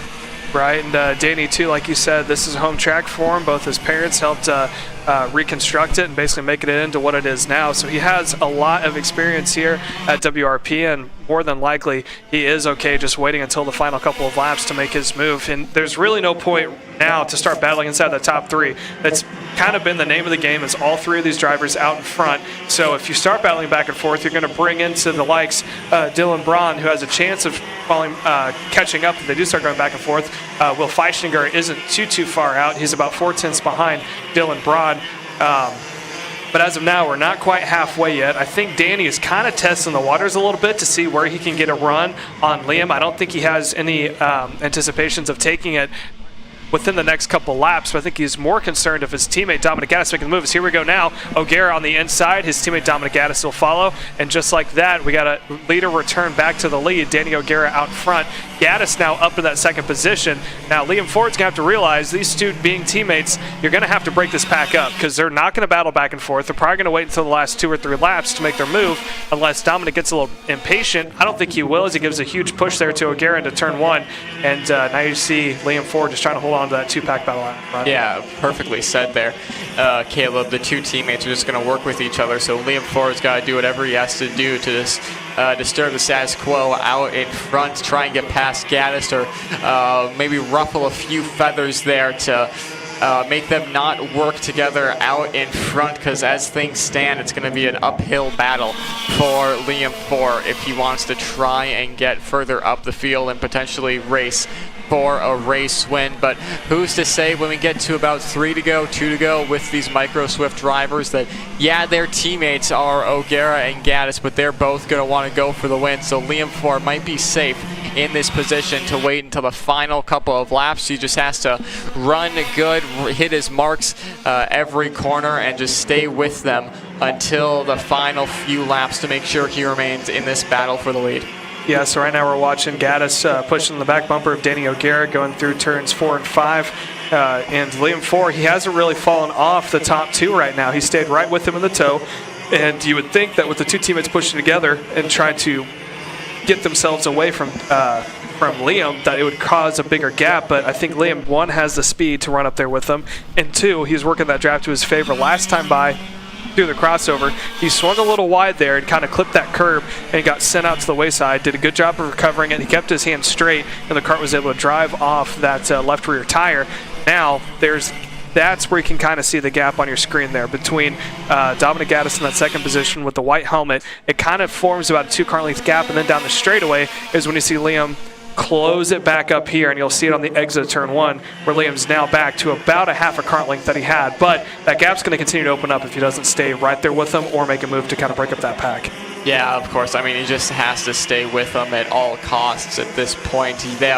Even if they do break away and they do start to battle, then he will get brought back into it, but you don't want to run that risk as a driver. You always just want to be on their tail and giving them constant pressure throughout the rest of the race, just letting them know that you're there as we're past the halfway mark. So they go through Daytona Corner, the south side hairpin of turn 12, long right-hand kink of turn 13 until a very tricky braking zone of turn 14. It's a closing 8 radius corner that's very difficult for these drivers to get right. You really have to lean on that left rear tire throughout the entire corner as they make their way through turns 2, 3, 4 right now. Still no change out in front. Looking further back in the pack, everyone is pretty spread out. So luckily for us, the only on-track battling right now is the top 3, and they have been glued together from rear bumper to front bumper throughout this race. Danny O'Gara just do another check over the shoulder, seeing where Dominic Gaddis is. It could be interesting, Caleb, further on in the race, because O'Gara only checks his shoulder from what I've seen out of turn 8 there, and that's where Liam Ford isn't very strong. He closes up to the rest of them throughout the rest of the track, but I'm wondering if O'Gara is getting a false sense of hope that it's only just him and Gaddis out front. Yeah, as Liam looks to the inside now, it looks like Dominic did as well. So they go 3 wide into turn 1. And how about that? Liam Ford goes 2 for 1 up onto the point, and Dominic Gaddis now settles into that second position. And I think Pandora's box has now officially been opened. And man, I can't wait to watch that one on replay there. 3 wide into turn 1, made it work through. Now Liam Ford went from 3rd place up into P1. O'Gara now getting put in position. He hasn't been in a while. Back into P3. Dominic Gaddis up on the wheel. Danny O'Gara up on the wheel and trying to just recoup the momentum. And when we cross the line, 15 out of 20 laps complete, so we're 3/4 way in as they make their way down to the south side hairpin now, going down this back straightaway, and here they go into that inner hairpin and up the hill. So does Gaddis now try to make a move on Liam Ford to get him back? But the problem is he might run into the issue of those two splitting each other now, the 2 teammates of O'Gara and Gaddis. Let's watch him to turn 1. Gaddis not close enough to make a move. Yeah, let's talk about lap traffic too. Chase Call is on the 15 top card, is a couple seconds up the road from these drivers, so they're going to have to negotiate some lap traffic. Here's the replay in the bottom right-hand corner of going 3 wide into turn 2, and Liam Ford making it stick. I think Dominic Gaddis thought he was going for the lead there on Danny O'Gara, and then saw a green Tony Kart with a red helmet put his way to the lead. You see Dominic Gaddis out of the corner there, tapping the back of his helmet as we go back to live pictures. There are the leaders out of Daytona and into the south side hairpin with 5 to go. Next time across the stripe for Liam 4, Gaddis and Danny O'Gara. Gaddis, though, up the inside on Liam 4, and now the MPG duo is split up, so this might actually play into the favor of Liam 4. Going into turn 2, all positions remaining the same, and Chase Call on the number 15 top card that's going to be lapped in a few laps here is ever looming on the horizon of those drivers. It'll be interesting to see if all three of them can get through. Believe that'll just be a blue flag for him. He's not off the pace to the point where Route 66 officials are going to black flag him off the track, but we'll have to wait and see what happens with that situation. Through the chicane they go, and Danny O'Gara losing a little bit of time as they're closing up to Chase Call on that top car chassis. Dominic Gaddis is going to lead them through, and if you're a driver approaching lap traffic, any one of those I'd like to be. Dominic Gaddis, the first person and the one choosing where I'm going through here. Cross the stripe they come yet again into turn 2. They're going to go to the inside of Chase Call. They're not. Gaddis is going to wait, go to the outside. He's going to get held up. They're all getting held up. Gaddis, a late move on Chase Call up the inside. Danny O'Gara is going to take second away from Liam 4, and Liam 4 not benefiting at all from that encounter with the lap car. Dominic Gaddis getting checked up there out of turn 2, having a late move to the left side. Liam 4 tried to go right, but Danny O'Gara snuck under him, Caleb, with just a couple laps to go here now. Like you said, Pandora's box is well and truly open, and Dominic Gaddis has, like we've been saying, an uphill battle to try and hold off Danny O'Gara, who calls this track his home track, and then Liam 4, who's having a breakout weekend in third. Yeah, and like we were talking about before too, it almost appeared that O'Gara set a pick there on Liam 4 going into turn 2, or sorry, turn 3 I should say, with Chase Call, who was trying to get to the outside, let him go by. O'Gara got to the inside line before him and 4 even got there, and that just allowed him to hold the inside corner. So good racecraft there from Danny O'Gara as they make their way now over into 5 and 6, heading up over towards the turn 7 and 8 complex as we continue on here. And Xander Clements, we've been saying it all weekend long, it's always coming down to the final 2 laps. And this is no different than Heat 1, no different than Heat 2. The same 3 that have been at the front of the field all together again and ready to battle it out. So Dominic Gaddis, at this point, do you start defending the moment you see the double sticks? Do you leave the door open and hope that maybe they're going to wait and then you can buy yourself a little more time to try and get some separation? I mean, right now, the 2 MPG Kart Republics have got about a car length and a half back to Liam. So if they hit a perfect lap here on the second to last lap, they might be able to make it a 2-driver fight. But no, we're going to send them both to the low side, and that will pack us back up again over to turn 3. Yeah, kind of early on the defensive there for Dominic Gaddis. I think he would have been okay holding that outside line. But now, like you said, Liam 4 joins up on the party. It looked like O'Gara thought about trying to make a move there as Dominic continues to defend again into 7 and then defending into 8. So this is going to slow the pack down again. They've got 7 seconds between themselves and Dylan Braun, as it looks like O'Gara looks to the inside now, over into the corner. Boys, hang on 3 wide on the entry. That's wild stuff. Double file through the bus stop, and they all survive, and they're all still fighting it out here for the lead and the win. Danny O'Gara, your new leader, into the last 2 corners. And Gaddis is looking, but can't find a way past him into 14. Now Liam 4, a little nose underneath Dominic, coming onto the front straightaway. He'll take over second, and the white flag waves. Danny O'Gara leading the field there down to turn number 2. He's going to go to the inside. Liam trying the long way around, and it won't quite pay off over to turn 3. Yeah, now there's going to be about a half a car length of disadvantage, but look at that run Liam got through turns 3, now 4. And he's still separating the 2 MPGs, now over into 6 and 7. O'Gara defends just a little bit, but that's going to bunch him up again. Hopefully we don't see another 3-wide entry into Daytona like we saw previously, but O'Gara holding that low line. It looked like Gaddis went a little wide there on exit. Yeah, just a little bit, but luckily they're going to stack up again, so he'll still have a shot at it, depending on how things play out for the front 2. Danny O'Gara to the low side, into the back hairpin turn 12 for the final time. No change there. 2 more major passing zones, and he knows exactly what he's got to do. He's got to park the bus on the inside here in 14 and trigger something like that. Dominic Gaddis into second, 4 back to third. Here comes the run to the line. Danny O'Gara wins in Micro Swift here at home. Dominic Gaddis ends up second to make an MPG 1-2 with a lap attempt that works off Liam 4, 1 spot further down to 3rd. Dylan Braun ends up in the 4th spot. 5th to Will Feitinger. Here's the last couple to cross the loop here. Bella Brinkman back in 6th. She ends up just a nose ahead of Lincoln Wiley in 7th. Bo Wyatt and Chase Call. What a battle here. A clean battle, hard racing, and Danny O'Gara able to come away with the win by doing a great job on that last lap. A masterful defensive driving class right there. But there were so many big moments from this race. Let's go back all the way to the start here, Caleb, and things got a little bit hairy further back. Yeah, a little bit of contact there in that second group that caused them to just bunch up. And how about that for Danny O'Gara? Around the outside of the entry into turn 3 and had a good gap so far. Over here now, you can see just the bumps that they have to deal with the curbing, as well as I believe that was Dylan Braun, who was up in that front group for a moment. And then over here, I believe that's the exit of turn 8. Now here's when the first time Liam tried to make the move for the lead. He got it back from O'Gara, parked it there on that inside line, so O'Gara couldn't fully do a crossover move and was able to keep the gap. And then here was the closing stages. Yeah, this was right. Danny and Dominic both able to go to the point over Liam 4, and then this 3-wide moment with Liam coming into the final few laps of the race to get the lead. What a Superman move. He didn't wash out one bit, but unfortunately we still had a lot more racing to go, and Dominic Gaddis was then the next one to take the point with a good move there in turn 14. Then of course they caught the lap traffic. Chase Call at a really awkward spot, and right at the same time while Liam tried to open up and get ready to maybe over under Dominic Gaddis, that left the door open for Danny to get through.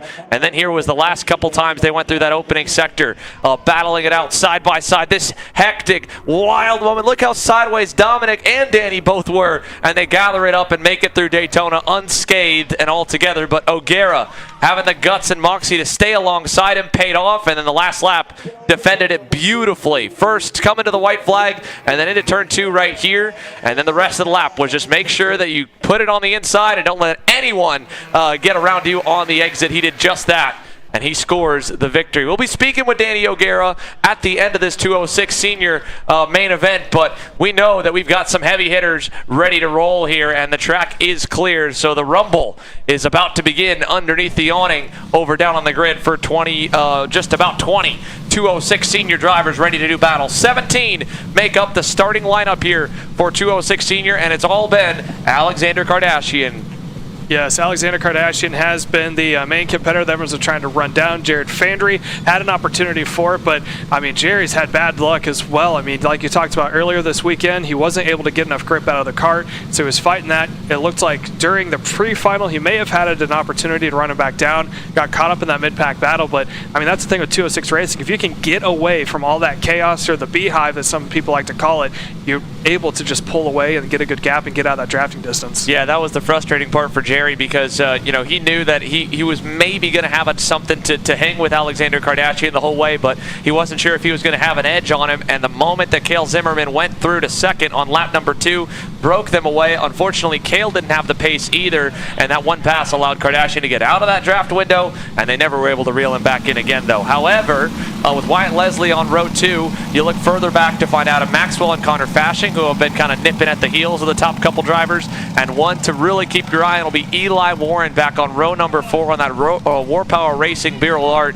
He was moving. Remember, he had the axle shift in heat number 1 that drugged the brake, slowed him down, fell all the way outside the top 10. So that's what's got him back on row 4, because in heat number 2, he charged all the way up to position number 4. But after the merge of the 2 heats, he rolls off on that 4th row alongside Braden Johnson. Kiara Sty and Raider Santos will complete your top 10. Then it's Cami Feister, Tommy Boyce, Lucas Rennick, Chad Miller, Paul Bailey, Kendra Padilla, and Angelina Vasquez, your 17 206 senior drivers presented by Lawson Speed Shop. So they will round the oval and get set to go green. Alexander Kardashian there on that blue, white, and yellow AMK Race Products comp cart.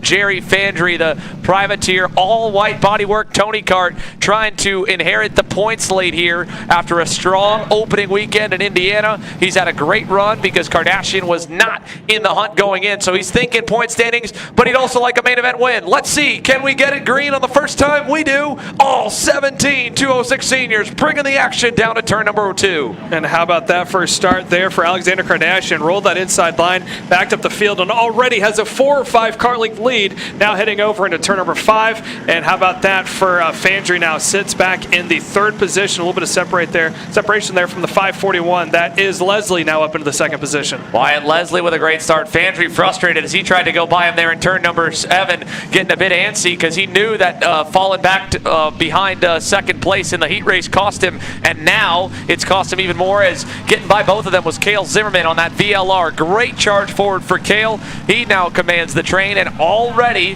they have, again, as Fandry points emphatically forward towards Leslie, given a massive gap for Alexander Kardashian to get away, and now they're going to make contact fighting for 3rd. Fandry was frustrated that he couldn't complete the pass earlier. He's going to pay for it big time now as he and Wyatt Leslie get shuffled to the wayside. Eli Warren into 3rd already at the end of the opening lap from 8th on the grid. What a start. I was going to say, too, there for Fandry, I know he was upset, but I think if he would have sat there and waited a little bit longer, Eli Warren would have been more than likely to give him a little bit of a push. And we know Warren is fast by himself, driving him through the field.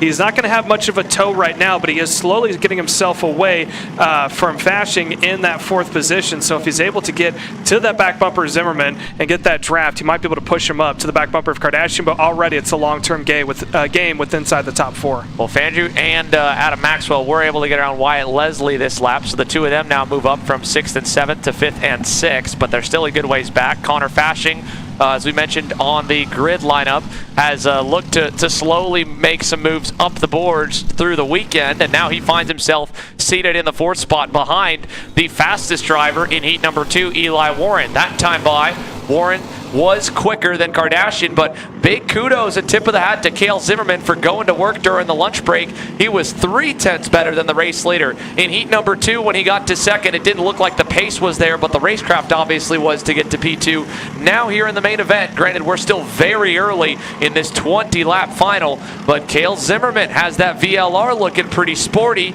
now within 7/10 and almost on the cusp of that draft window that is so elusive and at the same time so beneficial in 206 senior racing. Yeah, and while this is going on, looks like Eli Warren now about a 2-car length distance between himself and Connor. They're running in the 4th position. Fandry able to recruit back up to 5th after all the incidents that happened there on the start for him, and I think Fandry may have been able to settle in for a moment, take realization of what you have to do, and right now he's going to have to play the pack and just go from draft to draft to work his way up.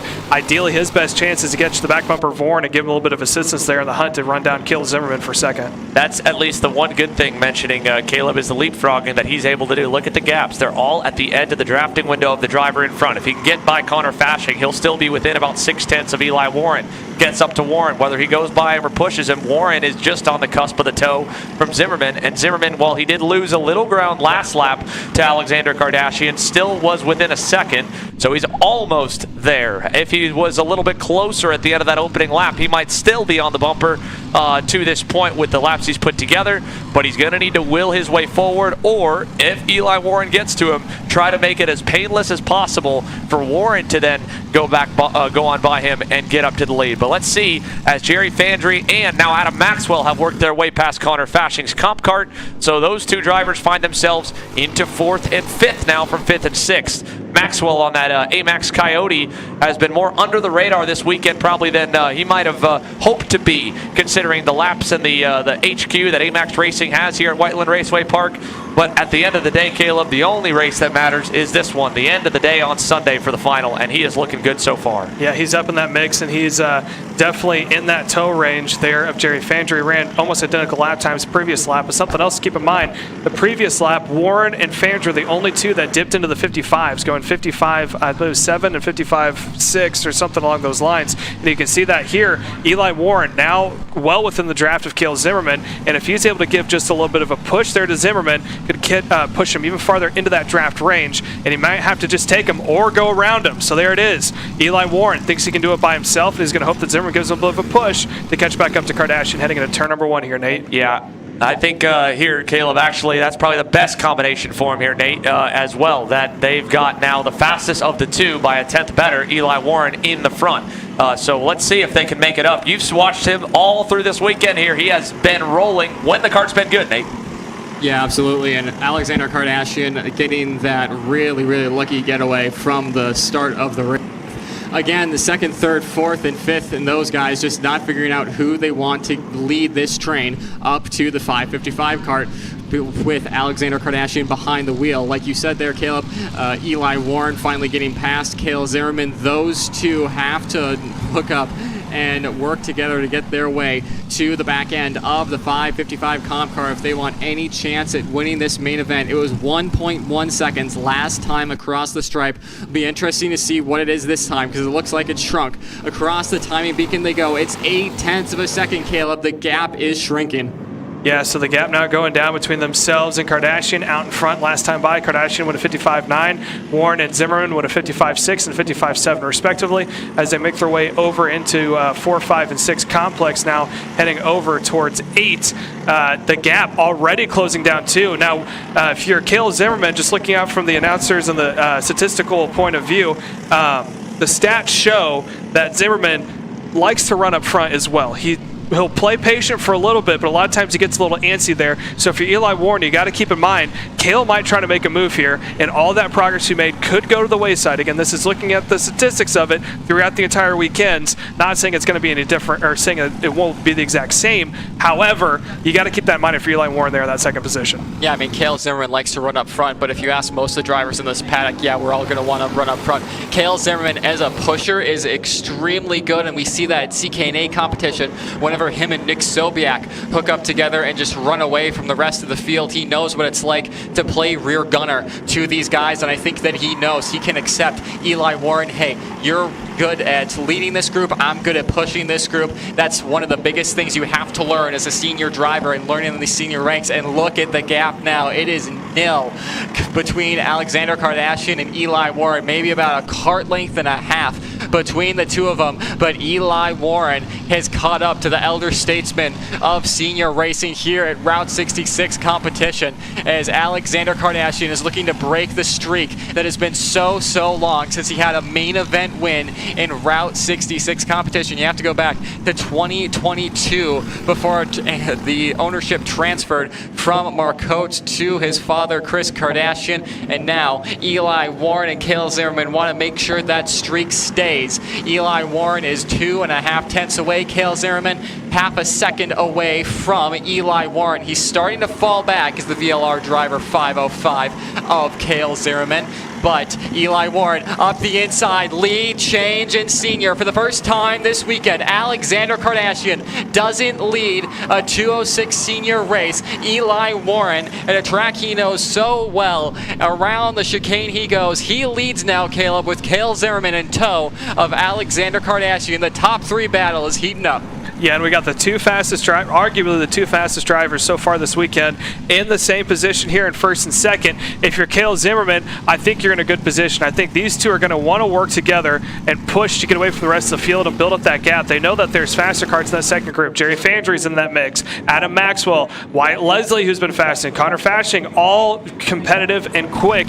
But if you're Cale Zimmerman, I think now's the time, like you said, you got to play rear gunner and just wait. You're going to get yourself separated from that second group. Yeah, it might be a little painful just sitting there and just having to watch these two go back and forth, but arguably Eli Warren and Alexander Kardashian are the two fastest karts in this field, and right now you got a free ticket to first class as you're on that tow and just having them pull you down this back straightaway here at Whiteland Raceway Park. And if you want to talk about teamwork and working together, Adam Maxwell, Jerry Fandry, Wyatt Leslie are all there or thereabouts. It's more so Maxwell and Fandry that are working together. Wyatt Leslie is kind of reaping the benefits of the edge of the draft range between those two. So who's to say if these three out in front start to battle, Adam Maxwell and Jerry Fandry are going to get brought into us. And if it really goes off sync with Wyatt Leslie and Connor Fashing, we could be looking at a top 7 battle for the lead. The only thing stopping that, though, the IQ between Eli Warren, Alexander Kardashian, and Cale Zimmerman, at least the racing IQ, is astronomical between these drivers. Very, very smart is Alexander Kardashian, not only on track but off. Eli Warren, as we've said last year and this year, is one of the smartest junior drivers in his final few years there, saying that whenever he went into wheel-to-wheel combat with someone, it's like I was playing chess and they were playing checkers. I just always had a step up on them, and now coming into the senior drivers, they've found that game and they're on that same level. Heading through the Daytona curve they go. We're past halfway, Caleb, but Eli Warren seems to be fairly content out in front. Same though with Alexander Kardashian, content to stay behind, but Cale Zimmerman is starting to reel this front two in, and same goes for Adam Maxwell and Jerry Fandry. Yeah, Fandry and Maxwell, the last time by they made up about a couple hundredths there. That was about 1.64, went to 1.63, now it's at 1.67, so they're losing a little bit on the back bumper of Cale Zimmerman in that third position. Cale's also losing just a little bit to Alexander Kardashian and Eli Warren. I'll let you know too, if you're Jerry Fandry, who's pushing the back bumper of Maxwell, you're doing all you can. You're probably wondering, all right, Cale, I know you passed me and kind of slowed that pack down. I need you to do the same up there, because what they would love is those three to start going back and forth. They could then get brought up into the mix, because right now they're on a little bit of a losing streak right now. 1.67 seconds behind is the top three. As they make their way through, we're going to be looking at about lap 13 completed this time by.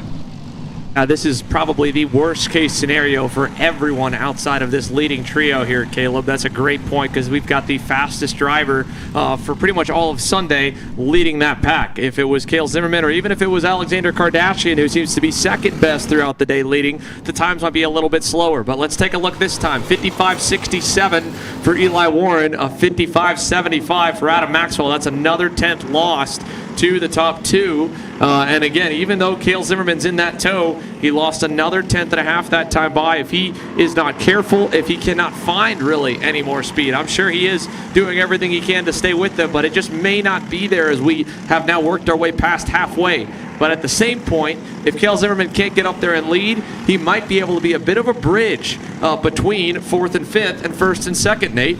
Yeah, absolutely. He's starting to drop back, and the thought in the back of my mind was, do you almost drop back to Adam Maxwell and Jerry Fandry, because they seem like they have a good thing going. If you add a third card that seems like it has a little bit more pace than those two, do you attempt it? It seems like too risky. If they were maybe a second or so further up, or maybe 7/10 in that range, you'd probably try it a bit more. But at this rate, Cale Zimmerman really backing off of that front battle, and really you have to think for Eli Warren wanting another driver in this fight. Of course, we talked about Eli Warren's a very smart driver in his own right, but Alexander Kardashian has been around this game for so long. Eli surely would have wanted a second factor in this battle for the lead, as Cale, like you said there, Xander, is just really falling off. He's 1.1 seconds away from the lead pack, and he's 9/10 away from the back bumper of the comp cart piloted by Alexander Kardashian as they head their way through the backstretch chicane and into the Daytona corner, as the grip is starting to get laid down here at Whiteland Raceway Park. Track temperature has got to be very high, almost into the hundreds, as air temp is 83 degrees out, and it's been cooking all day long. Adam Maxwell and Jerry Fandry just out of shot. They are really starting to close in on Cale Zimmerman. Caleb, you have to think in a couple of laps time, the 5:05 VLR is going to start losing time to them. Well, and look who else is losing time right now. Alexander Kardashian. He fell off a little bit there coming out of that inside hairpin. Now down about 2 kart lengths to Eli Warren. So the driver who was cutting his way up through the field, arguably, like Xander said, been the fastest car all weekend long, now starting to pull away, even with Kardashian being in the draft. So that thing is rolling right now with him piloting the wheel as they make their way down the back straightaway. Again, we're 3/4 of the way in. So 5 laps to go here at the line, and there's a good shot. There's 1, 2, 3, 4, 5. Your top 5 all spread out nose to tail. And I mean, all it really take is something were to happen up in front to slow that pack down. But right now, I think it's just all going to be Eli Warren pulling away, Xander.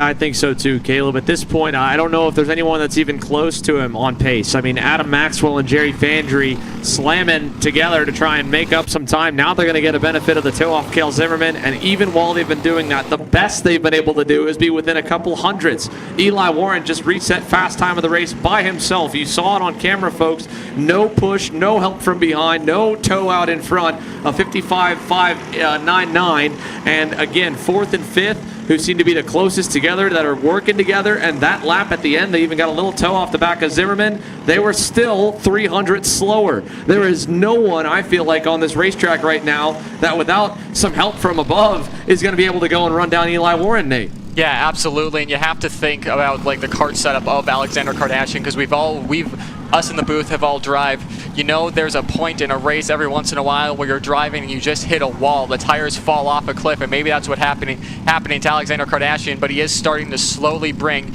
that gap down between himself and Eli Warren. Kardashian loves a stiff chassis with seat struts and stiffen the entire thing up. When I was racing under AMK race products, none of us under the tent could do the setup that he does because he has so much more upper body weight to himself that he's able to do different things with the kart to make it react differently to what we could do. So maybe that's him liking a stiff chassis and how hot it's getting, especially with it being on a 206 power plant, with you not being able to accelerate out of the corners as well as you would with the IAME KA100s. That could be not benefiting him as much in these last few laps, Caleb. Yeah, he definitely likes a kart. He can slide around. We saw that in the turn 1, both with the 206 and the KA. And right now, that gap's starting to go back down. He was about a 10th faster that last time, so 55.5 for Kardashian, 55.6 for Warren. And as we're approaching 2 laps to go here, Xander, that gap all but going to come to a 0 this time across the stripe. Looking back, still about 1.4 seconds back from Zimmerman to Kardashian. Well, as I talked to Alexander earlier today and caught with him after the heat race, I didn't want to put him on the spot, but he was joking with me coming off the racetrack from that opening K. He said, dude, I'm getting too old for this stuff, man. This stuff is beating me up, especially here with the grip levels and everything else. He's like, if I didn't have the gap at the end of that K heat race and I would have had to push, someone might have been able to get around me. And you heard it from Adam Kreppen as well, saying that the same thing in the KA Masters class. He's like, I was happy that I had built the gap early, because if I was under pressure for the final 5 laps, I wouldn't have had the energy and the stamina to get through, especially this section of the racetrack right here. Granted, the slower class, the 206 seniors, a little less physical on the body, but Alexander Kardashian, I wouldn't be surprised if the last couple laps he kind of tried to take a breath and get one last energy boost or usage almost to will himself back to the lead. Behind them as well, change for third. Adam Maxwell and Jerry Fandry finally caught Cale Zimmerman.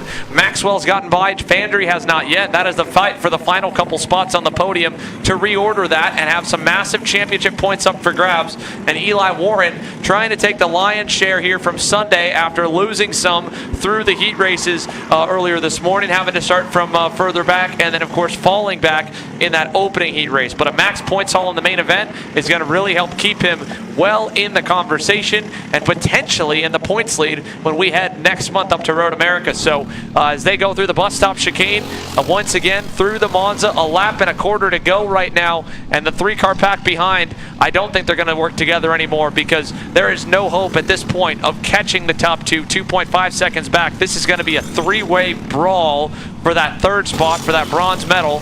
And at the helm, Eli Warren has found another gear. Check out the lap time he's about to throw down here as they cross the start-finish line, trying to pull away. There was his dad on the fence line motioning. Keep pushing. Do not let off the gas. Kardashian gave up 2/10 last time. It's up to half a second now over to turn 3. Yeah, so like you said, I think the closest battle coming down the line is going to be that one for third. Maxwell, Zimmerman, and Fandry as the top two make their way into turns number 7 and 8 now. So Eli Warren, all he's got to do is buckle down here for the next half lap. He's going to have the point, but how about that? Fandry trying to get around Zimmerman now around the outside of turn 8. That's Zimmerman on Maxwell with Fandry right around him. Now Fandry's going to go 3 wide. Check this out behind the leaders. 3 wide into the bus stop for third. Fandry, Zimmerman, Maxwell. Fandry's going to get the spot away into the final hairpin here on the last lap. What a big power move from 5th to 3rd at the beginning of the backstretch to the end. And up front, it is all War Power Racing. The independent Barrel Art will round the final turn, and Eli Warren turns his luck around as he wins in Whiteland. Alexander Kardashian second at the line. Give it to Fandry. Maxwell by a nose over Cale Zimmerman. So Fandry charges back up to 3rd. Zimmerman ends up on the last lap going for a minute back into 3rd ahead of Adam Maxwell. And then the over-under and then the run on the backstretch chicane all the way to the end finds him falling down to 5th at the checkers. Maxwell again 4th. Wyatt Leslie 6th. Connor Fashing by his lonesome there in 7th. He was basically no man's land, he and Leslie, for a lot of that race after they faded back. You can see the gaps to the lead and to the cars behind. Then Braden Johnson won out over the last couple in the top 10 over Cami Feister there in 9th. Raider Santos, Tommy Boyce, Kiara Sty, Lucas Rennick, Chad Miller, and Angelina Vasquez, the top 15. The field spread out a ton, and just barely we ended up with no lap traffic as Paul Bailey was the only one to be unable to finish there out of the 16 that all made at least a lap. But One heck of a race and a couple major moments, including a few towards the end.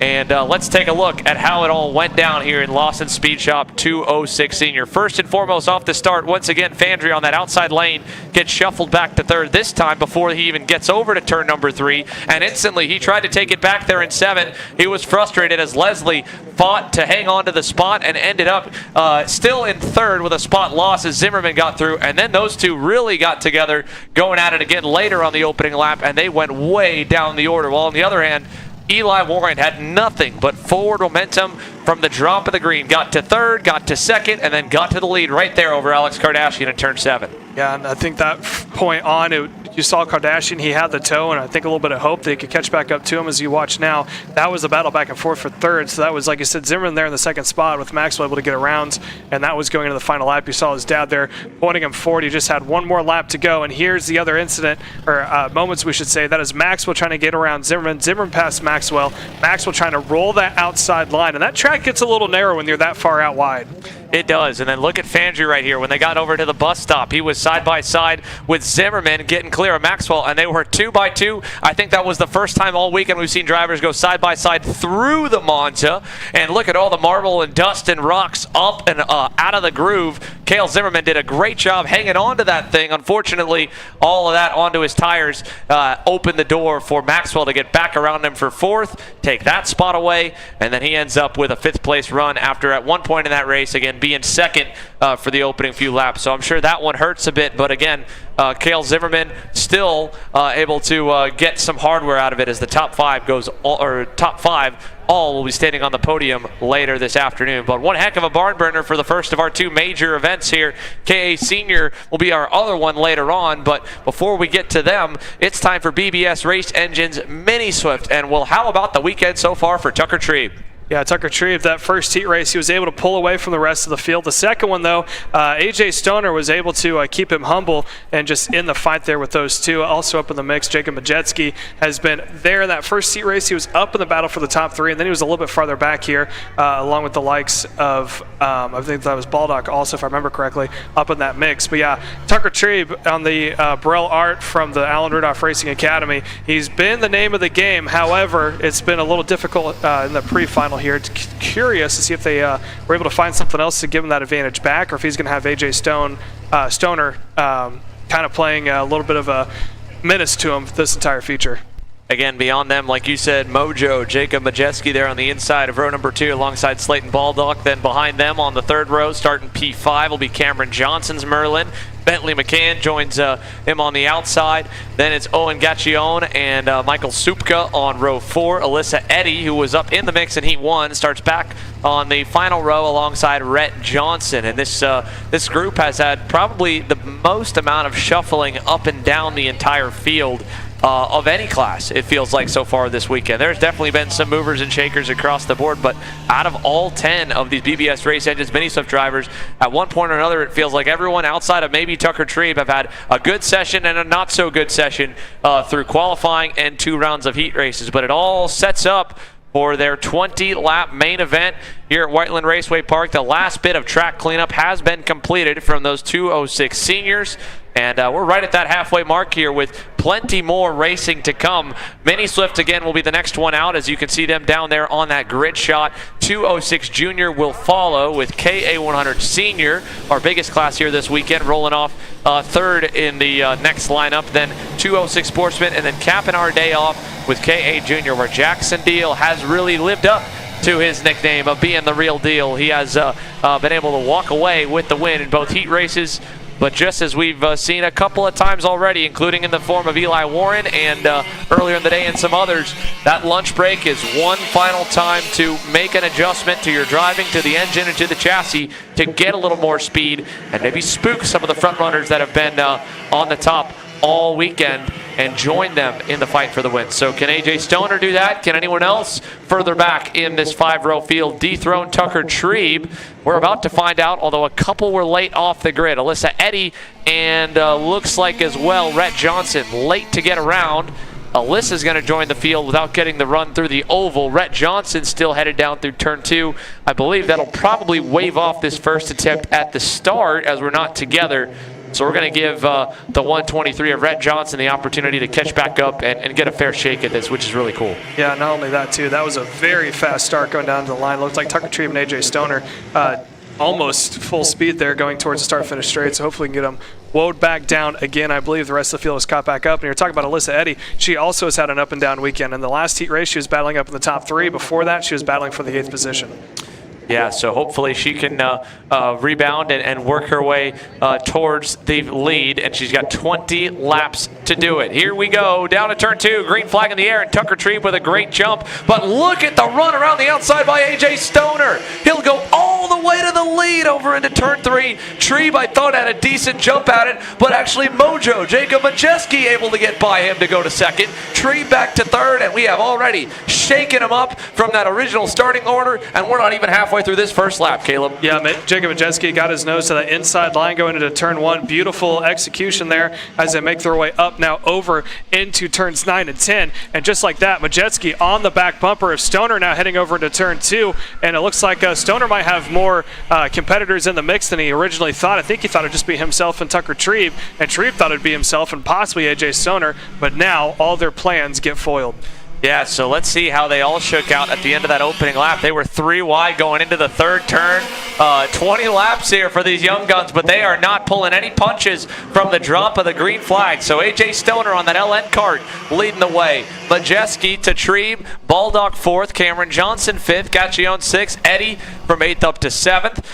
Then Bentley McCann in 8th, Supka 9th, and Rhett Johnson 10th. And we've traded more spots in the top 3 again. Treve, I believe, able to get up and into 2nd. Majeski back to 3rd, and Tucker is wasting no time to try and retake that top spot. Let's see how long he waits behind A.J. Stoner now as he locks in there to P2 through the Monza. Yeah, so now that back straight they go. It looks like there was no attempt made from Majeski that time by A.J. Stoner out in front. He looked back and probably saw that it was Tucker Treve behind him and not Jacob Majeski there in the 3rd position now as they make their way across the stripe. They're going to put another lap in the books. 3 laps out of 20 complete. So they are rolling here along with this feature. A little bit faster, so on the 206. And here comes Tucker Treve on the inside, able to get around Stoner. Does Stoner try to have a answer for it to turn 4 or turn 3 or 4? It looks like no. So he stays on that back bumper of Tucker Treve out in front. So Treve back in a known territory of leading the way, and all the while Jacob Majeski, he has stayed right there on the back bumper of Stoner,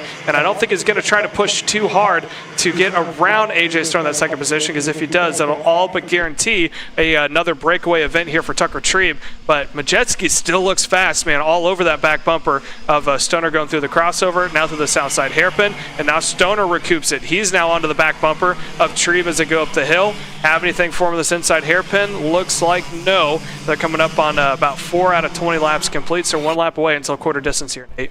Yeah, and Tucker Treve picking up where he left off. He seems like he's been the driver to beat all weekend, but A.J. Stoner has been pressuring in that same instance.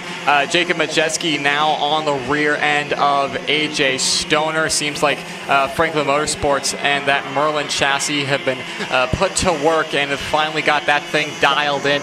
Cameron Johnson, who was out on lap 1, but kept going, but was out of the fight for the win in the 2nd heat, is now up into 4th and is just 3 spots away from taking a win here in Route 66 for the first time since Millwright last season. So Cameron Johnson obviously want that, but dive to the lead for A.J. Stoner. Put one up for Amax. The 141 goes to the lead and brings Jacob Majeski with him. Tucker Treve now demoted down into 3rd, right where Cameron Johnson has been waiting for these 3 to start battling, as well and truly brought this into a 4-way battle for the lead. Majeski wants it now. He'll lead for the first time in a while this weekend as Tucker Treve now moves up into 2nd. A.J. Stoner, after leading for about half a track, is now down at 4th at the caboose of this train. But Caleb, I wouldn't discount Slayton Baldock and Alyssa Eddy quite yet. They're about a 10th apart from each other. They're both working with each other as Alyssa Eddy actually got past Slayton Baldock there, so put Alyssa Eddy onto the provisional podium as things stand. We're going to take a break from that train of thought, have a replay here as we're going to work through that. But Jacob Majeski out in front as we have an interview there with Xander Clements and Eli Warren. We're going to take a break from the action here. Xander, how about it from the Eli Warren and winning that one? I joke with Eli as we were walking up here that, dude, you were too fast. It made our jobs really tough, although it was really fun to watch you carve it up through the pack, through the race. Talk to me about the pace behind that beer lager all weekend. Yeah, we had pace going in because I've been racing here for 7 years. I'm always going to be faster no matter what. But Friday was kind of a washout. The first session, we didn't have the cart ready. The next two, they were wet. And then the first session Saturday, my axle shifted over, so I was dragging the brake the whole time.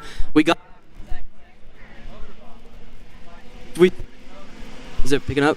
All right, so we switched motors, and it fixed it, but then we were just behind. Have a good position for qualifying. I think I qualified second, but then in the first heat, my axle shifted over again, so I got 11. But I heard on lap 1, so I knew that I was close to Kardashian, and I just kept gaining. And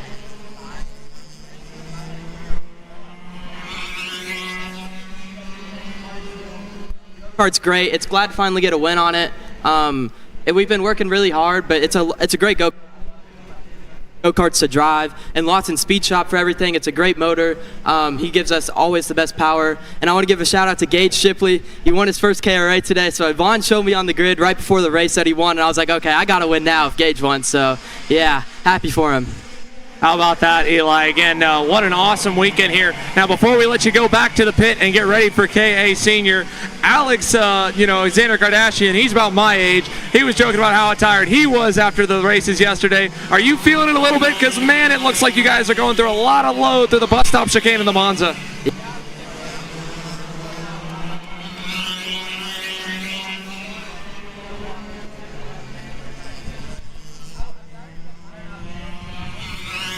So I can just get going, and I'll be able to get in the zone and just fight through the pain.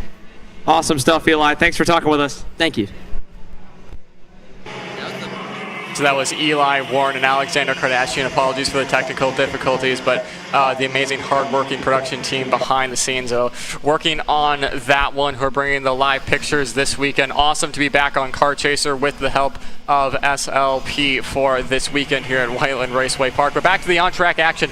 Tucker Trebe leading the way from Cameron Johnson, who made his way up into second, and a bit of a battle pack has split Caleb Hazenet for the lead, as Jacob Majeski and AJ Stoner, who has not been able to find any more time, still lays in fourth. But Majeski and Stoner need to find some pace to challenge Tucker Trebe, who has been so dominant throughout the weekend. And then also Alyssa Eddy, 2.1 seconds back. His left, Slayton Baldock, 4 seconds behind. Alyssa Eddy, if these guys start to battle, could make this a 5-way battle for the lead. And wouldn't that just be a great way to cap off BBS Race Engine Development Mini Swift for the weekend here at Whiteland? Absolutely, and you can see now too that the pack is starting to bunch back up like you were talking about. It's starting to spread out here. We are not quite to halfway yet, so there's still plenty of time to go here with this entire event. But I mean, second placeman Cameron Johnson wasn't even in the field of view of what we thought would be a competitor here for this micro division.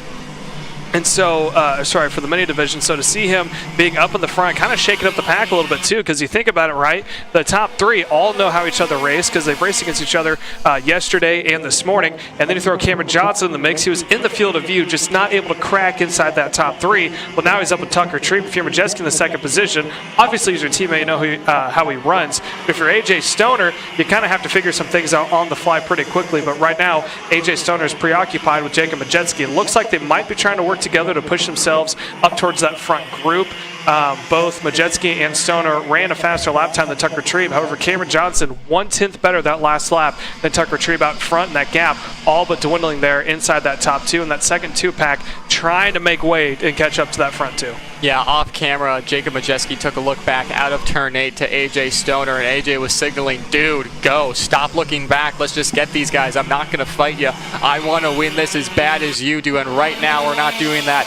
Cross sticks in the air from Mick Gallagher, our flagman, halfway to go in this main event, and Cameron Johnson is pulling the plug early. Cameron Johnson, Franklin Motorsports, and Merlin lead the way here in Mini Swift, and Johnson, who has not had a weekend thus far to remember, now leads after bad luck throughout qualifying Heat 1 and Heat 2 earlier on today, leads the way from Tucker Trebe, who seems to be the one who has just been dominating in this Mini Swift class, and even with that pass for the lead. It doesn't seem like Jacob Majeski and AJ Stoner have made up any ground whatsoever on those front two. Same being with Alyssa Eddy, who is just continuing to fall back 10th by 10th every lap. She really needs these guys to start battling. But once you get into these mini Swift divisions, the drivers start to develop a lot more of their racecraft more and don't really battle throughout the entire of the race that you might see in the lower divisions. But I say that Micro was incredibly good today as well from a smart driving perspective. But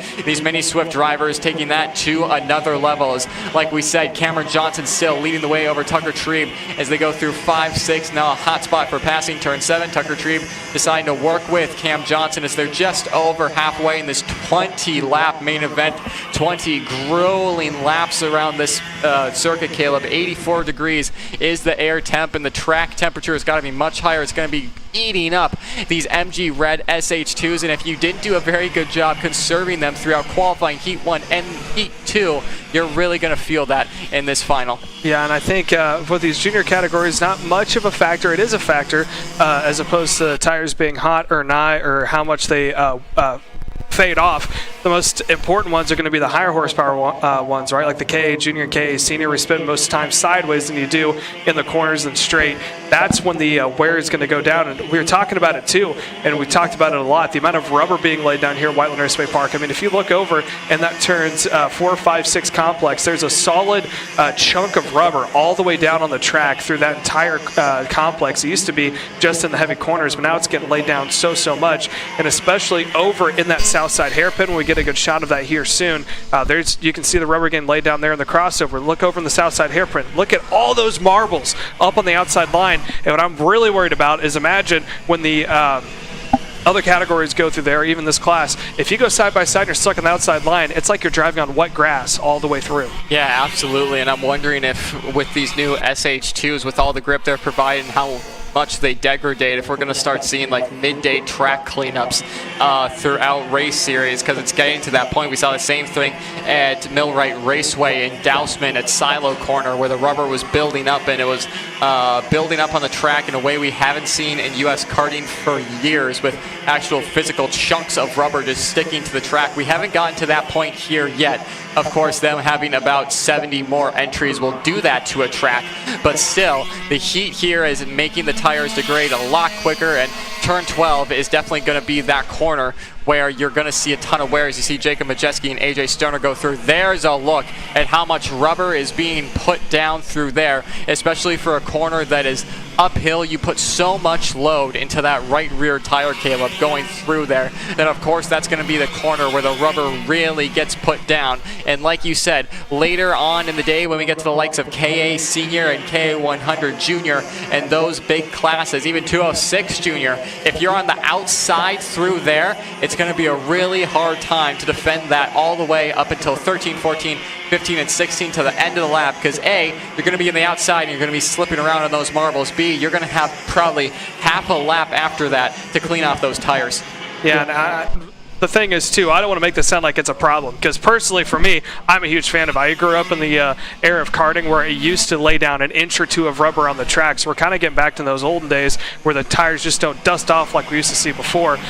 So, I mean, blowing off the track, yeah, that is a factor we're going to have to take into consideration here in the future. But as far as tires actually laying down rubber and actually have to managing your tires, it then brings out more the driver craft that does who can just keep their foot down into it, who can actually play the smart game and manage it. As Tucker Trebe tried to manage the lead but went all to the wayside. He had that attempted at turn 1. It looked like that back end just caught up a little bit too much, as I think Johnson may have come down just a little bit more than what Tucker Trebe was anticipating, caused him to lose a little bit of time. And just like that, all of his work has gone to the wayside. He's going to have to make the gap back up, and we're looking just over 3/4 of the way in. It's going to be about 16 laps complete when they make their way across the line. And that could have just been Cameron Johnson trying a different line and Tucker Trebe not expecting it, because with all this rubber being put down, like we've mentioned so far, you tend to turn in a little bit earlier and get under that rubber. And if you look over in turn 2, and everyone in the viewing suite, or whenever we pan over to that on the live stream, you can see just how dark the asphalt is getting there,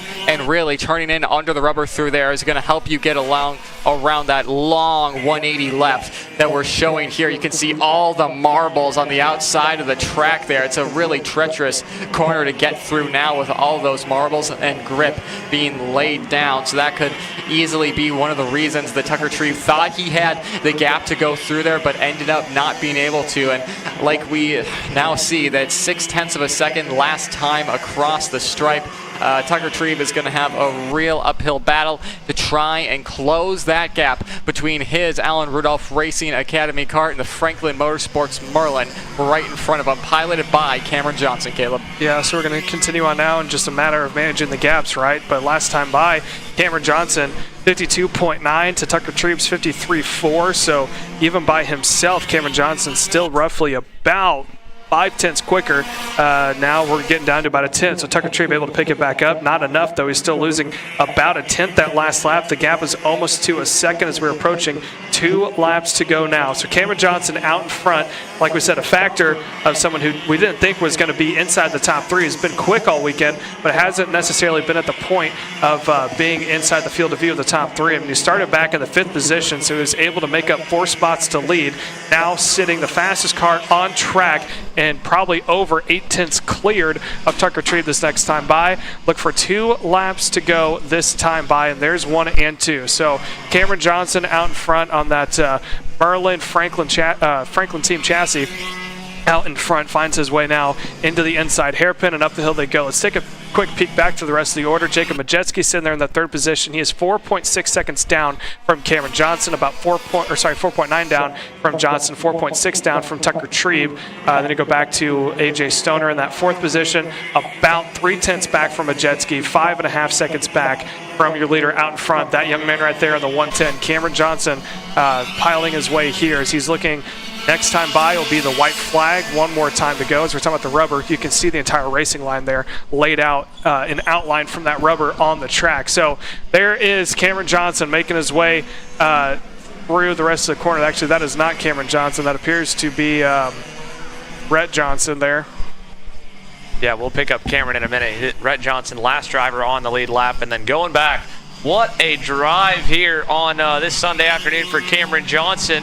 From that 3rd row starting position in 5th to just slowly and methodically cut his way up in a race that has gone completely different than all the heat races to this point, but 1 lap to go, 1 lap away for Cameron Johnson to try and seal the deal here at Whiteland, Caleb. Yeah, he's trying to pilot that Merlin back up into the winning circle. I mean, Merlin used to be a very dominant chassis here in the U.S., kind of faded away for a little bit. He had 1 or 2 drivers who were keeping it very popular here, but now let's see it if Cameron Johnson can bring it back home again for a win. I think I heard this might be his first win in the mini division if he's able to pull it off here this afternoon. Well, it would feel massive to be able to topple over a couple of drivers who have been at the helm of the mini division, not just in the Route 66 regional, but as you and Nate have talked about, at the front of many national fields as recent as last weekend with the U.S. Pro Kart Series in Dowsman.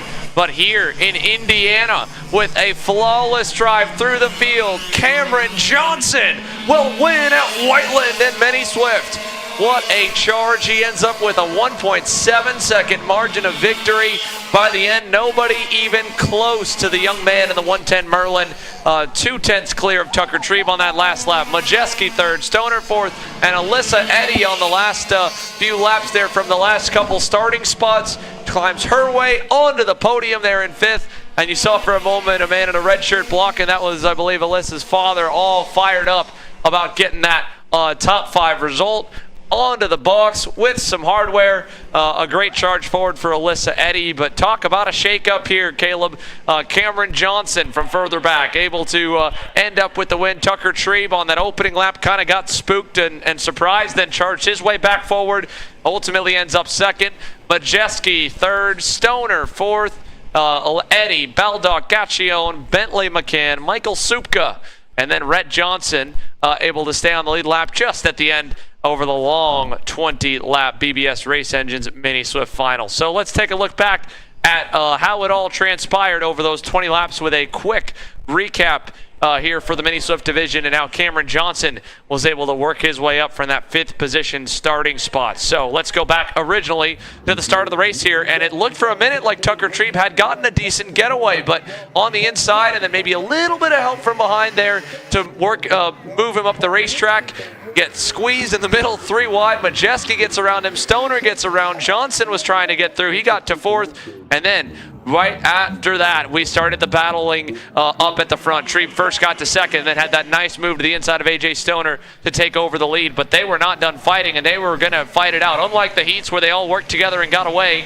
And that allowed Cameron Johnson to stay close and Majeski to do the same and to get up the boards as well. There was Trebe making a move down to the inside to retake the lead, and what a slick move from Cameron Johnson there to go from 4th up to 2nd in that 1 hairpin. And then the next lap, next opportunity, down turn 2, getting through for the top spot. Yeah, definitely very opportunistic, as anytime there was a chance for it, he took it, did a good job of it all the way through.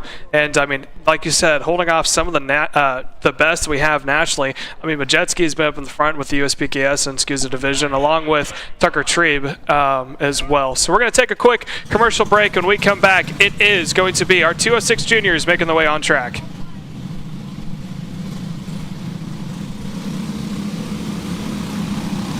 Colin, I need a new 219 chain. I need a 77 2-through sprocket. I need some more chain lube, and I need it probably as soon as like tomorrow. Dude, are you even listening? Like, we need this to run this weekend. Want anything else? What do you mean? I already got it in the Kart on Acceleration Kart Racing's online store, bro. All orders over $200 get free shipping. Oh, throw in a set of tires. Done. Everything you need, all in one place, and shipped to your door for free on orders of $200 or more. Exclusions apply. Shop AKR.com.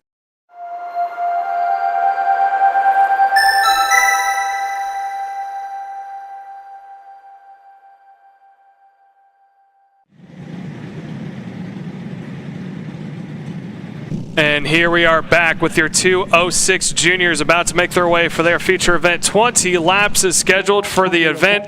Brayton Domont is going to take the pole position and the start here this afternoon. Brady Schott on the outside of row 1 with Christopher Yutzi in that 3rd position. And they go one more time around. Nadine back up in the booth with me as we make our way through. And we are set here. 20 laps, a little bit of a distance for these drivers. And we're talking about, too, we've been saying it all day long. Physicality has been one of the leading factors here for these races. Yeah, absolutely. The drivers who are good in shape and all that will definitely prevail. And if you think about one driver that's definitely in shape, it's Brayton Domont with all the track and field running he's doing out in front there. So I don't think it's going to be an issue for him physically. But 206 racing here at Whiteland Raceway Park has been some of our favorites as the 387 is out. That is one of the Vasquez's out of this race. I think we're going to go green regardless, as we will go green flag racing this time across the stripe. Brayton Domont to the lead over Brady Schott, last year's winner in the 206 junior division, followed by last year's champion and sportsman Christopher Yutzi, a star-studded front 3 that we've been seeing battle it out throughout the entirety of the weekend here at Whiteland Raceway Park for round number 2 of the 2024 Route 66 Sprint Series. And look at that gap, Caleb. There's already about a 7 or so kart length gap between a 3rd and 4th, who is Max Kraus at the moment, who's having a breakout weekend on that 314 kart, getting helped by Jerry Fandry, who is running in 206 senior this weekend. And maybe not the start Max Kraus would have wanted, but still a really, really good weekend for him after being around the mid-pack all of last season, as more battling going on in the final couple of corners there. But out in front is still Brayton Domont looking for his first ever junior win, and Brady Schott looking to defend his win from last year here, Caleb. Yeah, and even the top 2 of Domont and Brady Schott, they seem to be pulling away from Christopher Yutzi just a little bit there in that 3rd position. But like you said perfectly, a clean break in the top 3 to 4 with Max Kraus leading that 4th pack. But if the top 3 decide to battle back and forth, it could bring the rest of the field into it. However, Brady Schott in that 2nd position, now holding off Christopher Yutzi. If you recall back to that 2nd heat, Christopher Yutzi worked hard with Brady Shaw to catch back up with Domon. You saw him looking back, and they kept pointing forward, even with 2 to go, saying, we got to go. And Yutzi waited until the last lap to make his move. So I think he's going to be content, Christopher Yutzi that is, playing the long-term game here. And we've been saying it over and over again. The long game seems to be the one you have to play because there's always 1 or 2 that take off at the start, and it's just the rest of the field trying to run them down, as we're already 3 laps in this time across the stripe of 20. So there's still plenty of time to go. We're not even a quarter way in yet. Yeah, not even a quarter of a way in, and it feels like we've been racing for quite some time already. Out in front, though, still been fairly tame in AMK Race Products 206 Junior. Braden Domont going through turn 7 now. Again, this has been one of the best passing opportunities on this track. Is 4 wide further back. You just saw it there in the shot between some of the drivers. Thomas Anthony, one of them, Jack Fieber, and a couple others I can't quite ID from our position here in the tower, but big contact for Jack Fieber out in the Daytona corner. That's off camera, but he got going again, so thankfully, as we almost went 3 wide into the chicane, Caleb, which for someone who commentates here and knows this track all too well, usually doesn't work out too well. No, I've seen it a couple of times where people go side by side, but it's normally either one of 2 things. People have raced together for 10 plus years are really good friends, because I'll tell you what, that Daytona corner is fast. You go under a heavy G load, and the banking is kind of unusable. It's only that inside line. When you go out there on track, you can even see it on the white line on the inside. Everyone hugs it all the way through until you get to the exit where you kind of feed it off a little bit. But that track, while it's wide all the way through in that part of the section of the Daytona, it's very narrow on entry and exit, so not something you want to experiment with too much. And talking about experimenting, there's a little bit of a shake-up in the front. Christopher Yutzi able to get around Domont, I believe, who fell back through the field. So now I believe it's Shad in the 3rd position, or no, Shad still leads. It's Yutzi in P2, Domont into 3rd. So let's see these 3 continue on. As look at your 4th place one there, Max Kraus, he has left that 2nd pack and has actually driven up to that 1st pack. He's just out of the field of view of camera, about 3 or 4 kart lengths back. So if he can just get within that drafting range, and it appears that he is, as he's there at 8/10, I believe, then he is going to have a good chance here inside the top 4 as we take it down to Xander Clements, who has an interview with us here soon. So we are now going to take it down to our very own Xander Clements. Xander? Caleb, thank you very much. I'm down here with a very happy Cameron Johnson. First career Mini Swift win. This year is a transition year where you've run some races in Mini, the major nationals in Micro, as you're getting ready to move up. But first of all, you weren't even on the radar for that main event. The heat race, you were close, you were getting there. Talk to me about, first, I know a special message of what this race means to you, but a little bit about how you made it happen.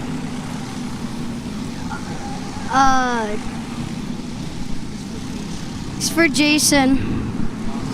He lost his dad, and I just wanted to win for his dad. And now talk to me about that. You started 5th. You were able to carve your way forward. Can you give us a little recap of how you made it all happen? So my coach said I just need to go through the field, and I did. My teammate got passed, and he got messed up, so I passed him, and then I got a huge run on Tucker Drive, and I passed him, and then he tried passing me back, and he messed up, and he lost me. Well, he lost you because you were so fast. You did such an awesome job. Who would you like to thank that makes it all possible for your go-kart to be this fast? My mom, my dad, Franklin Motorsports, Jamie, Jason Birdsell, and my mechanic, and Scott. Awesome stuff, Cameron. Congratulations, buddy. You're a Mini Slip main event winner. Nice job. Thank you. Back to you guys. So thank you, Xander. That was Cameron Johnson after his main event win. You come back to a new leader in Brady Schad on the Millwright Racing Merlin. He made a bold move in turn 7 a couple of laps ago to take the lead away from Braden Domon, and is now looking to go 2 for 2 in 2 years here at Whiteland Raceway Park in 206 Junior. But Braden Domon is right there on him, and in his maiden year in the 206 the junior ranks, excuse me.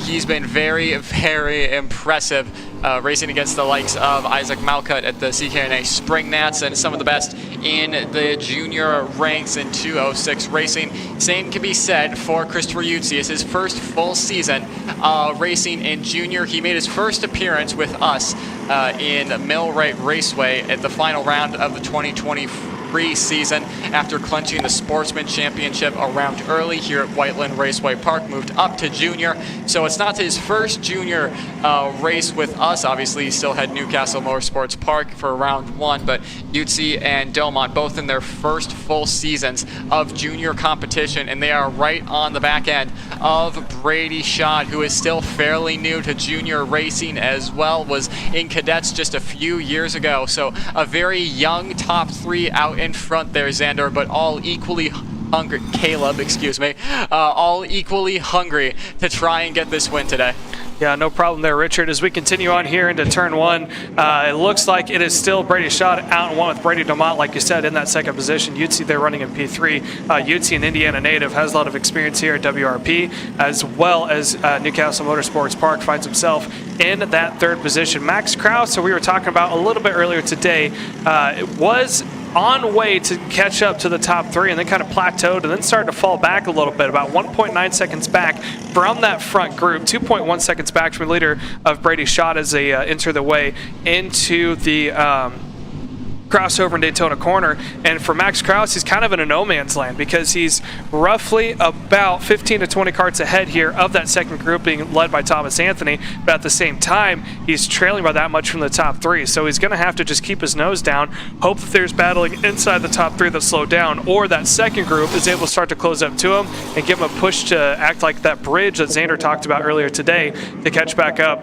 to that front group. So as they continue on now, it is still Shad out in front, Domont in P2, Utsi still in P3, and Nate, not a whole lot of changing inside the top 3 like we saw earlier, as we're just now at halfway. Yeah, I'm not sure we're going to see that much changing until we get to about lap 16 or 17. These guys are probably going to cool down for the time being, just take a breather after battling for a little bit there in the early stages of the race and then come back at it. As I say that, Brayden Domont decides to prove me wrong, immediately taking the lead back in the outer hairpin in turn 12. Brayden Domont to the lead there, and then Brady Schott still holding on in second after being newly demoted. Christopher Utsi running in third as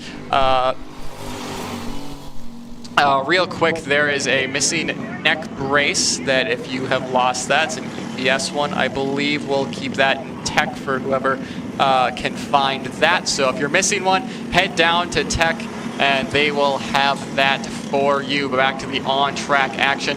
Brayden Domont continuing to lead over Brady Schott. I wonder if that retake of the lead, Caleb, was just a signal to Brady, is like, look, I'm okay pushing it, but I'd much rather lead this pack, and Brady didn't fight him back, so they seem content playing with where they are right now and not letting Max Krause get any closer to him.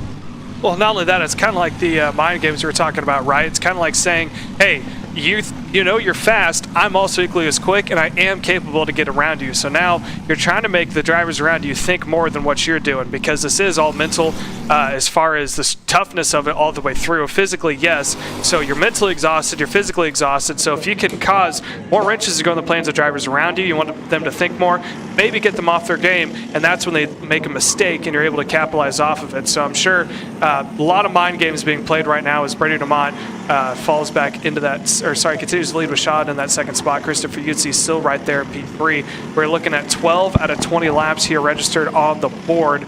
Not a whole lot of changing all the way else through. Max Krause has lost a little bit of time, 3 seconds back from Utsi there in third. Thomas Anthony about 1.5 seconds back from Krause. So that second group is closing up to Max Krause. So look for the likes of Anthony, Leroy, and Eddie to possibly have another battle for their hands going on here soon. Yeah, and I don't know if Max Krause got a podium last year with us in 206 Junior, so this could be a maiden podium for Max Krause, currently running in fourth with Thomas Anthony in fifth, looking at a home podium for the AMAX Racing driver here at Whiteland Raceway Park. Out in front, though, it's still the same front three, Domont, Shad, and Utsi. remain unchanged. And like we said, Caleb, probably for the next few laps here until we hit sticks in the air, 2 to go or maybe 3 to go for these drivers. Through 7 and 8, Brady Shad didn't get quite the run he would have wanted through there. He's got a little bit of a disadvantage to Braden Domont. That's nothing to worry though. Christopher Yutzi got a good run. He's going to push Shad all the way up to Domont, and if he times this right, might go for a move in turn 12, is unable to. If Shad fell back to Domont maybe just a little bit more, he would have caught Domont right at the braking zone at the outer hairpin at turn 12. So we'll have to see if Shad tries to make his move there at some point or somewhere else. But for the moment, though, Caleb Yutzi following back ever so slightly. A bit weird from Christopher Yutzi there. I didn't see any driving mistakes in that half of a lap from him. So that's quite interesting to see there, but he's already back to the rear end of the Millwright Racing driver of Brady Shad, so nothing to worry about there as they make their way out of turn 8. Shad got a really good run out of there, but in these 206s isn't able to do anything with it. Through the chicane and Daytona, they come yet again into south side hairpin of turn 12. No moves being made for the time being. No moves really being made for the time being in any of the on-track battles. Everyone staying pretty well behaved apart from the potential for Thomas Anthony, Leroy, Eddie, and Benoit to catch up to the back end of Max Krause and make it a potential 5-way battle for the final 2 spots on the podium, as they will be making the way through the back section of the track still. That is the leaders. Braden Domont still nice and comfortably out in front. I say that. To the lead goes Brady Shad, and he will retake the lead with about 6 laps to go in this race. Taps the back of his helmet saying, let's go. Let's not try and bring the train of 4 karts that are about 6 or 7 seconds behind them.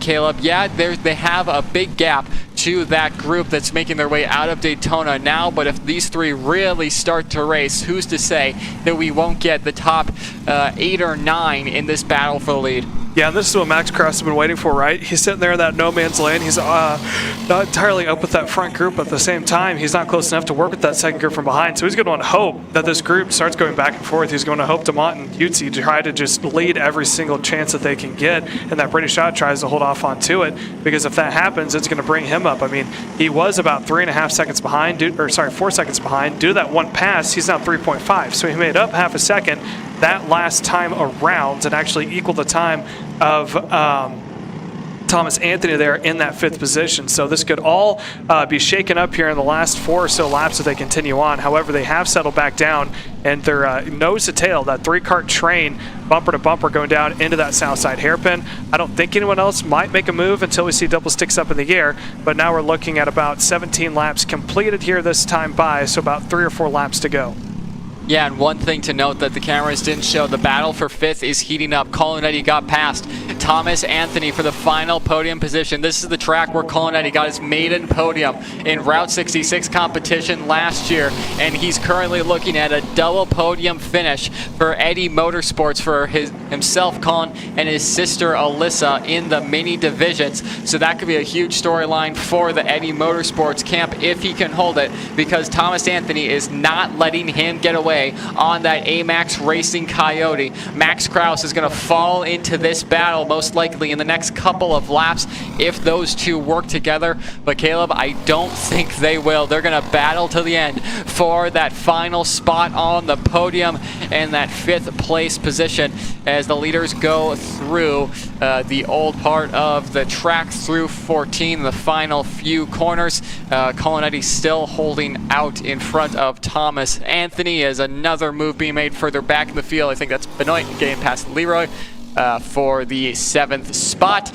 So Brady Shad, though, still out in front over Braden Delmont, who's looking for his first ever Route 66 Sprint Series win. That would mean surely a lot to him, Caleb, and then a lot to Christopher Utzi, looking for his first win in the junior divisions here at Route 66. Yeah, so we're going to continue to watch now the top three. It's probably going to get more and more intense here as we're looking for 2 laps to go this next time by when the double sticks go up in the air. But as of right now, Brady Shaw continues to lead over Delmont and Utzi there in that 3rd position. Kraus is starting to fall back into that battle that you were talking about before there with Colin Eddy and Thomas Anthony. Both been incredibly quick and running almost identical times. Last time by, Thomas Anthony was about a 10th better than Colin Eddy was. So that also starting to pick up just a little bit. And speaking of picking up, here it is. Double sticks are going to be up in the air. 2 laps to go this time by. And let's see it down into turn 1 because Delmont already going on the defensive. Shad followed just a little bit lower, and Utzi took similar lines. So Utzi still in 3rd, Shad in 2nd, Delmont on point. Now they go out of turn 4 and 5, heading into 5. Now turn 6, followed by 7, and on the defensive. Here comes Shad. He goes low. Brady Shad up on point. Delmont tries to cross over. He's rolling the outside line. Here comes Christopher Utzi. Gives a push way to the outside line. Utzi giving the boot there to Delmont to try to keep the pace back up. Now they're going to go nose to tail. So Shad out in front. Utzi now into P2. Demont P2, Utzi into P3 as they all go down to the inside line to defend and dropping a wheel there. Christopher Utzi drops a wheel on the exit of turn 3, and I think he's actually going to get brought back up into it because Delmont continues to go on the defensive. He does have dirt on his tires. He's going to have to get off. But now, with the white flag in the air, if they defend into turn 1, it's going to be no problem, and they do. Down into turn 1 goes Shad. Delmont rolls the outside line, or attempts to, gets a little loose. Now here comes Christopher Utzi. He's back up in the mix. Now, let's see if Delmont tries on the outside into turn 5. No. Yes, he does. There it is. Delmont, 2 wheels up in the air. He takes a spot, but now Utzi goes through. So Utzi up on point after that hop of the curb there for Delmont. So Delmont now into 2nd. Utzi on point on the final lap, and then Brady Shad just off camera in that 3rd position there. There's the gap, and now here comes Max Kraus. I don't think it's going to be close enough by the end of it, but who knows. Utzi defends again, and then Delmont has to follow in line. Shad being brought back up into it again as they make their way towards the inner hairpin. Utzi's got to hold on for this last corner. He goes on the defensive. Delmont tries it. They make the climb up the hill. It's not going to be enough. It's going to be Christopher Utzi taking the win here this afternoon. So Christopher Utzi comes home with the win for 2:06 Junior. Braden Delmont comes across in P2. Brady Shad finishing in P3. Max Kraus on P4. And Thomas Anthony able to hold on for the podium here in the 5th spot. Colin Eddy comes across 6th. And that will do it for 2:06 Junior. We're going to take a commercial break, and when we come back, it's the 2nd of the 2 highlight events. Your KA seniors are coming to you live here on Kart Chaser Grassroots.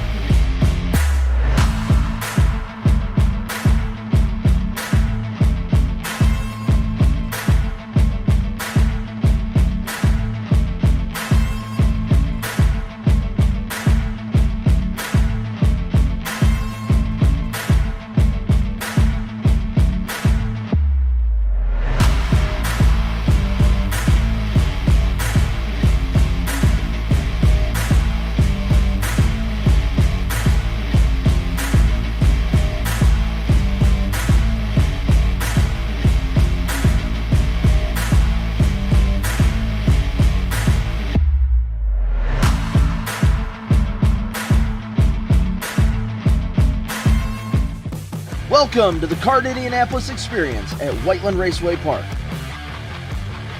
Indy's premier outdoor karting circuit, Whiteland Raceway Park is just 20 minutes south of downtown Indy and the Indianapolis Motor Speedway.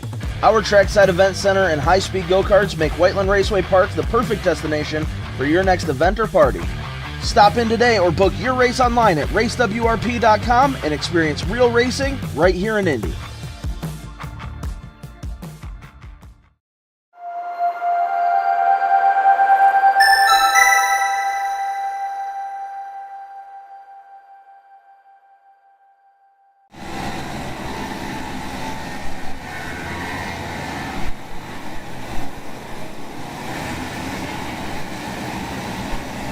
And here we go. KA Senior taking track now. This is the second of the two feature events here, and this is the Route 66 Sprint Series making their way as for their race here at Whiteland Raceway Park. And we're about to get things going. 27 karts are about to take 20 laps here at Whiteland Raceway Park. And Nate Dean, you want to talk them through the starting order here? Yeah, how about this stacked lineup? Alexander Kardashian and Eli Warren are set to do battle yet again after fighting for the win in 206 Senior. Then it's Charlie Steins and Lucas Klimek looking for a maiden podium in Route 66 competition in the senior division. Adam Maxwell, AMAX himself, comes in 5th at the moment. Then it's Luke Powers, Jonathan Kotek, Bryce Mersberger, Mason Sturgener, and Michael Levitt, your top 10. Just outside, Giovanni Santoro, Grant Vogel, Nicholas DeFillo, Carson Stoddard, Clay Settles, your top 15. And that's all we have time for because they're already doing the Kardashian crawl into the start box now.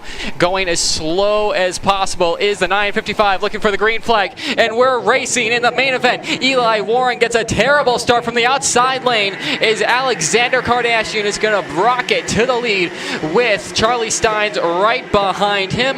Adam Maxwell trying to find his way past Lucas Klimek, and he does through the back half of the track as Bryce Mersberger making moves in the hairpin. They are all bottlenecking up. Two karts around one kart. Looks like it might be up and over or just on top of another. Jonathan Kotek was one of the drivers involved there. I can't quite get an idea on who those three are. One of them is Braden Rudder out there, but Alexander Kardashian leads the way as Charlie Steins right behind him, and then Eli Warren in third. What a gap it is between first, second, and third, and then the fourth and the rest of the pack. Adam Maxwell and Bryce Mersberger are going to have a challenge and a half, Xander, to be able to catch up to this top three.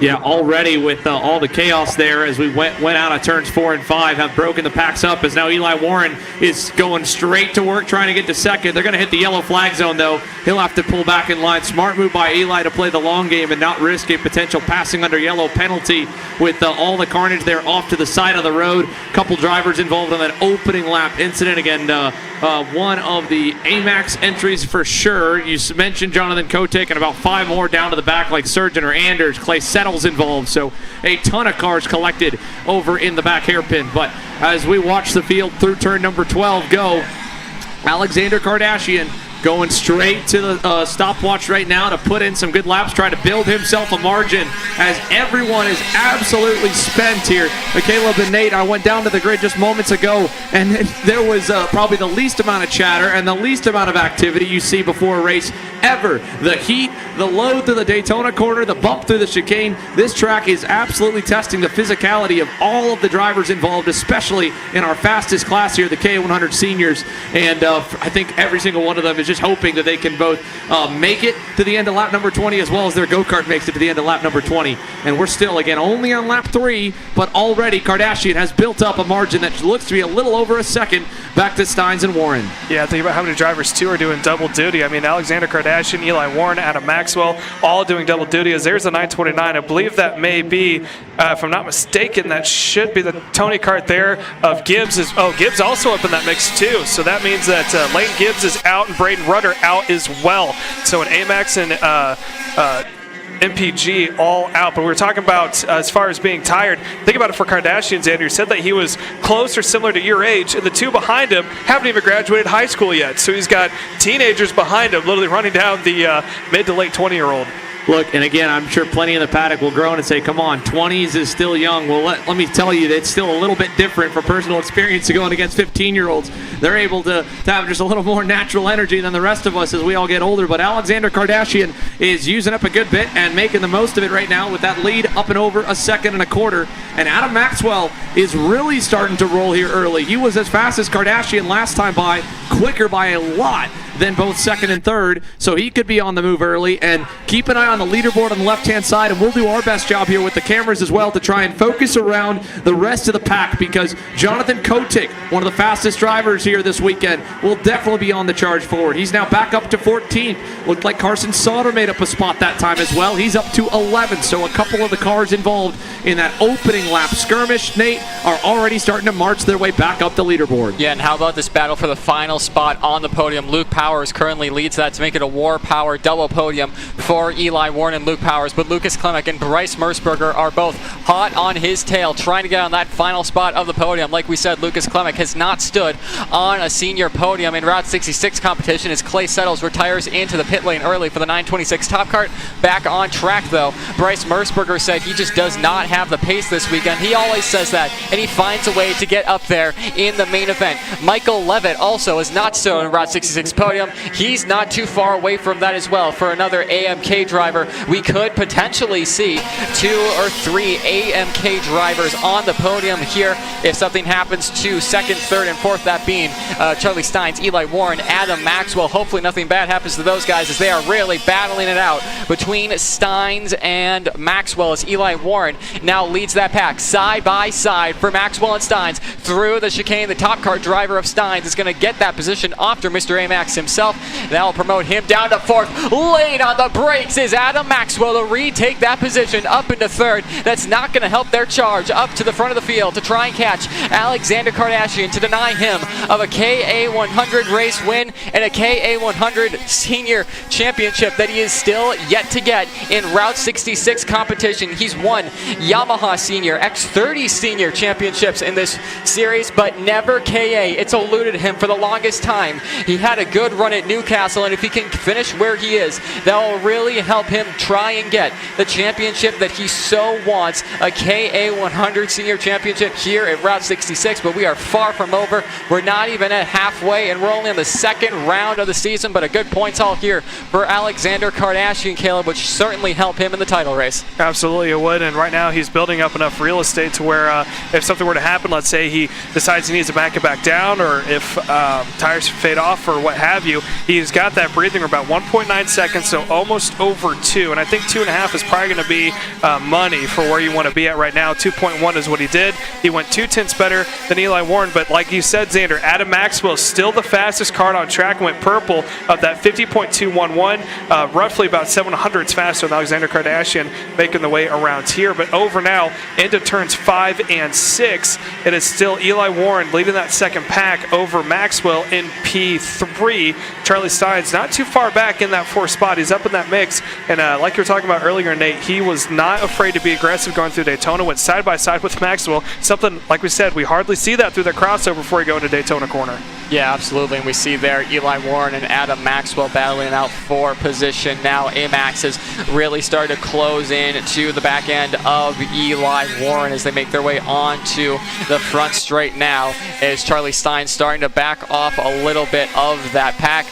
Luke Powers has held his position over Lucas Klimek after getting him back in turn 7, so Luke Powers provisionally on to the podium, but you have to think that Eli Warren and Adam Maxwell, it's got to come now or never is the charge towards the front of the field, Xander. Otherwise, those 2 and potentially 3 with Charlie Steins are just going to accept defeat and battle it out for second. Yeah, as we continue, they have to at least put their differences aside for now and really put some good laps in here. We still have time, and to be fair, for Adam Maxwell, up until that last lap, he was just as fast as Alexander Kardashian. So this is still technically in the air, but last time by, after getting through on Charlie Steins, he did lose a little bit. Kardashian, a 50.20 and a 50.2. For Maxwell, a 1.9 for Eli Warren. All 3 leaders identical lap times that time around. So unfortunately, the gap is not getting any bit smaller. It is starting to stagnate. The only good news, Caleb, is that they have started to pull a bigger and bigger gap over Charlie Steins. He faded back an additional 10th last time by, and he's fallen back a little further now. That top card, unfortunately, right at this moment, doesn't seem to have the speed to contend with the front three runners, and he's about to fall out of that drafting window. Which is, that's something weird to hear. Just by hearing that a 10th means you're falling off the pace, but it's true all the way throughout the board. And as we're talking about now, Eli Warren a 10th faster there, barely a 10th faster than Kardashian out in front. Gap is 2.3, and I think, like you said, it's going to stagnate there about that 2.3, 2.4 that last time by. And Kardashian picked it back up again. He went a 10th better, so a 50.175 there for Kardashian. For Warren, it was a 50.257. So we're going to sit and watch here if Eli Warren and Maxwell can possibly try to reel in Kardashian. They got to figure something out. Maxwell was doing about 2 to a 10th faster than Eli Warren. Now it's starting to plateau as well, so I don't know if it was not saving his tires or what have you, but he has definitely started to back that pace up just a little bit. But as we're talking about, 10th makes a huge deal out here, Nate. So as we continue to watch on, just over halfway. You would think we were about 5 laps to go here with how long this has been going on, but we are 11 laps out of 20 complete, and we're just over halfway. Yeah, it's been a long one so far as these drivers are surely starting to feel worn out. One driver retiring early in turn 13 next to Nicholas DeFillo, who was out in the opening couple of laps. I think that's Lily Martineau out as well on the factory cart. So unfortunate end of the weekend for her. That is her day done. But out in front still, Alexander Kardashian leading the way and looking for a first KA100 senior race win in quite some time for Alexander Kardashian. It's been a while since he stood on the top step of a podium at a regional or national, but if he can get this one done, it will definitely feel good for him to try and rejuvenate that championship hunt for him this season. But further back, Eli Warren and Adam Maxwell, this is where the action is for the lead, but also further back to Luke Powers and Lucas Klemek.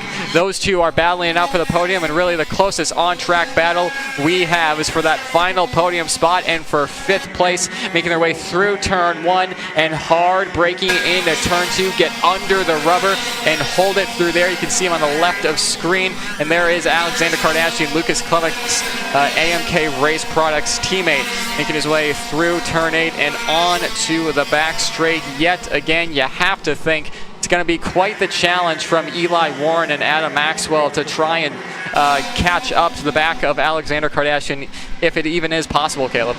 Yeah, I mean, it's plateaued right there at that 2.3 to 2.4 range. They're just now under that 2.4 to 2.397. So we're going to try to hope that maybe that they can close it back up, because we obviously want to see a race to the end. But credit where it's due, Alexander Kardashian, he has been one of the top performers this entire week in the K100 class, making his way now over into turns 1 and 2. Now towards the back straight, we continue to watch Eli Warren and Adam Maxwell. We talk about someone else, it seems it might be plateauing a little bit. Adam Maxwell, he's running 50.2s consistently, but he was in that 50.1 low. So he's starting to maybe tire fall off a little bit, or maybe just tired or what have you. Eli Warren, on the other hand, he went about a 10th faster, so he was doing the 50.2s. Now he's at a 50.1. Gap now 2.3 seconds, but you're going to need more than that. You're going to need at least 2 to 3 tenths a lap, especially with how late we are. We're 1 lap until a quarter or 3/4 way distance, so they're going to have to pick it up if they want a chance to go for Alexander Kardashian. However, credit to Kardashian, he built up a lot of breathing room, so if he needs to back it down a little bit, he can. Yeah, Kardashian has always been really, really good on those opening laps, and that's obviously helped him build the gap and not have to battle it out for the race win on the middle portion of the race that we are now on as the laps start to tick down. One driver around. Wyatt Leslie is off in turn 14, so the driver we were seeing doing fairly well in 206 senior competition. Seems like they might be out of this race, but still out in front. Alexander Kardashian leading the way, doing a little look over the shoulder to see Eli Warren not making any inroads on the 955 AMK Race Products EOS chassis, making his way through Daytona and then into the south side hairpin, as you see there. Charlie Steins not letting go of the rear bumper of Adam Maxwell for the time being. Through the inner hairpin they go now. Eli Warren holding on to second after getting a win in 206 senior. A first and a second will be a good day out for him. Obviously wanting to do the double, but against the likes of Alexander Kardashian, that's a tough task to ask. Well, and he's lost about 3/10 the last 2 laps there to Eli Warren. Warren's consistently at the 50.1s, Kardashian's at the 50.2s. So it looks like Warren might have found something. I just don't think it's going to be enough. We're looking at about 4 laps to go here, Xander, and the time that he's picking up is impressive. I just don't think he's got enough in it. Yeah, it's hard to say, right? Again, a 10th better isn't going to be enough. 2 or 3 tenths would be still not enough. He needs almost a half second a lap right now to run back down Alexander Kardashian. And we know, again, all these drivers are absolutely spent at this point in the weekend. All the rubber that's gone laid down, the heat, the humidity, the sun is beating on this racetrack, and the drivers are feeling the physicality. But still, you have to push if you're Eli Warren, regardless of whether the hope will be there to catch Alexander Kardashian, because you're going to make your last 2 laps that much easier if you can at least get up to the margin that he has and build on it to Adam Maxwell. Not have to worry about any pressure from behind for second. Charlie Steins, kudos to him for not giving up either aboard that 984 Top Kart.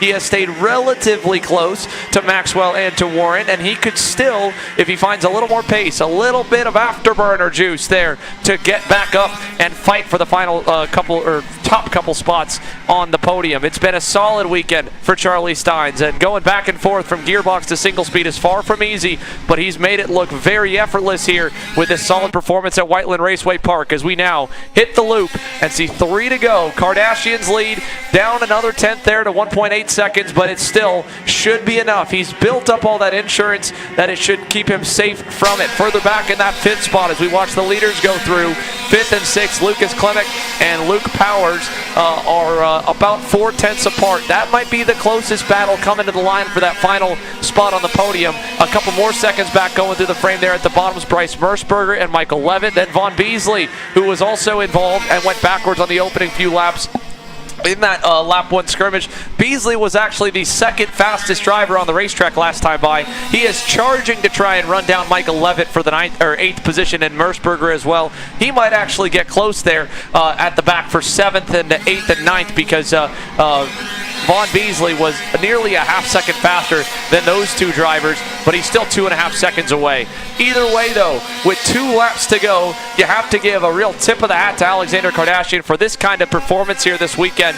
You know, when you start a weekend fast, Caleb, it's almost worrying when you're good at the end of the day Friday or good on Saturday morning, because you know the track is going to change quite a bit, and you now don't necessarily know, you're guessing, right? If you're behind the track, you try to catch up to it, but when you're on top of it, you go, okay, well now I have to hope that I'm going the right way and guess that this track's going to develop one way or another, and get my setup and driving continuously tuned on and dialed. And he has stayed ahead of the curve for this entire 27-driver KA senior field from the drop of the green in 3-lap qualifying. Not only that, but to do that in 2 different classes, the 206 and the KA, not only are they different platforms, but they also race completely different. So the fact that he's been fast in both and stayed consistent, especially now, and he was talking about earlier about how he was tired after the pre-final event, he stayed within about a 10th or 2 the entire feature so far, 50.292. So he is still losing a little bit of time to Eli Warren, but like you said, did a good job building up all that insurance at the start of it. Now continuing on this final lap, it looks like he's going to have more than enough time in the bank unless something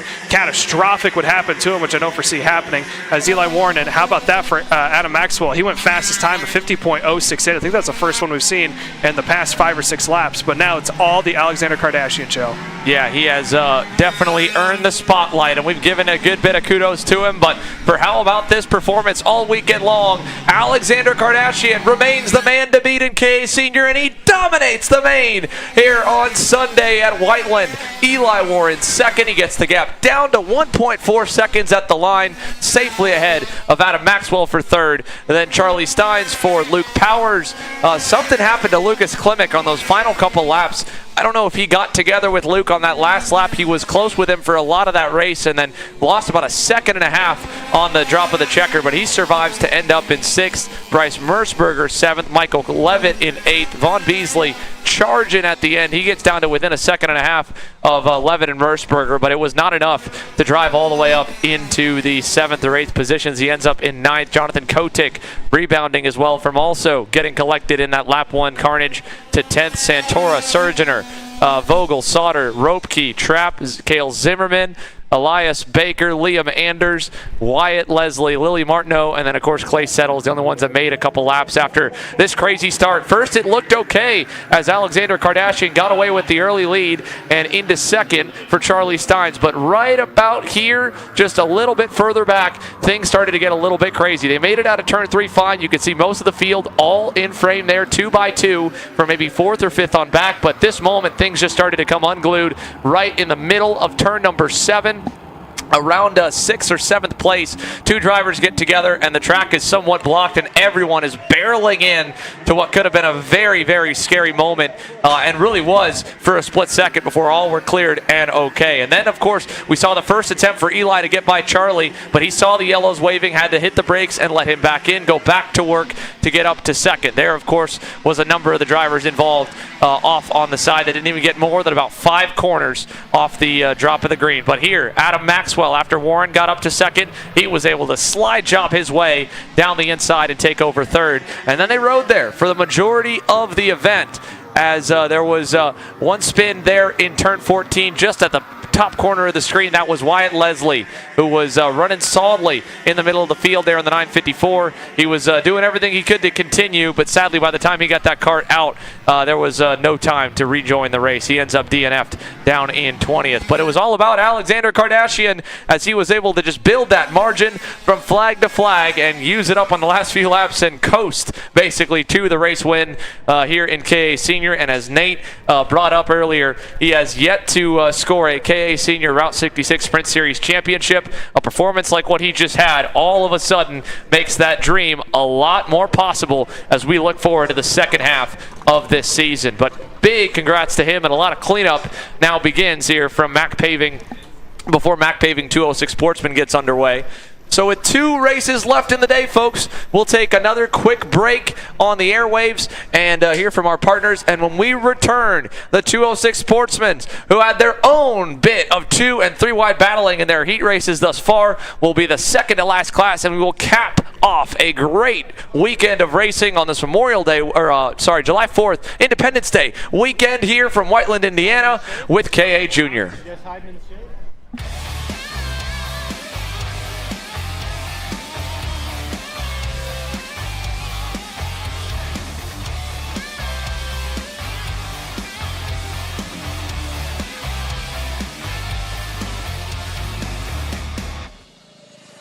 Colin, I need a new 219 chain. I need a 77 2-3 sprocket. I need some more chain lube, and I need it probably as soon as like tomorrow. Dude, are you even listening? Like, we need this to run this weekend. Want anything else? What do you mean? I already got it in the Kart on Acceleration Kart Racing's online store, bro. All orders over $200 get free shipping. Oh, throw in a set of tires. Done. Everything you need, all in one place and shipped to your door for free on orders of $200 or more. Exclusions apply. Shop AKR.com.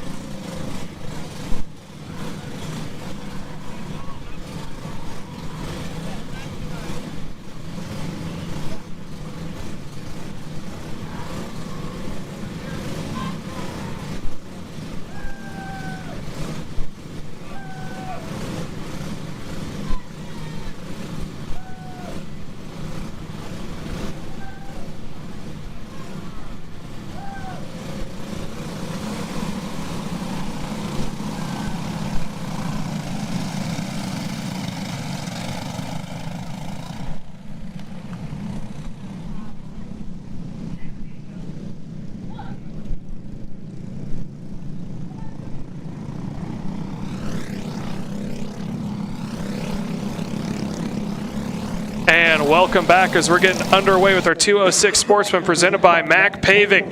As we are looking at your pole sitter, that is Dominic Gaddis in the 257, set to take the green here this afternoon and lead the pace down, or the pack down, I should say. AJ Stoner finds it on the outside of row number 1 with Danny O'Gara on the inside of row number 2. Pearson Golseth sets on the outside in P4 with Gavin Dyer in P5 on the inside. To the outside in P6 is going to be Elam Stoner with Case Hendrickson, P7, Red Johnson, P8, and Chase Call rounds out the field in 9th as they're bringing them down to take the green. Hopefully we get the green this first time by as they're coming down to the line. Do we get it here? Yes, we do. Green flag is out. Let's start this 20-lap feature event. As we're looking now, that's Gaddis holding now onto the point. Here comes AJ Stoner up on the inside on that Coyote A-Max. He's trying it. He's on the inside of Danny O'Gara. Through turns 4, now 5. AJ Stoner holds on to the point. O'Gara now into 3rd, so they continue their way over into turn 7, followed by 8. And Dominic Gaddis has himself out in front. AJ Stoner into that 2nd position, O'Gara in P3. So right now they're running how they started, 1, 2, 3, going down that back straightaway. Through the crossover they go. You can see just their heads bob as the carts come off the ground, working their way through that over into the south side hairpin. So out of the south side and up the hill they go. Still Gaddis out in front. Stoner in that 2nd position. Looks like he thought about for a moment trying to make it a move, but just couldn't quite get it done. O'Gara still sitting in that 3rd position and watching and waiting for his opportunity. Going down that front straightaway, Gavin Dyer up into that 4th position. He's just outside the field of view of that front pack, about 9/10 back from Danny O'Gara, about 1.8 seconds back from the leader out front of Dominic Gaddis. Gaddis got a push there going into that back straightaway now, heading over into turns 4 and 5. So those 3 together just working nose to tail, trying to see if they can't make their way through and pick up more time as they work their way now over into turn 8. So still 1, 2, 3 out in front. Let's look at the time gap right now. Gaddis out in front. Looks like he's opened up about a little bit more of a gap as O'Gara went to the back bumper of AJ Stoner to give him a little bit of a push. And Gavin Dyer in that 4th position. The opening lap did a 1:04.3. So they're all relatively similar, except that was about 3/10 off pace of your leader out in front of Dominic Gaddis. So now over into the inner parts of the track they go and they make the climb up the hill. Still Gaddis in P1 going down that front straightaway. And 2, 3, and 4 not too far back. Looking at the times now, Gaddis at 56.5. And it looks like the second closest to it was actually Gavin Dyer in that 3rd position with the 56.3. So call it draft or call it what you want. Racecraft definitely playing a huge factor into that. But the top 4 about to bunch back up. So the top 4 now nose to tail through turn 7, heading over into 8 now as they make their way down that back straightaway, heading towards turns 9 and 10. That's the 2 corners that have caught a lot of drivers out. We've seen some side-by-side action through there as well, but now through the banking corner they go. Top 3 still nose to tail here. Gaddis, Stoner, and O'Gara. Nate? And Stoner to the lead there as Dominic Gaddis has to relinquish the lead to the AMAX Racing Coyote that now leads over Gaddis. Danny O'Gara and Gavin Dyer in 4th, and kind of in that battle for the lead, but falling off ever so slightly is that 205 machine running in 4th, and then Pearson Golseth for Franklin Motorsports and Merlin running in 5th, but all by his lonesome and might be falling into the clutches of Rhett Johnson in the next couple of laps here if he isn't consistent.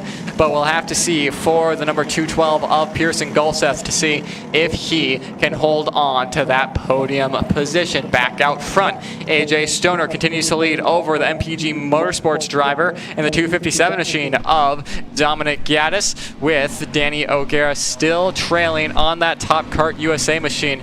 Again, 3 different chassis manufacturers, 3 different teams, 3 different drivers in that top 3. I believe you can even throw Gavin Dyer into there as well. Not sure what chassis he is on, but I don't think it's a Coyote, Kart Republic, or Top Cars. They cross the line this time by. I believe it's a Nitro Kart that Gavin Dyer is running, so you can make the top 4 all on different teams and on different chassis manufacturers, even top 5 with Merlin for Pearson Golseth. So how about that for raceability and parity here at Route 66. Coming through turn 7 now. No changes to the front 3 order as of now, but you have to think, Caleb, like we've seen all day, especially with the cadet divisions and the 4-cycle divisions, they've kind of raced their way through the opening part of the race from about lap 10 on until about 15. They'll kind of settle down, get into the rhythm of things, and with 5 to go, that's where they pull the pin from the grenade, and they start to race for the win.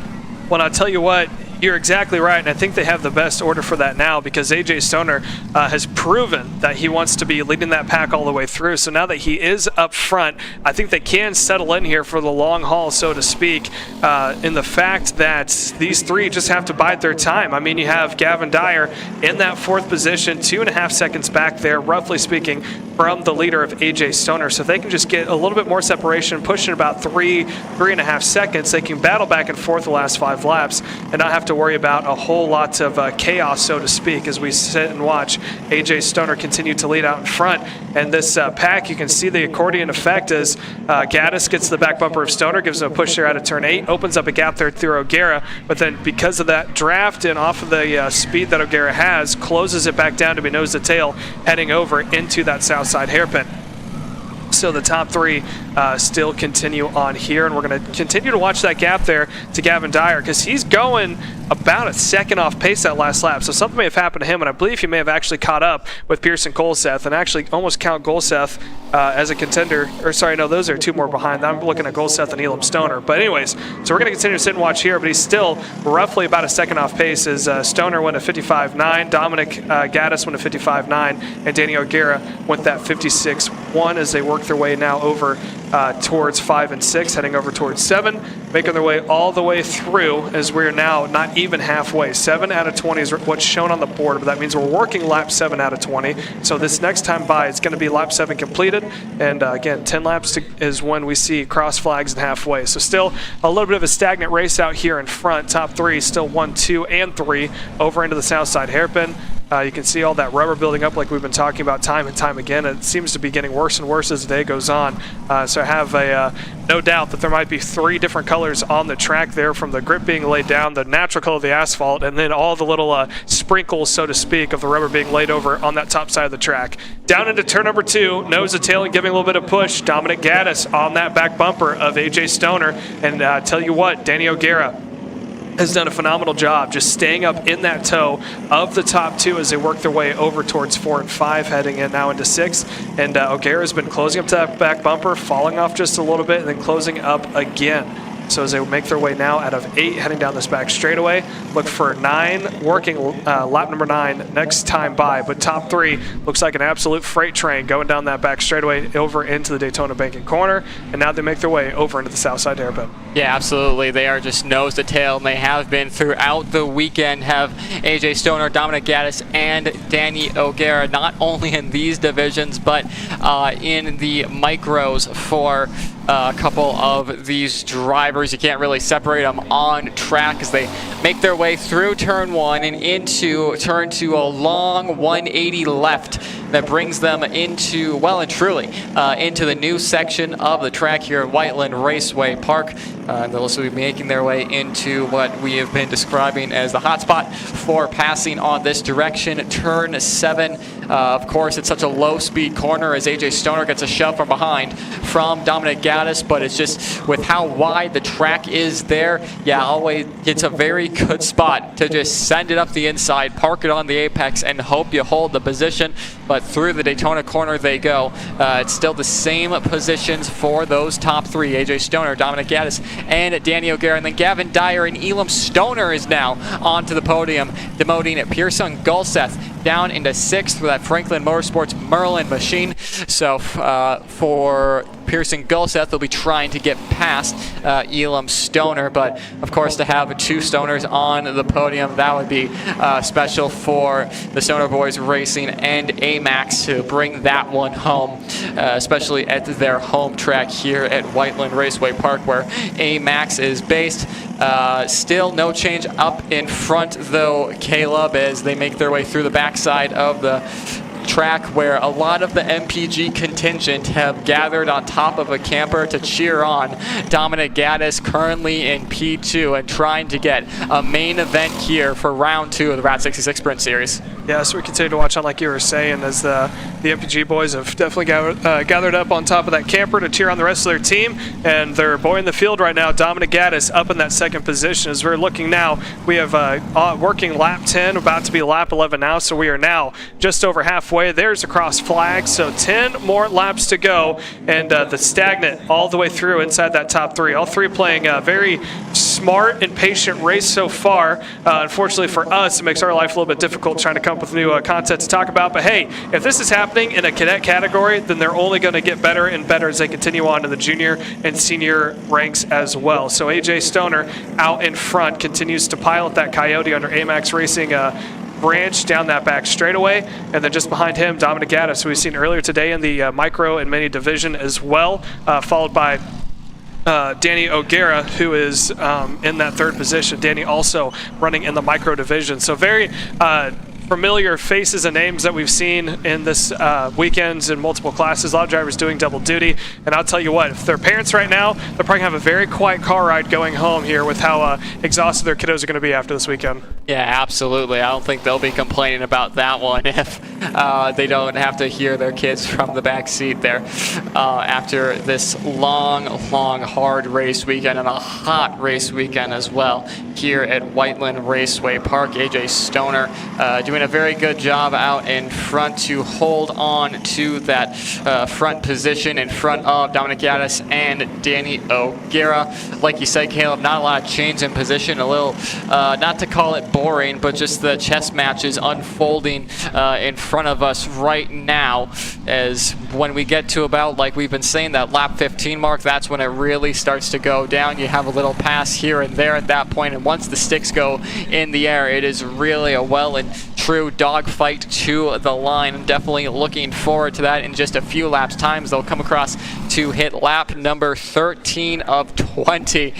Grueling 20 laps here at Whiteland Raceway Park for the final. Dominic Gaddis, though, looking for the lead, and he has it on AJ Stoner. And how about this? MPG Motorsports, AMAX, and Top Kart all battling for the win at their home track. They all call Whiteland Raceway Park home, so this one's going to be some bragging rights surely after the weekend to see which team comes out on top and calls this place their home. At the moment, it's MPG Motorsports leading the way, and surely the MPG Motorsports contingent on top of the camper outside of turn 6 are going to be loving that move from Dominic Gaddis. But still, Caleb, AJ Stoner up the inside, late move in turn 12 on the south side hairpin, gets the move done, but Gaddis is going to fight back. O'Gara's going to put the bumper to him. Gaddis takes it right back in turn 14 and retakes the lead. I said we're going to start racing at turn 15, but it's happened at lap 15, excuse me, but it's happened on lap 13. Gaddis retakes the lead. AJ Stoner now goes right back at him in turn number 2. AMAX retakes the lead and puts MPG Motorsports down to the second, and all the while, Caleb, Danny O'Gara and Top Kart USA biding their time, waiting for it to happen. He knows he's going to be in this fight at the end, so just might as well stay cool. Let those two do what they want, and at the end of the race, pounce. That's your time to try and get these positions. So Danny O'Gara playing a very smart game now as Dominic Gaddis has another monster run on AJ Stoner heading into the south side hairpin. Yeah, and they've been going back and forth. You saw AJ, he's saying, work with me. I think Gaddis is thinking to himself, I think that's all but gone to the wayside here. There it is. AJ's pointing forward. And if you're Dominic Gaddis, you're probably thinking to yourself, you know, yeah, we haven't really done that a whole lot when I've been in front of you. So why is that going to change now? So he's continuing on. And like I said, Danny O'Gara in that third position has just had to sit and watch as they're making the way over now into turn number 2. So there's also lap traffic out in the mix as well. So that's going to bunch him up again. Looks like AJ is going to have to try to make his way around that lap traffic. That appears to be the 215 of Chase Call going down towards turn number 2. There goes AJ Stoner. There goes Dominic Gaddis. And Danny O'Gara is actually going to make it and use him as a pick to try to get around Dominic Gaddis. He can't quite get it done. And now Dominic Gaddis caught up on the outside line.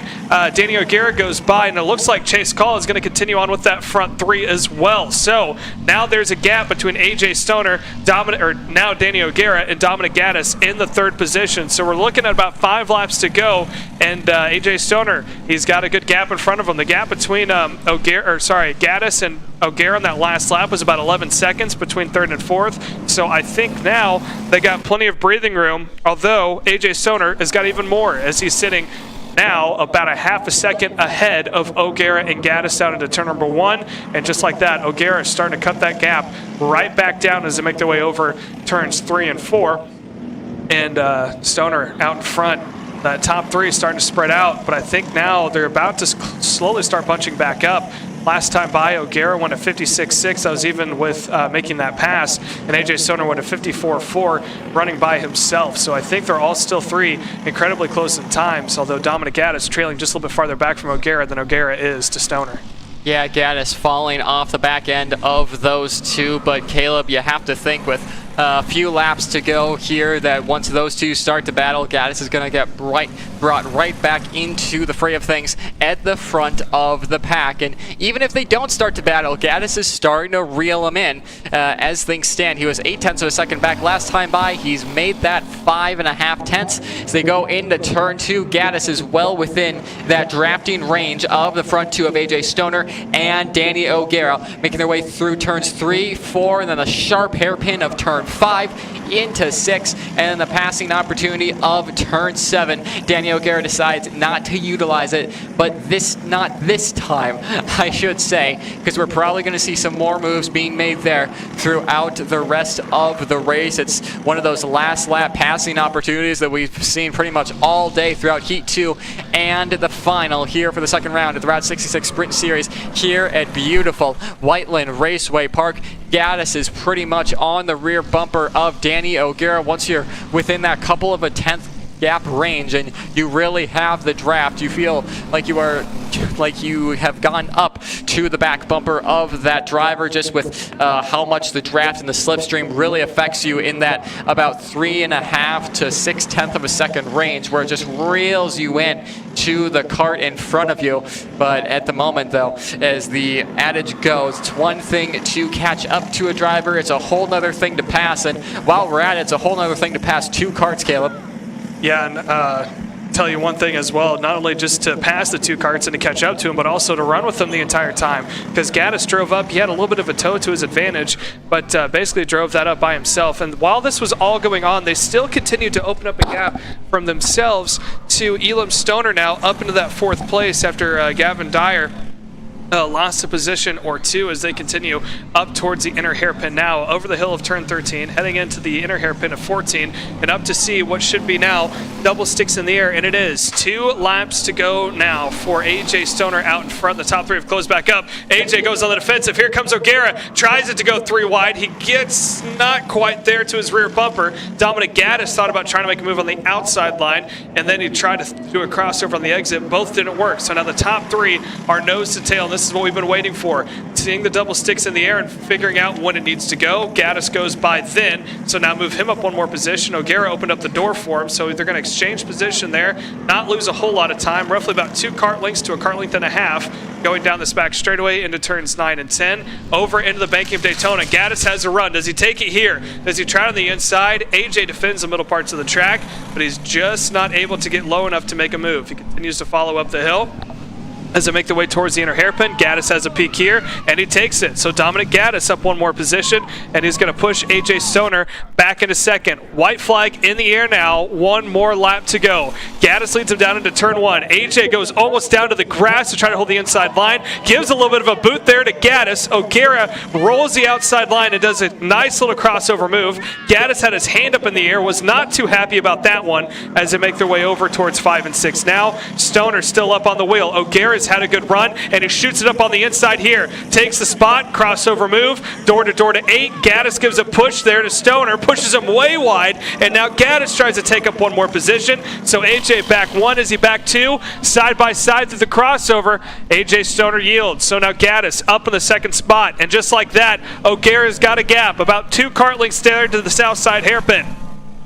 Out of the south side corner they go. They're all going to bunch back up again. O'Gara's got to defend the inside. Gaddis is trying to see if he can't force a mistake out of him, and it looks like it won't happen, but he's got a small run up the hill. Is it going to be O'Gara? I believe it is. Danny O'Gara taking the win here for your micros.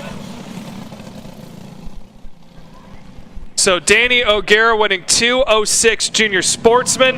How about that? AJ Stoner come across in third. Dominic Gaddis in fourth. In third. Elam Stoner in fourth. So both Stoners are in 3 and 4. And Gavin Dyer rounds out your top 5. So that will do it for the penultimate class here this afternoon. Up next is the KA100 Junior presented by P1 Engines, and that is all coming to you live here at Whiteland Raceway Park. That will be the last race of the day. So stay tuned as we still have more racing coming to you guys this way. We got one more to go as we do one final commercial break. When we come back, KA100 Juniors presented by P1 Engines set to take the green.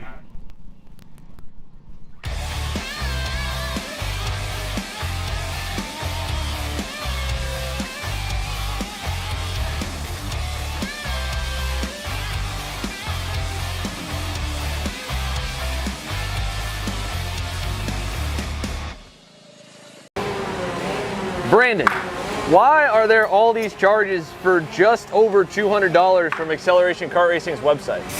That's because AKR gives you free shipping on orders of $200 or more within the continental US. Okay, but I thought you were just getting a pair of gloves. That's what, 70 bucks? But if I'm getting a new pair of gloves, I might as well get a new pair of shoes to match. And then on top of that, I'll get a neck brace because with the shipping, it's basically free. Yeah, I do not think the math checks out on that. Everything you need, all in one place and shipped to your door for free for orders of $200 or more. Exclusions apply. Spend responsibly. Shop AKR.com.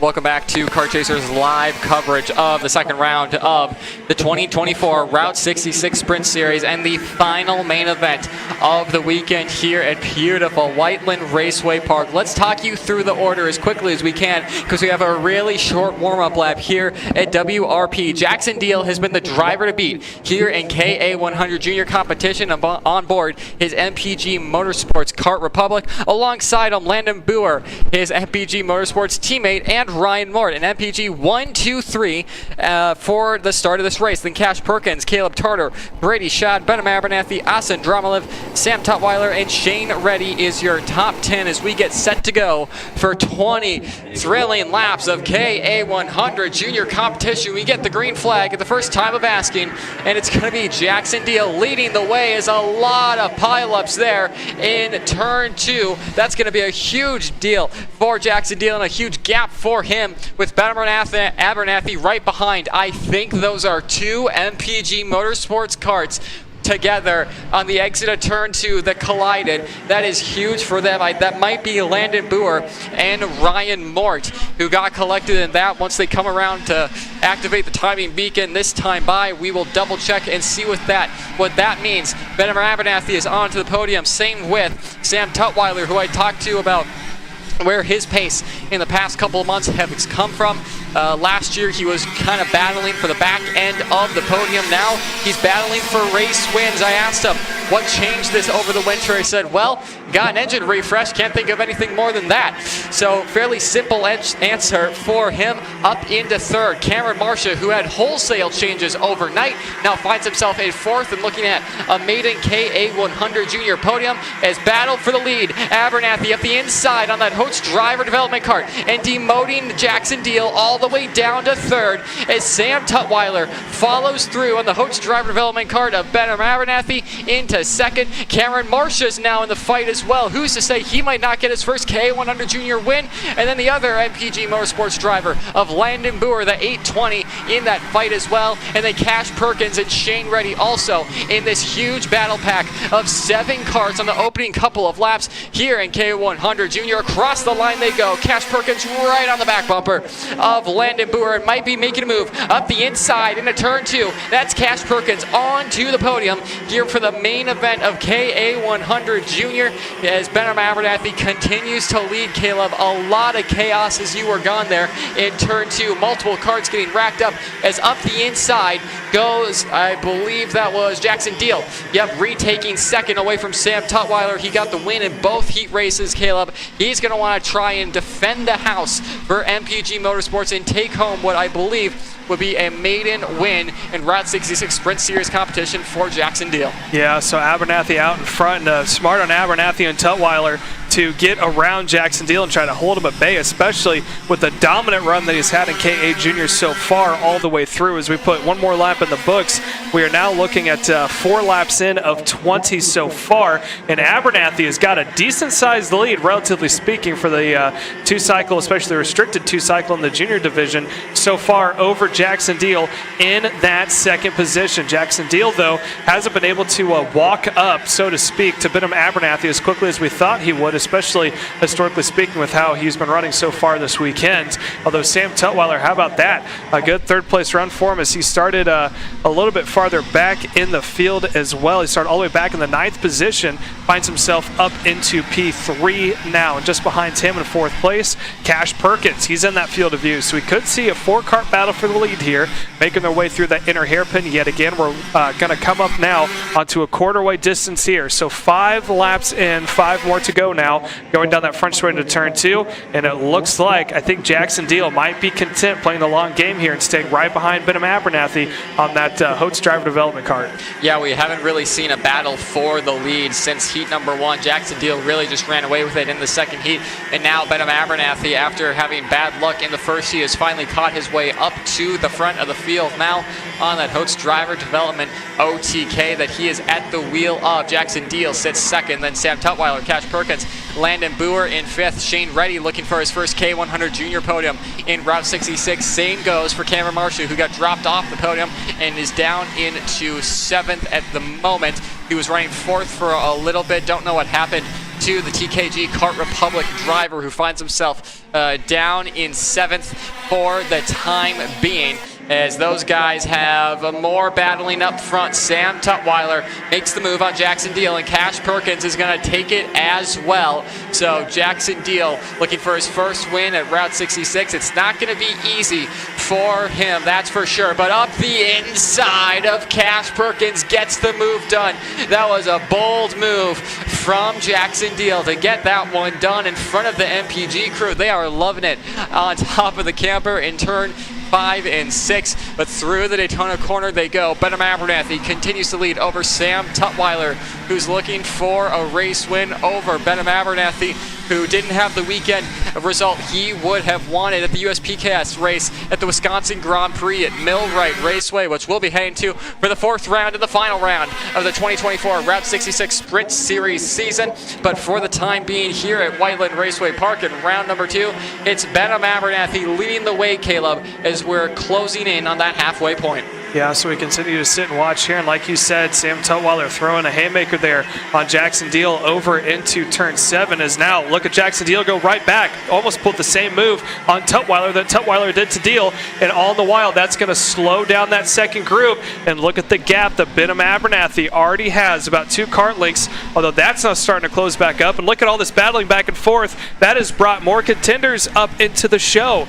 That was, if I'm not mistaken, Landon Brewer getting around Cash Perkins as well. So now Landon Brewer, or sorry, no, that's Shane Reddy and Cameron Marcia up in that group. It's about 5 karts so far up in that mix, as right now it's still Benham Abernathy out in front, Jackson Deal P2, Sam Tutwiler in 3rd, Cash Perkins there in 4th. Sorry, that was Landon Brewer up into that top 5 on that MPG Kart Republic. So 5 karts right now, all going for the same piece of real estate, so to speak. But Jackson Deal a little bit closer to Abernathy that we've seen, and there he takes up on the inside. Jackson Deal goes right by Abernathy. Abernathy takes it back. Jackson Deal runs a crossover, and here comes Cash Perkins. Gives a push there to Jackson Deal going into turns 9 and 10, and they're all going to be single file through Daytona Corner. Now heading up, and now Jackson Deal defending on lap 8, and that's going to bunch up the rest of the group. Here comes Landon Brewer on Cash Perkins. He goes around the outside up the hill. So now Landon Brewer, welcome to the 3rd position, as he's going to follow right behind Cash Perkins.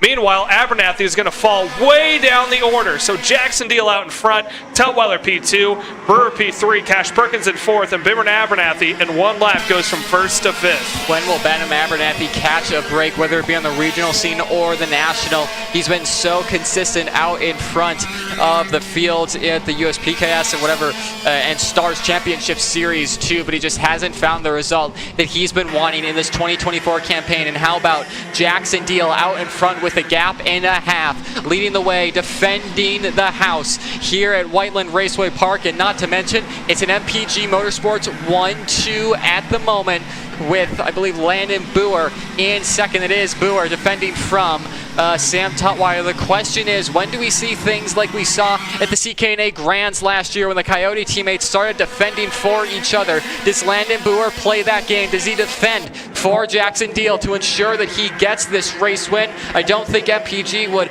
go into this race with that as a game plan. They're going to let their drivers race for the win, but at the moment, Jackson Deal leading the way over his teammate Landon Boer. What a result it would be for the MPG guys to be 1-2, but Cash Perkins has something to say about it. He tries to get past on Sam Tutwiler. Now he's side by side with Benner Abernathy going into the turns 9 and 10 chicane. Through the Daytona Corner they go, and Cash Perkins is going to back out of it. And now Shane Reddy is right there on his Burrell Art machine on Cash Perkins, looking for a podium spot. Is the 824 in 5th. Benham Abernathy up the inside of Sam Tutwiler. Move Abernathy and Hote's driver development up into 3rd place as they cross the timing beacon to go halfway this time by across the stripe. Jackson Deal, though, Caleb, still leading the way, but Landon Boer, look at the gap. It's starting to close to the lead.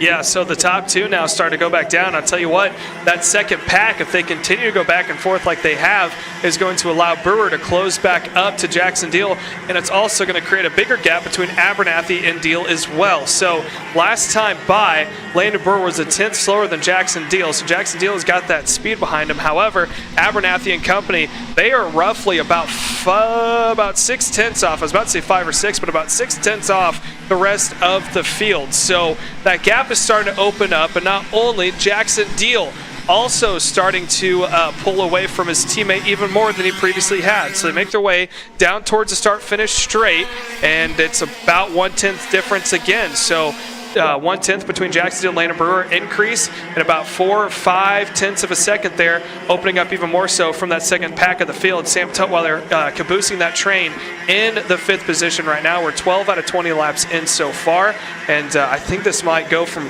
one of the most exciting races we have at the start to pretty stagnant here at the end. Cash Perkins now into that 5th spot as Sam Tutwiler got past him. So Cash Perkins is on the bubble, so to speak, with Shane Reddy on his back bumper trying to get on the podium. Cameron Marcia has fallen way back in that 7th position after running 4th at the start of this race. A podium looks unlikely for the 821 TKG Kart Republic driver, making his way through turns 13 and 14 now. But out of the final corner, Jackson Deal crosses the stripe yet again to make it lap 13 of 20, and one more lap closer to a potential race win for Jackson Deal and what will be his final full-time year of junior competition, making the move up to senior next year for all classes. He's been running in the senior divisions here at Whiteland Raceway Park for the club race, I believe, because you can see on his numbers where it says should have the 8 has a little bit of duct tape to make it not look like the 9 that it is underneath. But further back in the pack, it is starting to heat up for 3rd on back. Benner Abernathy has Cash Perkins behind him, but for how long? Perkins up the inside on that LN card, gets the move done, and Shane Reddy's going to go with him. Benner Abernathy is now off the podium from that move from Cash Perkins, who now is Sam Tutwiler and Shane Reddy is your top 5 and your provisional podium sitters for KA100 Junior, presented by P1 Race Engines. Coming across the stripe yet again is that battle for the podium and the battle for third, led by Cash Perkins. Sam Tutwiler sees Perkins look back and says, let's go and try and get away so we don't have to battle for the podium spots and one of us end up off the podium, as it looks like it may end up that way, Caleb, because Benham Abernathy is starting to fall back ever so slightly from that group. Yeah, how about that? Abernathy, who went from pulling away from that entire field to now trying to just settle into that 6th position there and hold on to the Shane Reddy in that 5th position, try to keep himself on the podium. Meanwhile, that's the gap between your 2 leaders. Jackson Deal out in front, almost a second cleared of his teammate Landon Brewer in that 2nd position. Meanwhile, the 2 of them are pulling away from Cash Perkins and company, who is leading that 2nd pack, with Perkins, Tutwiler, Reddy, and Abernathy all in that mix as well. We are lap 15 out of 20, so 3/4 of the way done, as we're looking quick onto 2 or 3 laps to go. However, normally we anticipate this is the point when all the action happens and the gloves come off, but they already have come off, and it's just everyone trying to see if they can't salvage whatever position they can right now. Yeah, absolutely. The gloves come off whenever they get to the back bumper of the driver in front of them. There's no games being played. That's how you race in KA100 Junior. It's pass or be pass in this level of racing, and Sam Tutwiler might be doing the passing here into turn 12. He's not close enough as they make their way out of the south side hairpin. Tutwiler is still close. You can see there on your screen making their way around turn 14, unable to do anything to get past Cash Perkins on that LNOTK cart.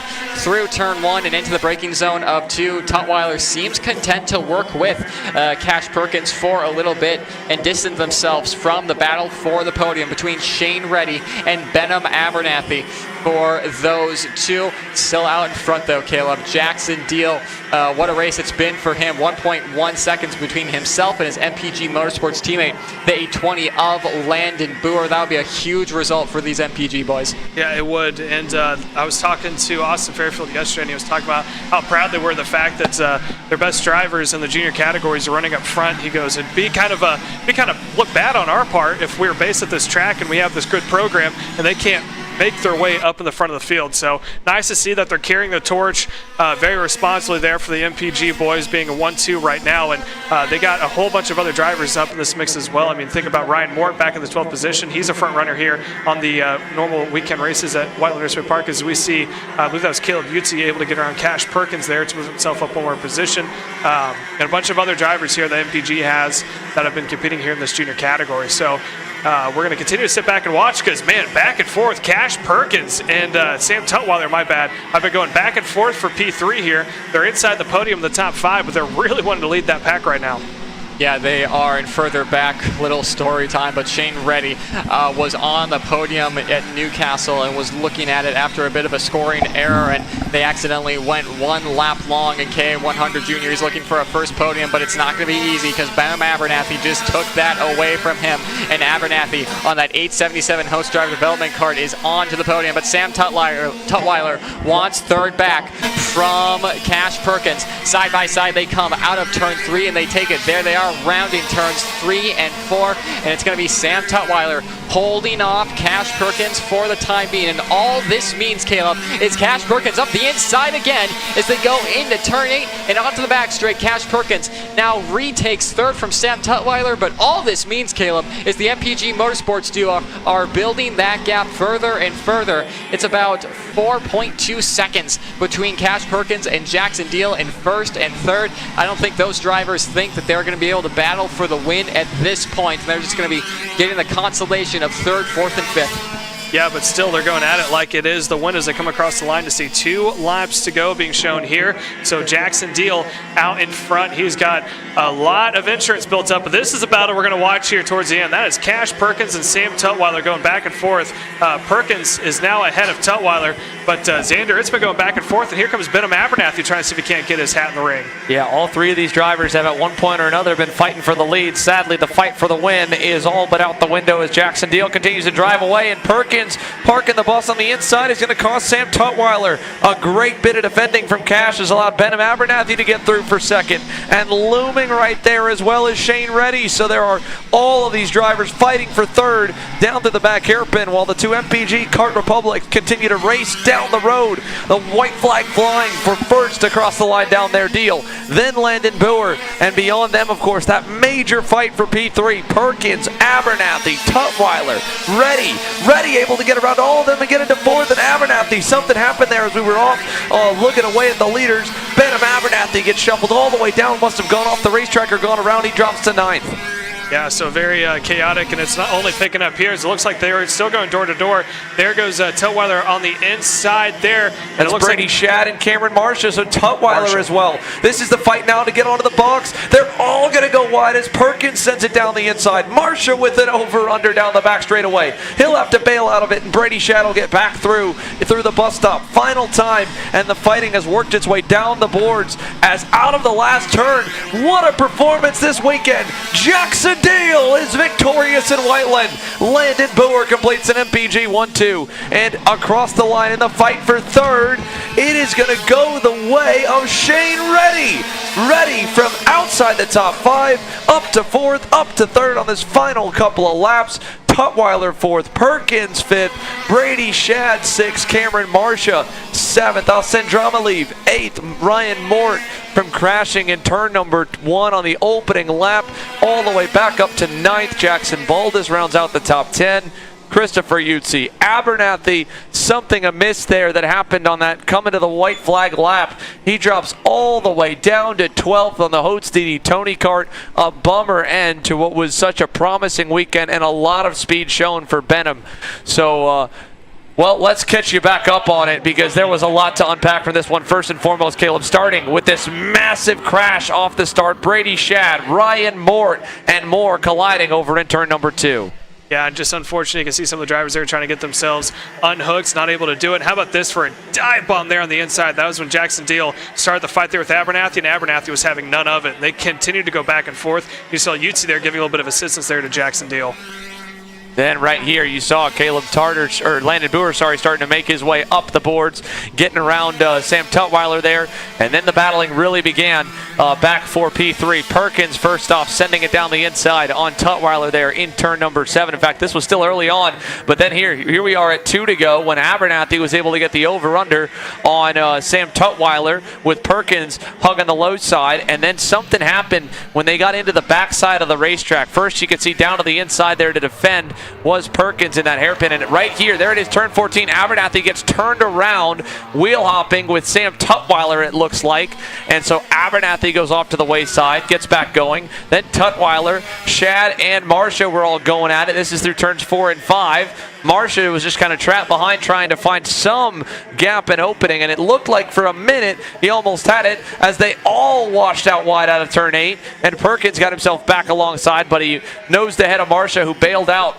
smartly through that chicane and ended up riding behind them. And then to the finish here, they stayed about the same. Something further must have happened to Abernathy, maybe some damage in the crash, but Jackson Deal, all the chaos ensuing behind him and his teammate Landon Boer. They end up 9 seconds ahead of your KA juniors at the conclusion of that main event. What a wild end and turn of events. And how about it here for Shane Reddy? Nate, you primed it up so well talking about that young man. He gets a P3 result here, well onto the podium at the Route 66 Sprint Series amid all that chaos coming to 2 to go. Yeah, super happy for him. He's been working hard for it, and he's one of the drivers from Minnesota that I got to see him put in the work, and he obviously deserves that. A ton for his maiden KA 100 junior podium, obviously. Super happy to see him. A lot of the Minnesota contingent has come down for this one, and a lot of them congratulating him on that. So really awesome to see. Awesome to see also for the MPG Motorsports drivers. Those guys are fired up on that result, Xander. So a lot of cool storylines throughout the field here. Yeah, no doubt. For Jackson Deal, like you mentioned, you laid the table so well for him here. It has been such a fun progression over the last 12 months, and to kind of all come together here at his home racetrack, at the team's home track, and to win in the fashion that he did, being the fastest driver, it felt like, from the drop of the green yesterday all the way through 2 great performances in the heats, and even getting shuffled back on the start. He had an awesome run. There's been so much fun here for this Independence Day weekend, July 4th, and a great fireworks show last night, a whole lot of fun festivities, and there was, of course, Pat Olson, the race director, getting involved and getting some laps turned, more mileage on the racetrack that he's had in a sprint track in a little while. But then beyond, of course, the kid karts, we worked our way up the age groups, and every single class had so much to talk about, Caleb. Yeah, and all the way through, from Saturday and today, it was very action-packed all the way through. I remember talking to Nate Dean just after yesterday. We thought that we were watching Sunday races with how entertaining it was all the way through. I mean, people going on the defensive before halfway through the race was impressive. And how about this drive right here in both classes there for Kardashian, Alexander Kardashian, able to take the win in 2:06 as well as KA. And you can tell how much it means to him as well. And like you were talking about before, Nate, he's trying to get that monkey off his back, so to speak, by trying to get another win since 2022. And thankfully not a whole lot of those as well. Yeah, no, definitely no carnage for Alexander Kardashian this weekend. He, like Jackson Deal, was able to avoid a lot of it, but there was definitely some as everybody was getting their elbows out, especially towards the end of the day. And then, of course, in KA Masters, Adam Kreppen, also a dominant run to kick things off at the top of the lineup for the 9 classes. You could see earlier in the day that trouble section.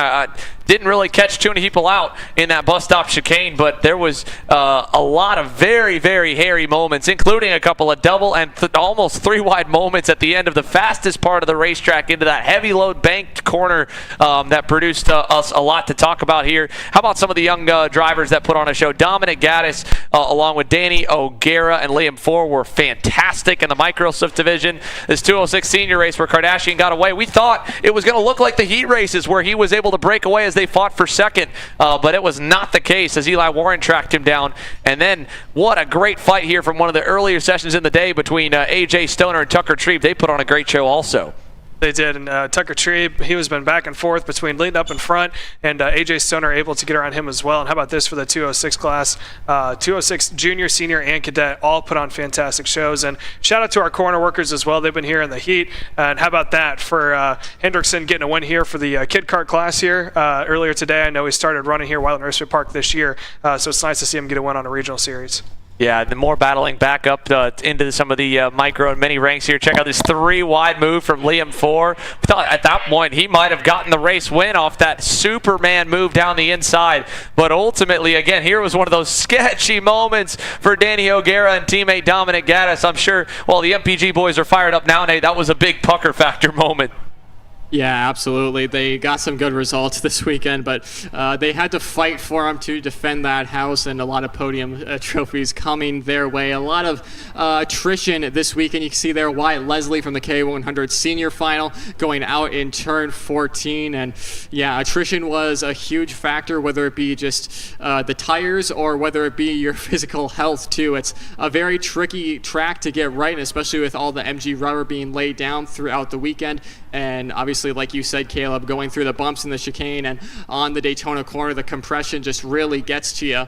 So, yeah, it was an amazing weekend of racing. Obviously, awesome to have you guys back here. Can't wait for the next round at Road America. Yeah, there is a ton of great racing headed your way, folks. Of course, the Route 66 Sprint Series will get underway again in less than a month and a half time up at the Cheesehead State. And the Cheesehead Challenge continues up in Wisconsin with the Badger State side. Of course, we kick off the Hoosier Challenge right here for the Indiana State Challenge, as there's 2 races in each state. So you have the independent state championships, along with, of course, the overall Route 66 Sprint Series championships that now at the halfway mark in the season are beginning to form up, and we're starting to see some of the contenders really materialize at the top of the standings. But it's been such an honor to be able to join both of you guys in the booth here, to be able to see the awesome production work that our Whiteland Raceway Park Kart Chaser crew has done throughout the entire weekend and throughout the entire year on our KC Grassroots platform. And you know, for myself to get back here to the Route 66 Sprint Series and see the resurgence of this regional program, the family fun atmosphere, here. Obviously, I got, the funny side of it, getting dunked about, I don't even know, 30 times last night. But it was honestly kind of refreshing the first time. After the first time, it was a little bit less refreshing and more so, okay, I'm going down under again in the dunk tank. But that was a ton of fun, a lot of funds raised for a great cause for charity, and it was a fantastic weekend. And, we had one fireworks show over here, then we had a competing one over here. Last night, the skies were lit up. It's just been so much fun. What a blast. It was, and it's special for me, too. This is my last broadcast I'm doing here from Whiteland Raceway Park, last time announcing as well. I started by here with Andy and Sarah in 2018, so it's fulfilling for me to know that the place where I started and the place that gave me a platform to get started and the company I worked with long-term here for the past couple of years could come together and do my final event. I want to thank all you guys that tuned in here, especially Whiteland. Keep tuning in.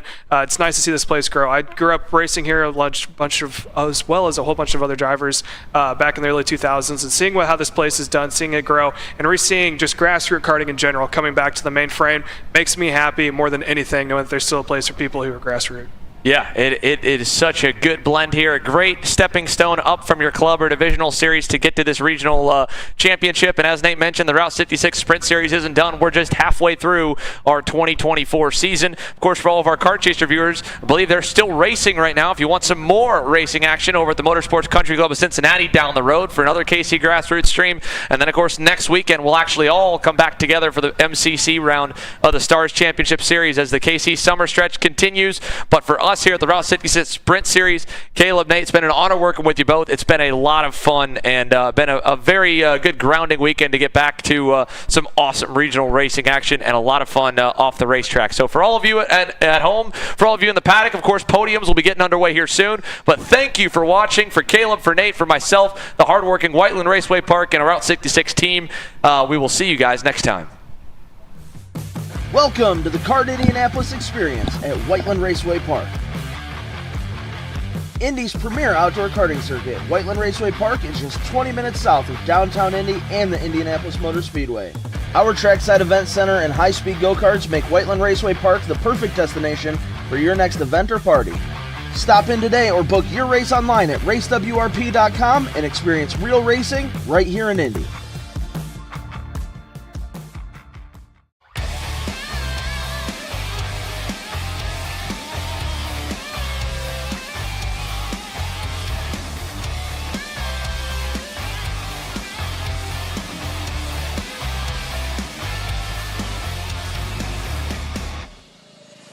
We're at a commercial break.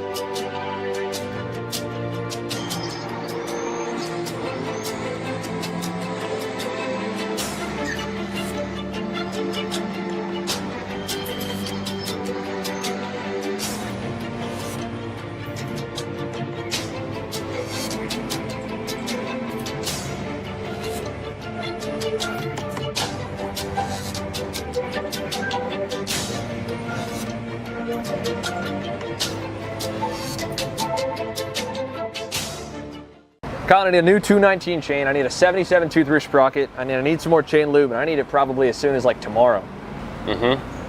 Dude, are you even listening? We need this to run this weekend.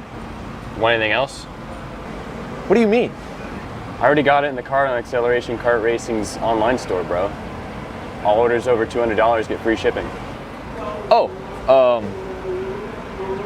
throw in a set of tires. Done. Everything you need, all in one place, and shipped to your door for free on orders of $200 or more. Exclusions apply. Shop AKR.com. Are you ready to get behind the wheel? From Formula One to NASCAR and IndyCar, all the pros start here.